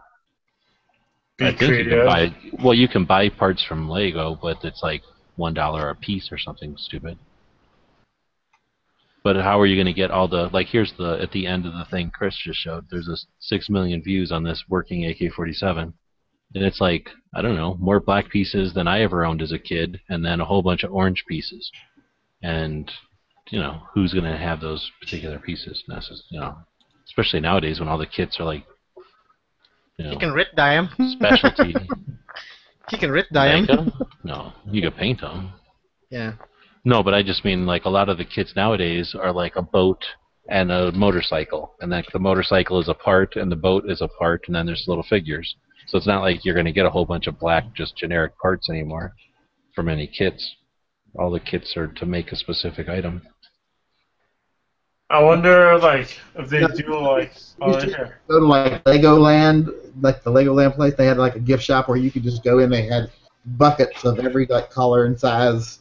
Oh, so you can say like, I just need one, whatever size in blue, and you can buy a handful of them. You still go and buy like, I'll take a pound of the 2 black pieces. You know. Oh, okay. How much are they? Are they like reasonable, or are they insane? I have no clue. My cousin Darren was big into Legos. He tried to get me to go to Legoland with him once, and I narrowly avoided it by breaking my ankle. I think it's neat because they make those giant like 3D sculptures using them, and that's just like pixelated sculptures or something. Anyway, I've seen some of those that are neat, like the cities and stuff. But I saw that there's a Lego show on Netflix where it talks all about the company and how big they are in the movies and everything. And they show a couple of shots where it's either like somebody doing something specific or somebody in the R&D department, and they've got like these little, well, not little, but like desks that have like little drawers with every Lego piece, I guess, probably. And, you know, they just let them know, like, oh, I'm low on this part or whatever. That would be super fun, to have some sort of like, you know, unlimited drawers that just were always full of the parts you needed. I had Legos. Alright, so you know I had lock blocks, but I also had these things, and I can't remember what they were called, but they were like spiny things. They were like, they had like little plastic spines all over them. Oh, I know what you mean. Yeah. Together, they would stick together. But they had a weakness, and after a while, the little like fingers would break off, and then they wouldn't work so well, and then they were just plastic. What were those things? Connected or something? And then I remember the Tinker Toys, remember the ones where you had like the little wheels with the holes in them, and you had the sticks. Oh, sure. The record Dude, set? I had a set. No, that's a different thing. I had a set of Tinker Toys that were like the round parts, you know, the wood part on a real Tinker Toy. They were all plastic. The tubes were like a piece of PVC, like, you know, as big as a little kid's hand. And then the donut or the round parts were like a stool, like, you know, the seat of a chair. They were pretty big. And you could make like a fort or something out of them. I forget how many pieces I had. Probably 8 of the round parts and then a whole mess of the tubes. And I would play with them out in the yard. Those are pretty neat. What you were talking about with like the whole workshop setup, you know how like if you have a workshop, you got like bins of like bolts in this size and nuts in that size. So my intro to engineering class, my freshman year, we had a group, and our group like mission was you need to build a device to accomplish this goal, and it was with the Lego Mindstorm thing. So like you'd have to build like everything about it, like design it, and so like that was awesome because we just had access to everything, and everything was like on like little cubbies of like all like the Lego pieces and stuff. So that Dude, was like all those little gears and little rods, whatever. Yeah, that so you would be could like insane. do all the gear reductions and stuff to get like it was awesome. When I was when I first moved out to Arizona, I was still a kid, and I was still in Scouts, sort of. I was like an assistant Scoutmaster, so I was like, you know, I thought I'd maybe keep doing that. Anyway, so I met this guy who was a junior high school teacher, and because of I was in his troop or whatever, he let me come in one time to take a look. How the hell did I do it? I forgot. I think I was just telling him that I like Legos, and he was just let me see them. And this would have been in like the 90s, like the early 90s still. And back then they had whatever that called with the motors and everything where they could program them. But back then it was like a thing in school where you would learn whatever engineering, I guess, with Legos with the gears, and you'd make little robots to do whatever.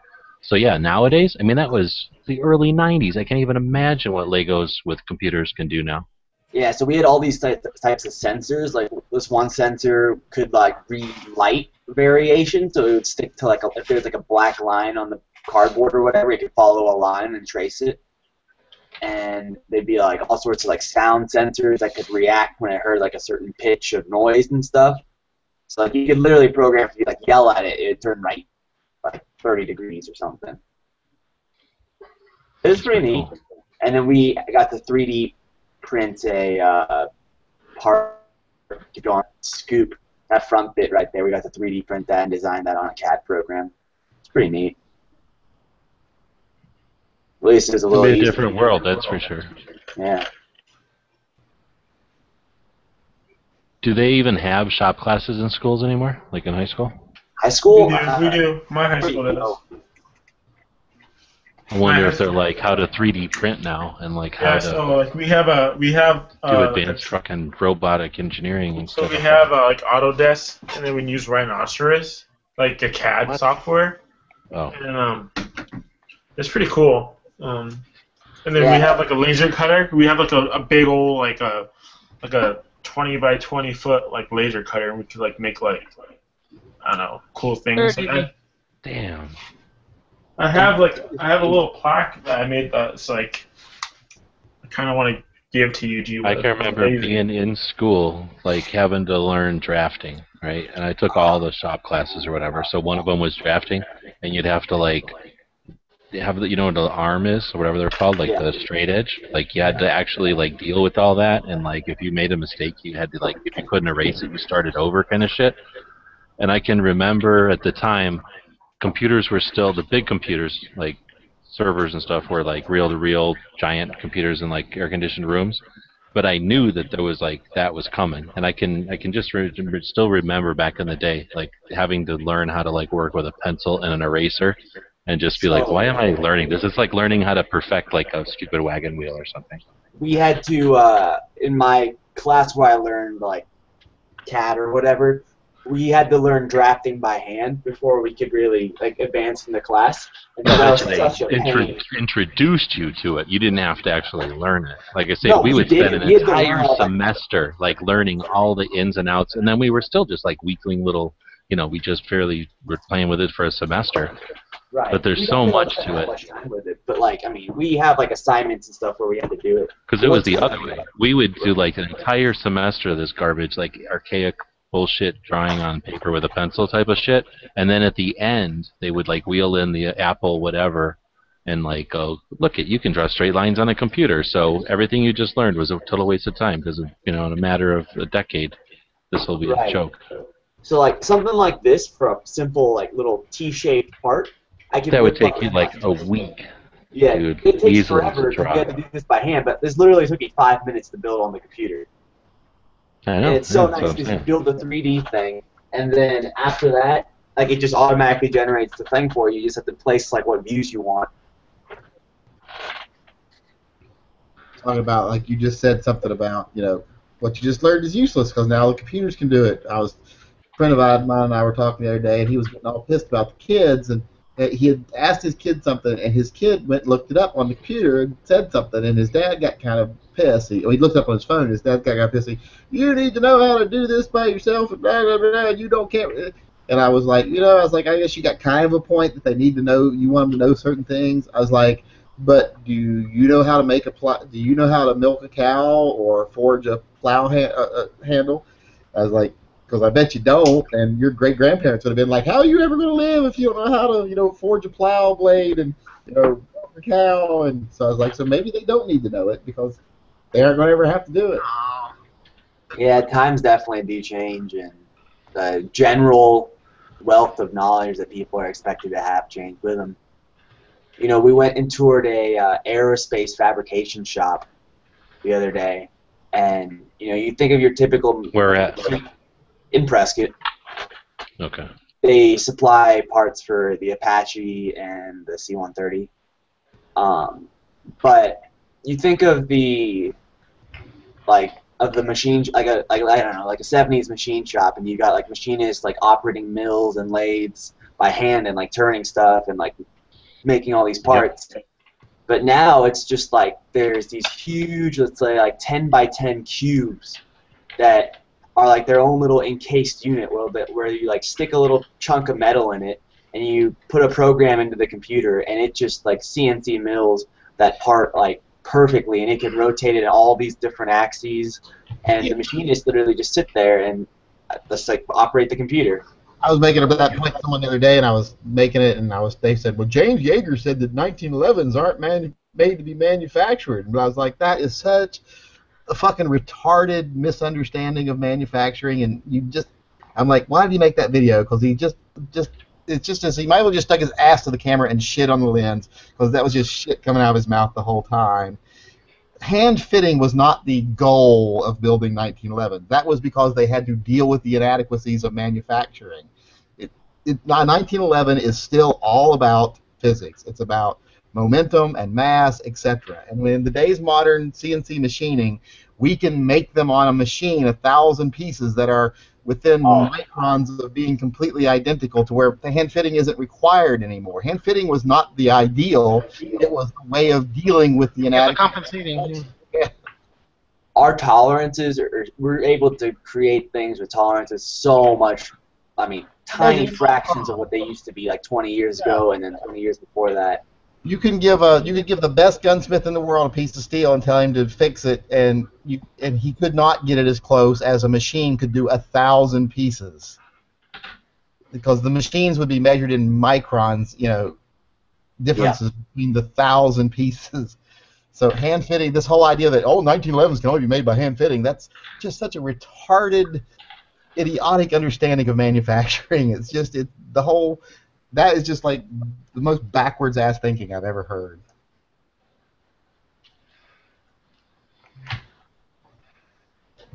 I don't know. I still like the there's something about like the older guns that just specifically with guns. There's something about older guns that I like. They feel like that they're not a product of modern manufacturing. The modern manufacturing stuff just seems so cold to me.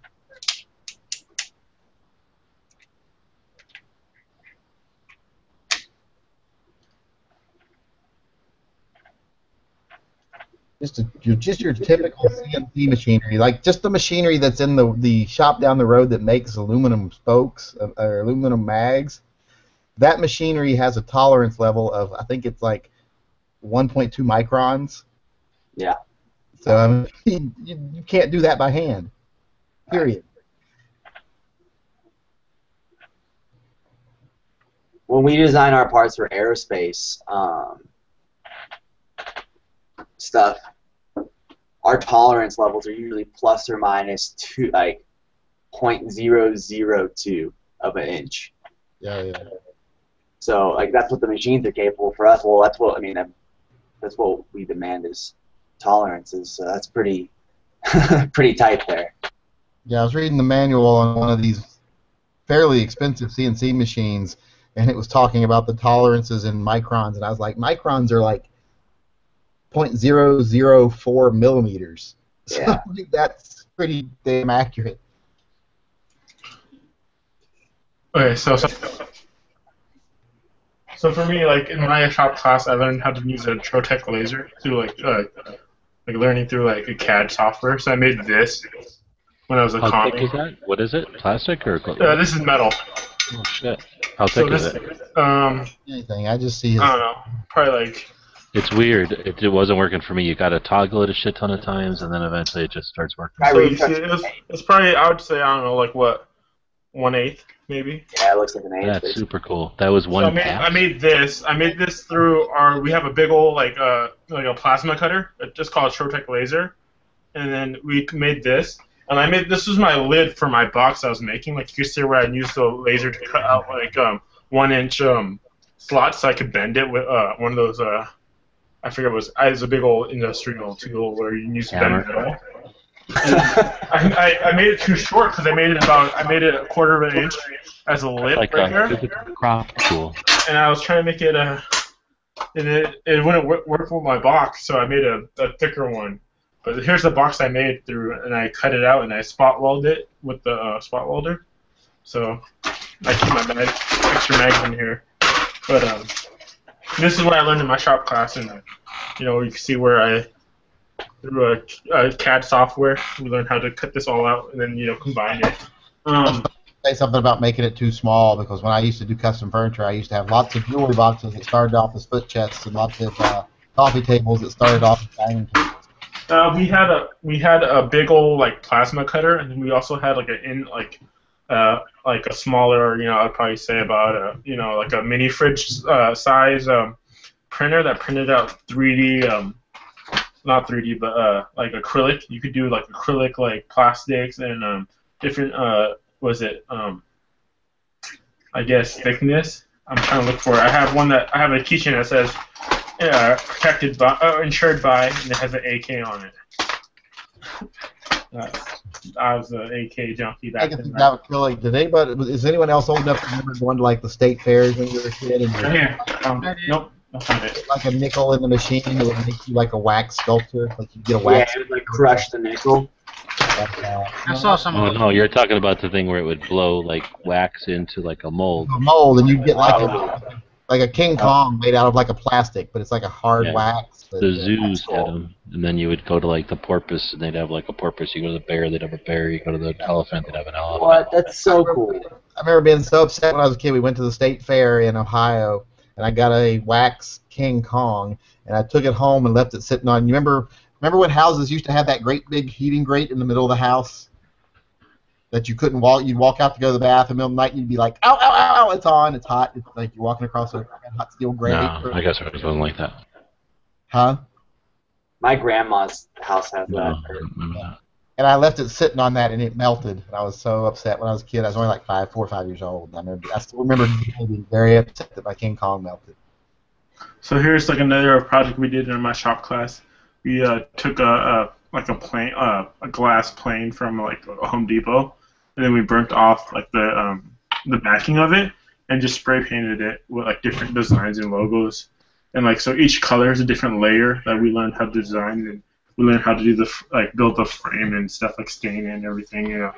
Build our own little. You took a mirror from home, or a piece of glass from Home Depot? Yeah. So this is just like a little like a 12 by 12 plane of glass, and on the back of it, it has like a paint residue on it, and we would get like a laser engraver, and we would etch out like each individual part, like like for me, you see like I made like a Gundam wing, like helmet. So each different color is a different layer. We learned how to use like the CAD, and how we print in layers. And so I'd print one layer, paint it, and then print out a different layer, which when we're printing it out, would use the laser to etch it all out. And it's pretty cool. That's so cool that you. This is my shop class, and then like we had cool like that your for school me had access to the that. whole entire time. Like my teacher, like I did the AK stuff. He was like, "Yeah, don't tell anyone we did this, right? This is between me and you," because I was like a class pet, I guess, a teacher's pet. Anything like that in shop class. We didn't have that kind of tools. I was a student in the class, but I was considered like his TA, like his teacher assistant. So every time he had to I'd always do errands for him. You know what I mean? In other words, you were a kiss ass. Not really. It was like Asian kid is a kiss ass to the teacher. I was a senior in the class, and it was like mostly for like underclassmen. Senior kiss ass. So. No, not really. I'd always come in late. Held back like 3 or 4 times? 6 times, Been in your class like 3 times. I already know. The coolest thing There's a video of that thing. I found a video of it. Oh, really? We had in shop class was a pipe bender, and that was the cool thing about that is we could build our own roll cages. We'd take make our own go-karts because we could build roll cages because we had. I did a lot of that when I was in high school. Unfortunately, we didn't have a shop class in school, but I found some folks, and I just ended up messing around with like welders and stuff like that. And unfortunately, where Yankees at is that class still exists. Then they only make pot pipes. They only bend pot pipes. Yeah. It was a cool class. I really liked it. I wish I would have took it sooner because like our high school got renovated my junior year of high school, so we had a brand new high school my junior year. So we had that shop class, and we had like over $100,000 worth of like machinery, like all brand new tools, brand new everything, welders, TIG welders, MIG welders, everything you want to do. Like, is exactly what I was thinking about. That's the same way that it shoved it out to you with that little arm into that little. I'm pretty sure these things were like everywhere. like some guys were building like flex ramps for their trucks and stuff like that. Yeah. It was so awesome because there was nothing there. You knew there was nothing there. And then you put in, well, back then it was like a quarter or something. It wasn't that much. And then you waited for a minute or two, and then it would come out and be all warm, so you knew it was like made right there. Oh. It was super cool. I don't know why they don't do that anymore. Yeah, let me see Or that. they must. I guess there's $1.50 now. This is the recent. I just found the. Yeah, I'd never seen one of those before. Right here in this picture. See if I can get this. Oh, that's the thing. I've seen them in so many states that I figured they were like just every zoo's had them. Can you see that? Yeah. Oh, yeah. The King Kong that I had right in the middle, and I got this back in like 1971. See, I'll bet you they had like, probably 6 or whatever, like critters they could choose from for their mold, and then you bought the thing like a jukebox or whatever. Yep. So I remember that's the one I had. I remember. What's that orange thing? Yeah, it's like a slug. Walrus. That's a walrus. That looks like a walrus. Oh. I could see it. But then, yeah, and if I remember, you'd go over by the monkey house, and there'd be one there. And you'd go over by the dolphins or whatever, there'd be one there. You'd go over by snakes, there'd be a snake one there. All right, guys, I'm out of here. Hey, Yankee, when are you shooting 357 Magnums again? When am I shooting them again? Yeah. I was almost shooting them today, but I had to come home. Would it be too much of a favor to ask you to save your brass for me? He's brass bagging. Brass? What a mooch. It's worse than e-bagging. Fine. Fuck you then. All right. How far? Go to Ben Avery. I'm pretty sure they I know, got that. I could. They I mean, I just could go spill to all their Ben brass out on that like table, and you go up there and you handpick whatever pieces of brass you want, and it's by the pound or something. I can ask them. I mean, that's gonna. I have to go there like this weekend, one of my weekends. So, but yeah, this is all the Well, 357. call ahead of time, but I'm pretty sure. I mean, I've been there probably 8 times, and like between where you've been there before. I've been there by 5 times already. Yeah. Yeah, so on that main range where everybody shoots all day, like between where you pay and have to watch that movie, like right behind where you have to watch that movie, there's like a piece of 4x8 piece of plywood that they put a little ridge around the outside so that the brass doesn't fall out, and they'll just like dump a 5-gallon bucket of brass on there, and then people go through with like a bag, just a paper bag. You go through, you pick the ones you want, fill up your paper bag, they weigh it, and you go home with it. Yeah, I know. Yeah, I'm gonna do that. I'm gonna do that. So this is all the 357s I can make. So that's all the brass I have. Yeah. How much of 38 special have you made so far? Like. 129. Just put the 357 powder in the 38 special case. Who cares? Still shoot out the same gun. So I'll be making it. I'll be turning it into a plus P plus. No, I'm kidding. Yeah, don't do that. I may have Probably blow it accidentally up. done it. I may have accidentally done it. I saw my scale being like higher than it is. Like, wait a minute. Why did it moved? So I may have a few 12 grainers out of my 9 grainers Wait, here. speaking of But which, you know what? I heard that you can load 38 special pretty much to 357 pressures. You can. It'll turn into a plus P. So. Right, and But I know I've shot it before. I don't think it's gonna harm me. It's a light bullet. These are 125 grain bullets, so it'll push them out easy. So I'm not afraid of that. In fact, the higher the what do you call this? The lower the weight. Sometimes you have to go a little bit higher on grains. Dude, how cool is that? So somebody went out and mapped like all the ones that exist out there. Oh, nice. So you can see like what critter is it, what place, in what color. Oh, that's what cool. I got you. Stingray. A lot in Florida. Umbrella. Nice. There's a ton in Oh, Florida. I never thought about keeping them. I'm sure that I didn't keep them or whoever Oh, kept that my shit Donald like Duck. that. I had the Donald Duck. But I too. must have, now that I'm going through the different zoos here, I probably had a bunch of different ones. Like that was like a whole collection. Damn. I had the Oh, Donald they make Duck. I remember having the Donald Duck too. I got it from the same World's Fair. Hey, look at this, a F-16. I Yeah, never seen that's an airplane. Ooh, let me go. A grizzly bear, that'd be cool. I like the grizzly bear. I seem to remember getting a grizzly bear, but I don't think I didn't want to take one. What is an Isetta? A what? Isetta. Ooh, they got a Tyrannosaurus Rex. That would have been cool as a kid. Although they have my favorite dinosaur. Who can guess my favorite dinosaur? Bronchiosaurus. No, Triceratops. Triceratops has always been my favorite dinosaur. I wonder how they do a Triceratops. You know, with just 2 pieces of a mold.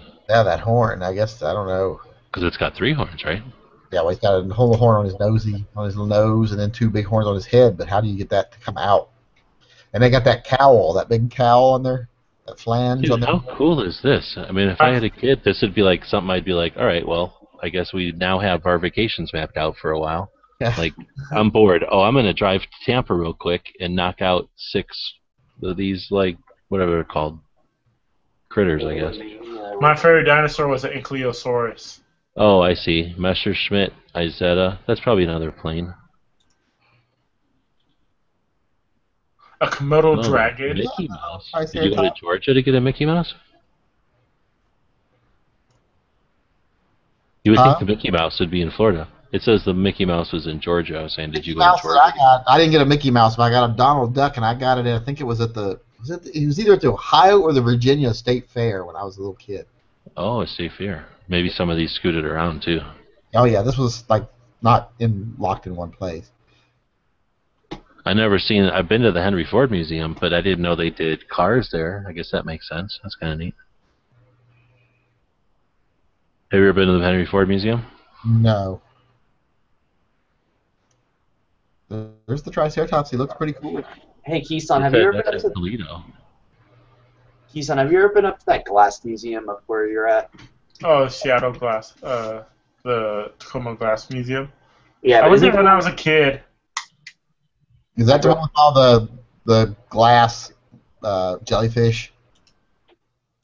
I'm not sure. It's like Tacoma. Yeah, it's Tacoma. Isn't there one in Seattle also? The last museum I went to up there was the Science Fiction Museum. The one up in Seattle is the Seattle the Pacific Science Center. Science Fiction Museum up there. They have like different like last time I went there it was they had was King Tut. I went up there with King Tut. Oh yeah, they brought that down to us not too long ago in Texas. I think for us it was the last time it was going to be in America or North America. Yeah. So we were the last pit stop, and we had This is Tacoma Glass Museum, and this is in downtown Tacoma. This is the city I live in. Yeah, my girlfriend wants to go to that when we're up there. Yeah, it's more artsy. So. Yeah. I mean, she's really artsy. I can tell. We went to the Boeing Museum last time. Oh really? That was really cool. There's a car museum over here by LeMay, the guy who does like the waste management up here. Like he donated like over like a couple $1 million worth of cars and built a museum for it. Dude, I think this is the company that makes these things that has the map, so they know where these things are because they're machines. Their license are rented. Well, they also have to supply the supplies to keep them running. Well, yeah, exactly. And it looks like the guy, if you read the comments, it seems like the guys who runs it, or at least is answering the comments, involved with the company still, was like the kid of the people that created it. Because he's like, I can remember going there and seeing this thing, and I've seen those sell on eBay. So that's kind of neat. How cool would that be to like have it be the job where you go around and fix these machines? Yeah. And it's all zoos and like museums and cool shit. It's like Wisconsin or Oklahoma, maybe, like the closest. Oh, I think there's one in Seattle, Washington. Oh, to like go to now? Where is it? Seattle. Just to go get. There's a whole bunch in Seattle. Seattle, what's that? Pacific Science Center. I'm totally gonna get one of these when I'm out there. But now that I'm thinking about it, yeah, we would go on vacation to Florida or something, and I've probably seen one, at a zoo or that fish place. Tyrannosaurus Rex. Tyrannosaurus Rex is the one I would. I don't know. I might get a naked mole rat. I like naked mole rats. Yeah, when I say really cool animal. We went up there and I felt kind of weird because like it was a bunch of like little kids and it was like we went there like you wouldn't have felt so weird. We went there like 2 summers ago, so we're like all like 20, 19-year-old, and we went to go check out the King Tut the King Tut exhibit, which was really cool. Yeah, it's hard being the adult around a bunch of kids. I played those, those like bumper boats the other day. Oh, yeah. And it's me and a bunch of 9 and 10-year-olds, and it's like so hard to let them like not win or like not just totally dominate them. Like, slam, take that. Yeah. Like they're I forget. I think they were having like in the kids. Well, it's not really the kids zone, but it's like all the different exhibits for like pretty much for kids. It was like the fitness section, and like we were like just messing around and just doing stuff, and like there were all these like little kids in line behind us, like we were stretching, like and like I could I have orangutan arms. My arms are really long, so I could like stretch like I could like palm the ground from bending over. There are a bunch of kids smart. We got to go over to Bullwinkle's because I got to go to Bullwinkle's for lunch, and then we're going to the new Cabela's. So. Oh yeah, really? Are you going to be around in the afternoon tomorrow? Cabela's up in down in Oregon. I'm like oh man, you're gonna come up here? Over there, down just south of Portland. So. Yeah, we're gonna get a new Bass Pro up here. They're building a Bass Pro that's gonna be open in like October or so. I think I'm gonna once a month or maybe twice a month do like a wrap up to just sort of keep aware of what's going on in the news, kind of thing, for my chat, for my podcast. So are you saying you're gonna be out, or are you gonna be around, Yankee? I don't know. It depends on what time we do it, and if we do it on Saturday or Sunday. We haven't fully decided yet, so you might as well drop me a line to see, because I might be home. Okay. Yeah, half the time it's like on AKs and shit, and I figure you don't care. Plus you're always out. But it's if you're gonna be around, I'll send you a link. It'll probably be before Cork, so 6. The AKs. Try to get Cork out of doing them on Saturdays. He's always like wishy-washy about it. Tomorrow's Saturday, so we go skating at 6:30. We leave the house at 6:30. So. Oh, so that's the thing, and I don't know if I like starting at 6 anyway, because everybody doesn't know. Everybody's used to it starting at 7, and then I started at 6, and then Cork ends up going, I'm going to wait till people show up anyway. So it's not like I needed to wait. I could have just. But if you start at 6, that's a pretty good time, isn't it? Because like it's 6 over here. You would think so, but it's not, because everybody never shows up, or nobody. I guess it is Saturday night, so. Well, I don't know. If you look at the certain things, it'll tell you that Saturday is like one of the biggest nights or one of the biggest days for viewership. And then other indications, like how many people actually show up to a live show, would seem like the other way, that nobody's around. So maybe it's about the kind of viewers, Right. Oh, so you're talking like overall YouTube chats, right? I'm just saying, no, I just only know about my chats. Nobody shows up on Saturdays. But if you look at I don't know, I guess I'm looking at, I can't even tell you exactly what I'm looking at, but just in general, if you look at a per day viewer thing, most of the time they tell you that like Thursday, Friday, Saturday is the big days. Sunday and Monday are pretty big, and then Tuesday and Wednesday and Thursday are not so big. But again, who knows? If that's little kids or something, they're on a different schedule than the people watching our chats. Yeah. Oh man. But I'm out of here. It's like 2 o'clock, and I got. Yeah, I'm out of here. See you guys. Out. So I got this light. What light? Surefire Fury P2X Fury. Nice. It's Did you hear that? No, not yet. But they have, dude. I'm so pissed off at my gun shop right now. Why? Like, I walk in there and I'm like, okay, I want to buy like 20 boxes of 7.62 by 39. And I'm like, how much per box? It's only $7. I'm like, what the fuck? And then I'm like, all right, well, how about for that Bushnell TRS, 25? And they're like, oh, it's going to be like 120.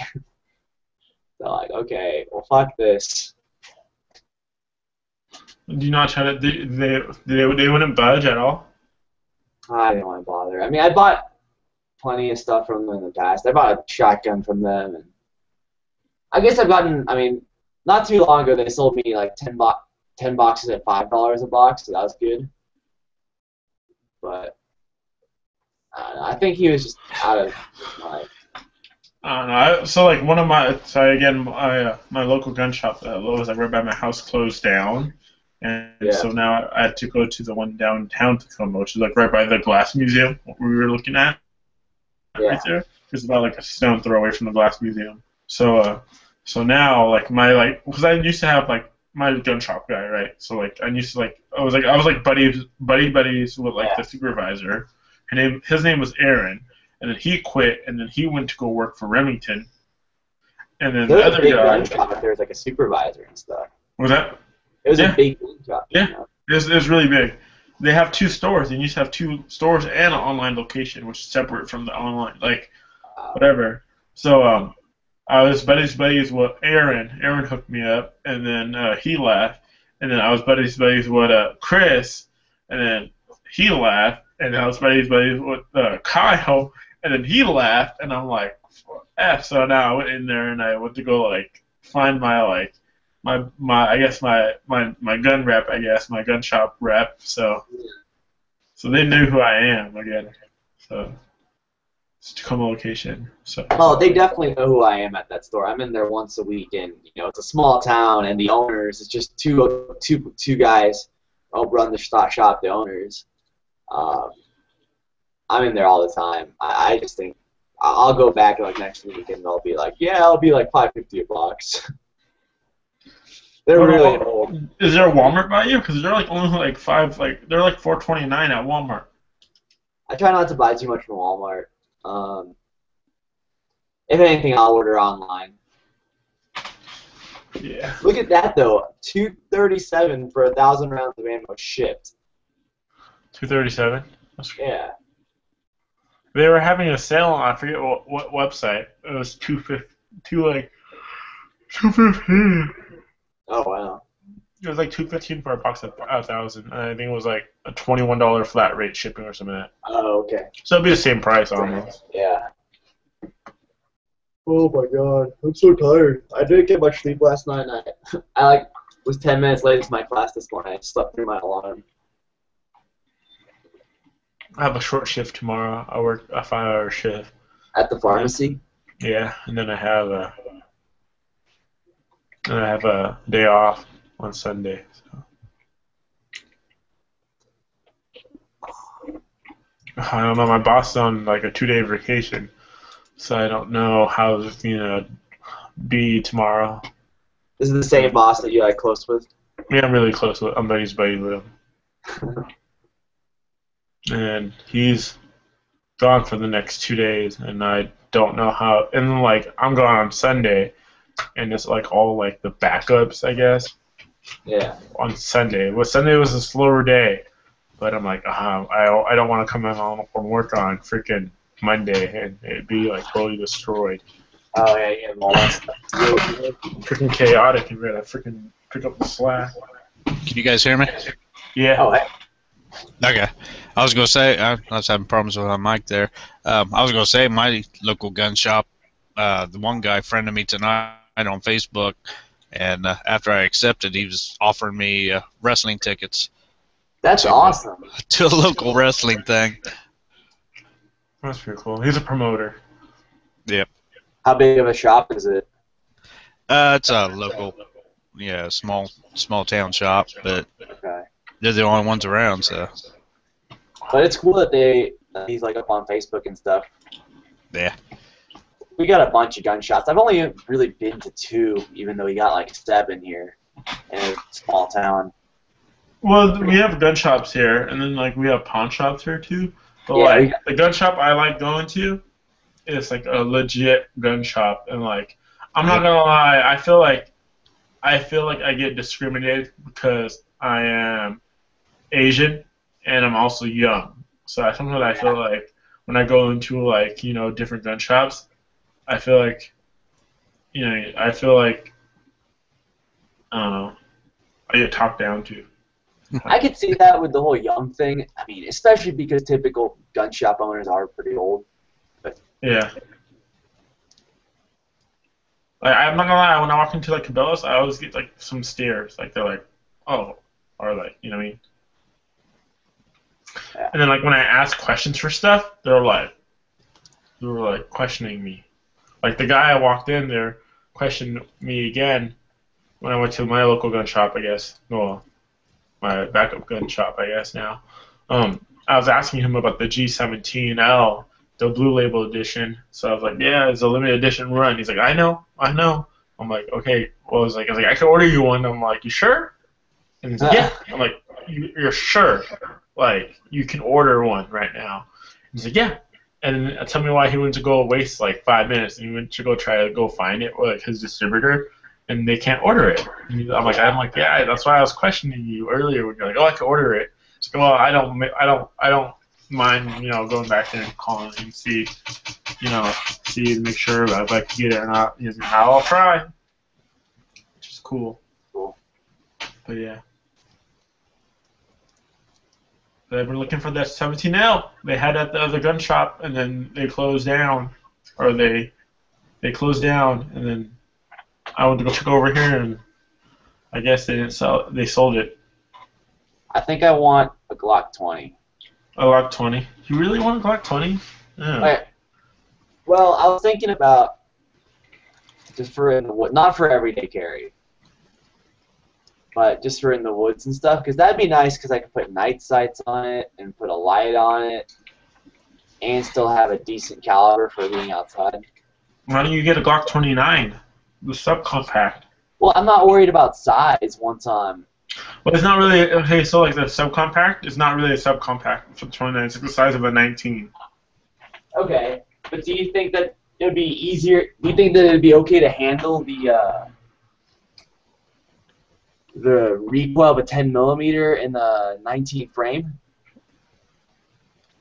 Frame size, it's not the same like frame. It's like the same comparison to a 19.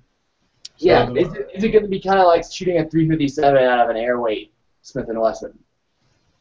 I think you should be able to man up and manage it. But I mean, what's the barrel difference in terms of length? I think it's like a. Let me go check the 29. Well, it's like a. Okay, so I went there. I was looking at all like the flat dark earth ones because we had a flat dark earth Glock 20, and I was looking at it, and that thing, like, I didn't realize how thick the slide was until I saw that. Yeah, it's thick. The thing is though, like, I have no space constraint. Like, I can put as big of a gun as I want when I'm outside. Yeah, I understand that. Now, the Gen 4, they don't make the small frame in the Gen 4, right? The Gen 4 is the small frame, right? The 20. Yeah, I think the SF is the short frame. Yeah, that's what I meant, yeah. Okay. Cool. Okay, so the dimensions for the Glock 29 is going to be the barrel length is 3.77 inches. What is it? Weight is going to be, what's the weight? I pulled it up here. Let's see. It says weight unloaded for the 29 is 27.18 ounces. Yeah, and then for the 20, it's 30.71.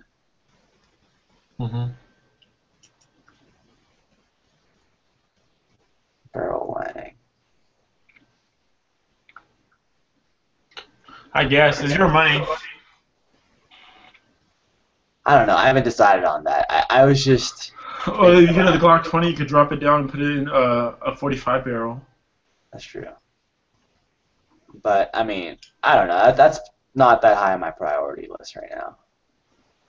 Like, that's way down there. I mean, first, probably my next gun purchase is either going to be...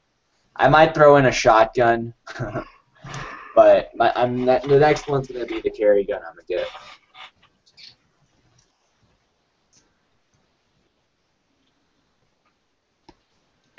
My next one's going to be, I don't know, whatever I feel like.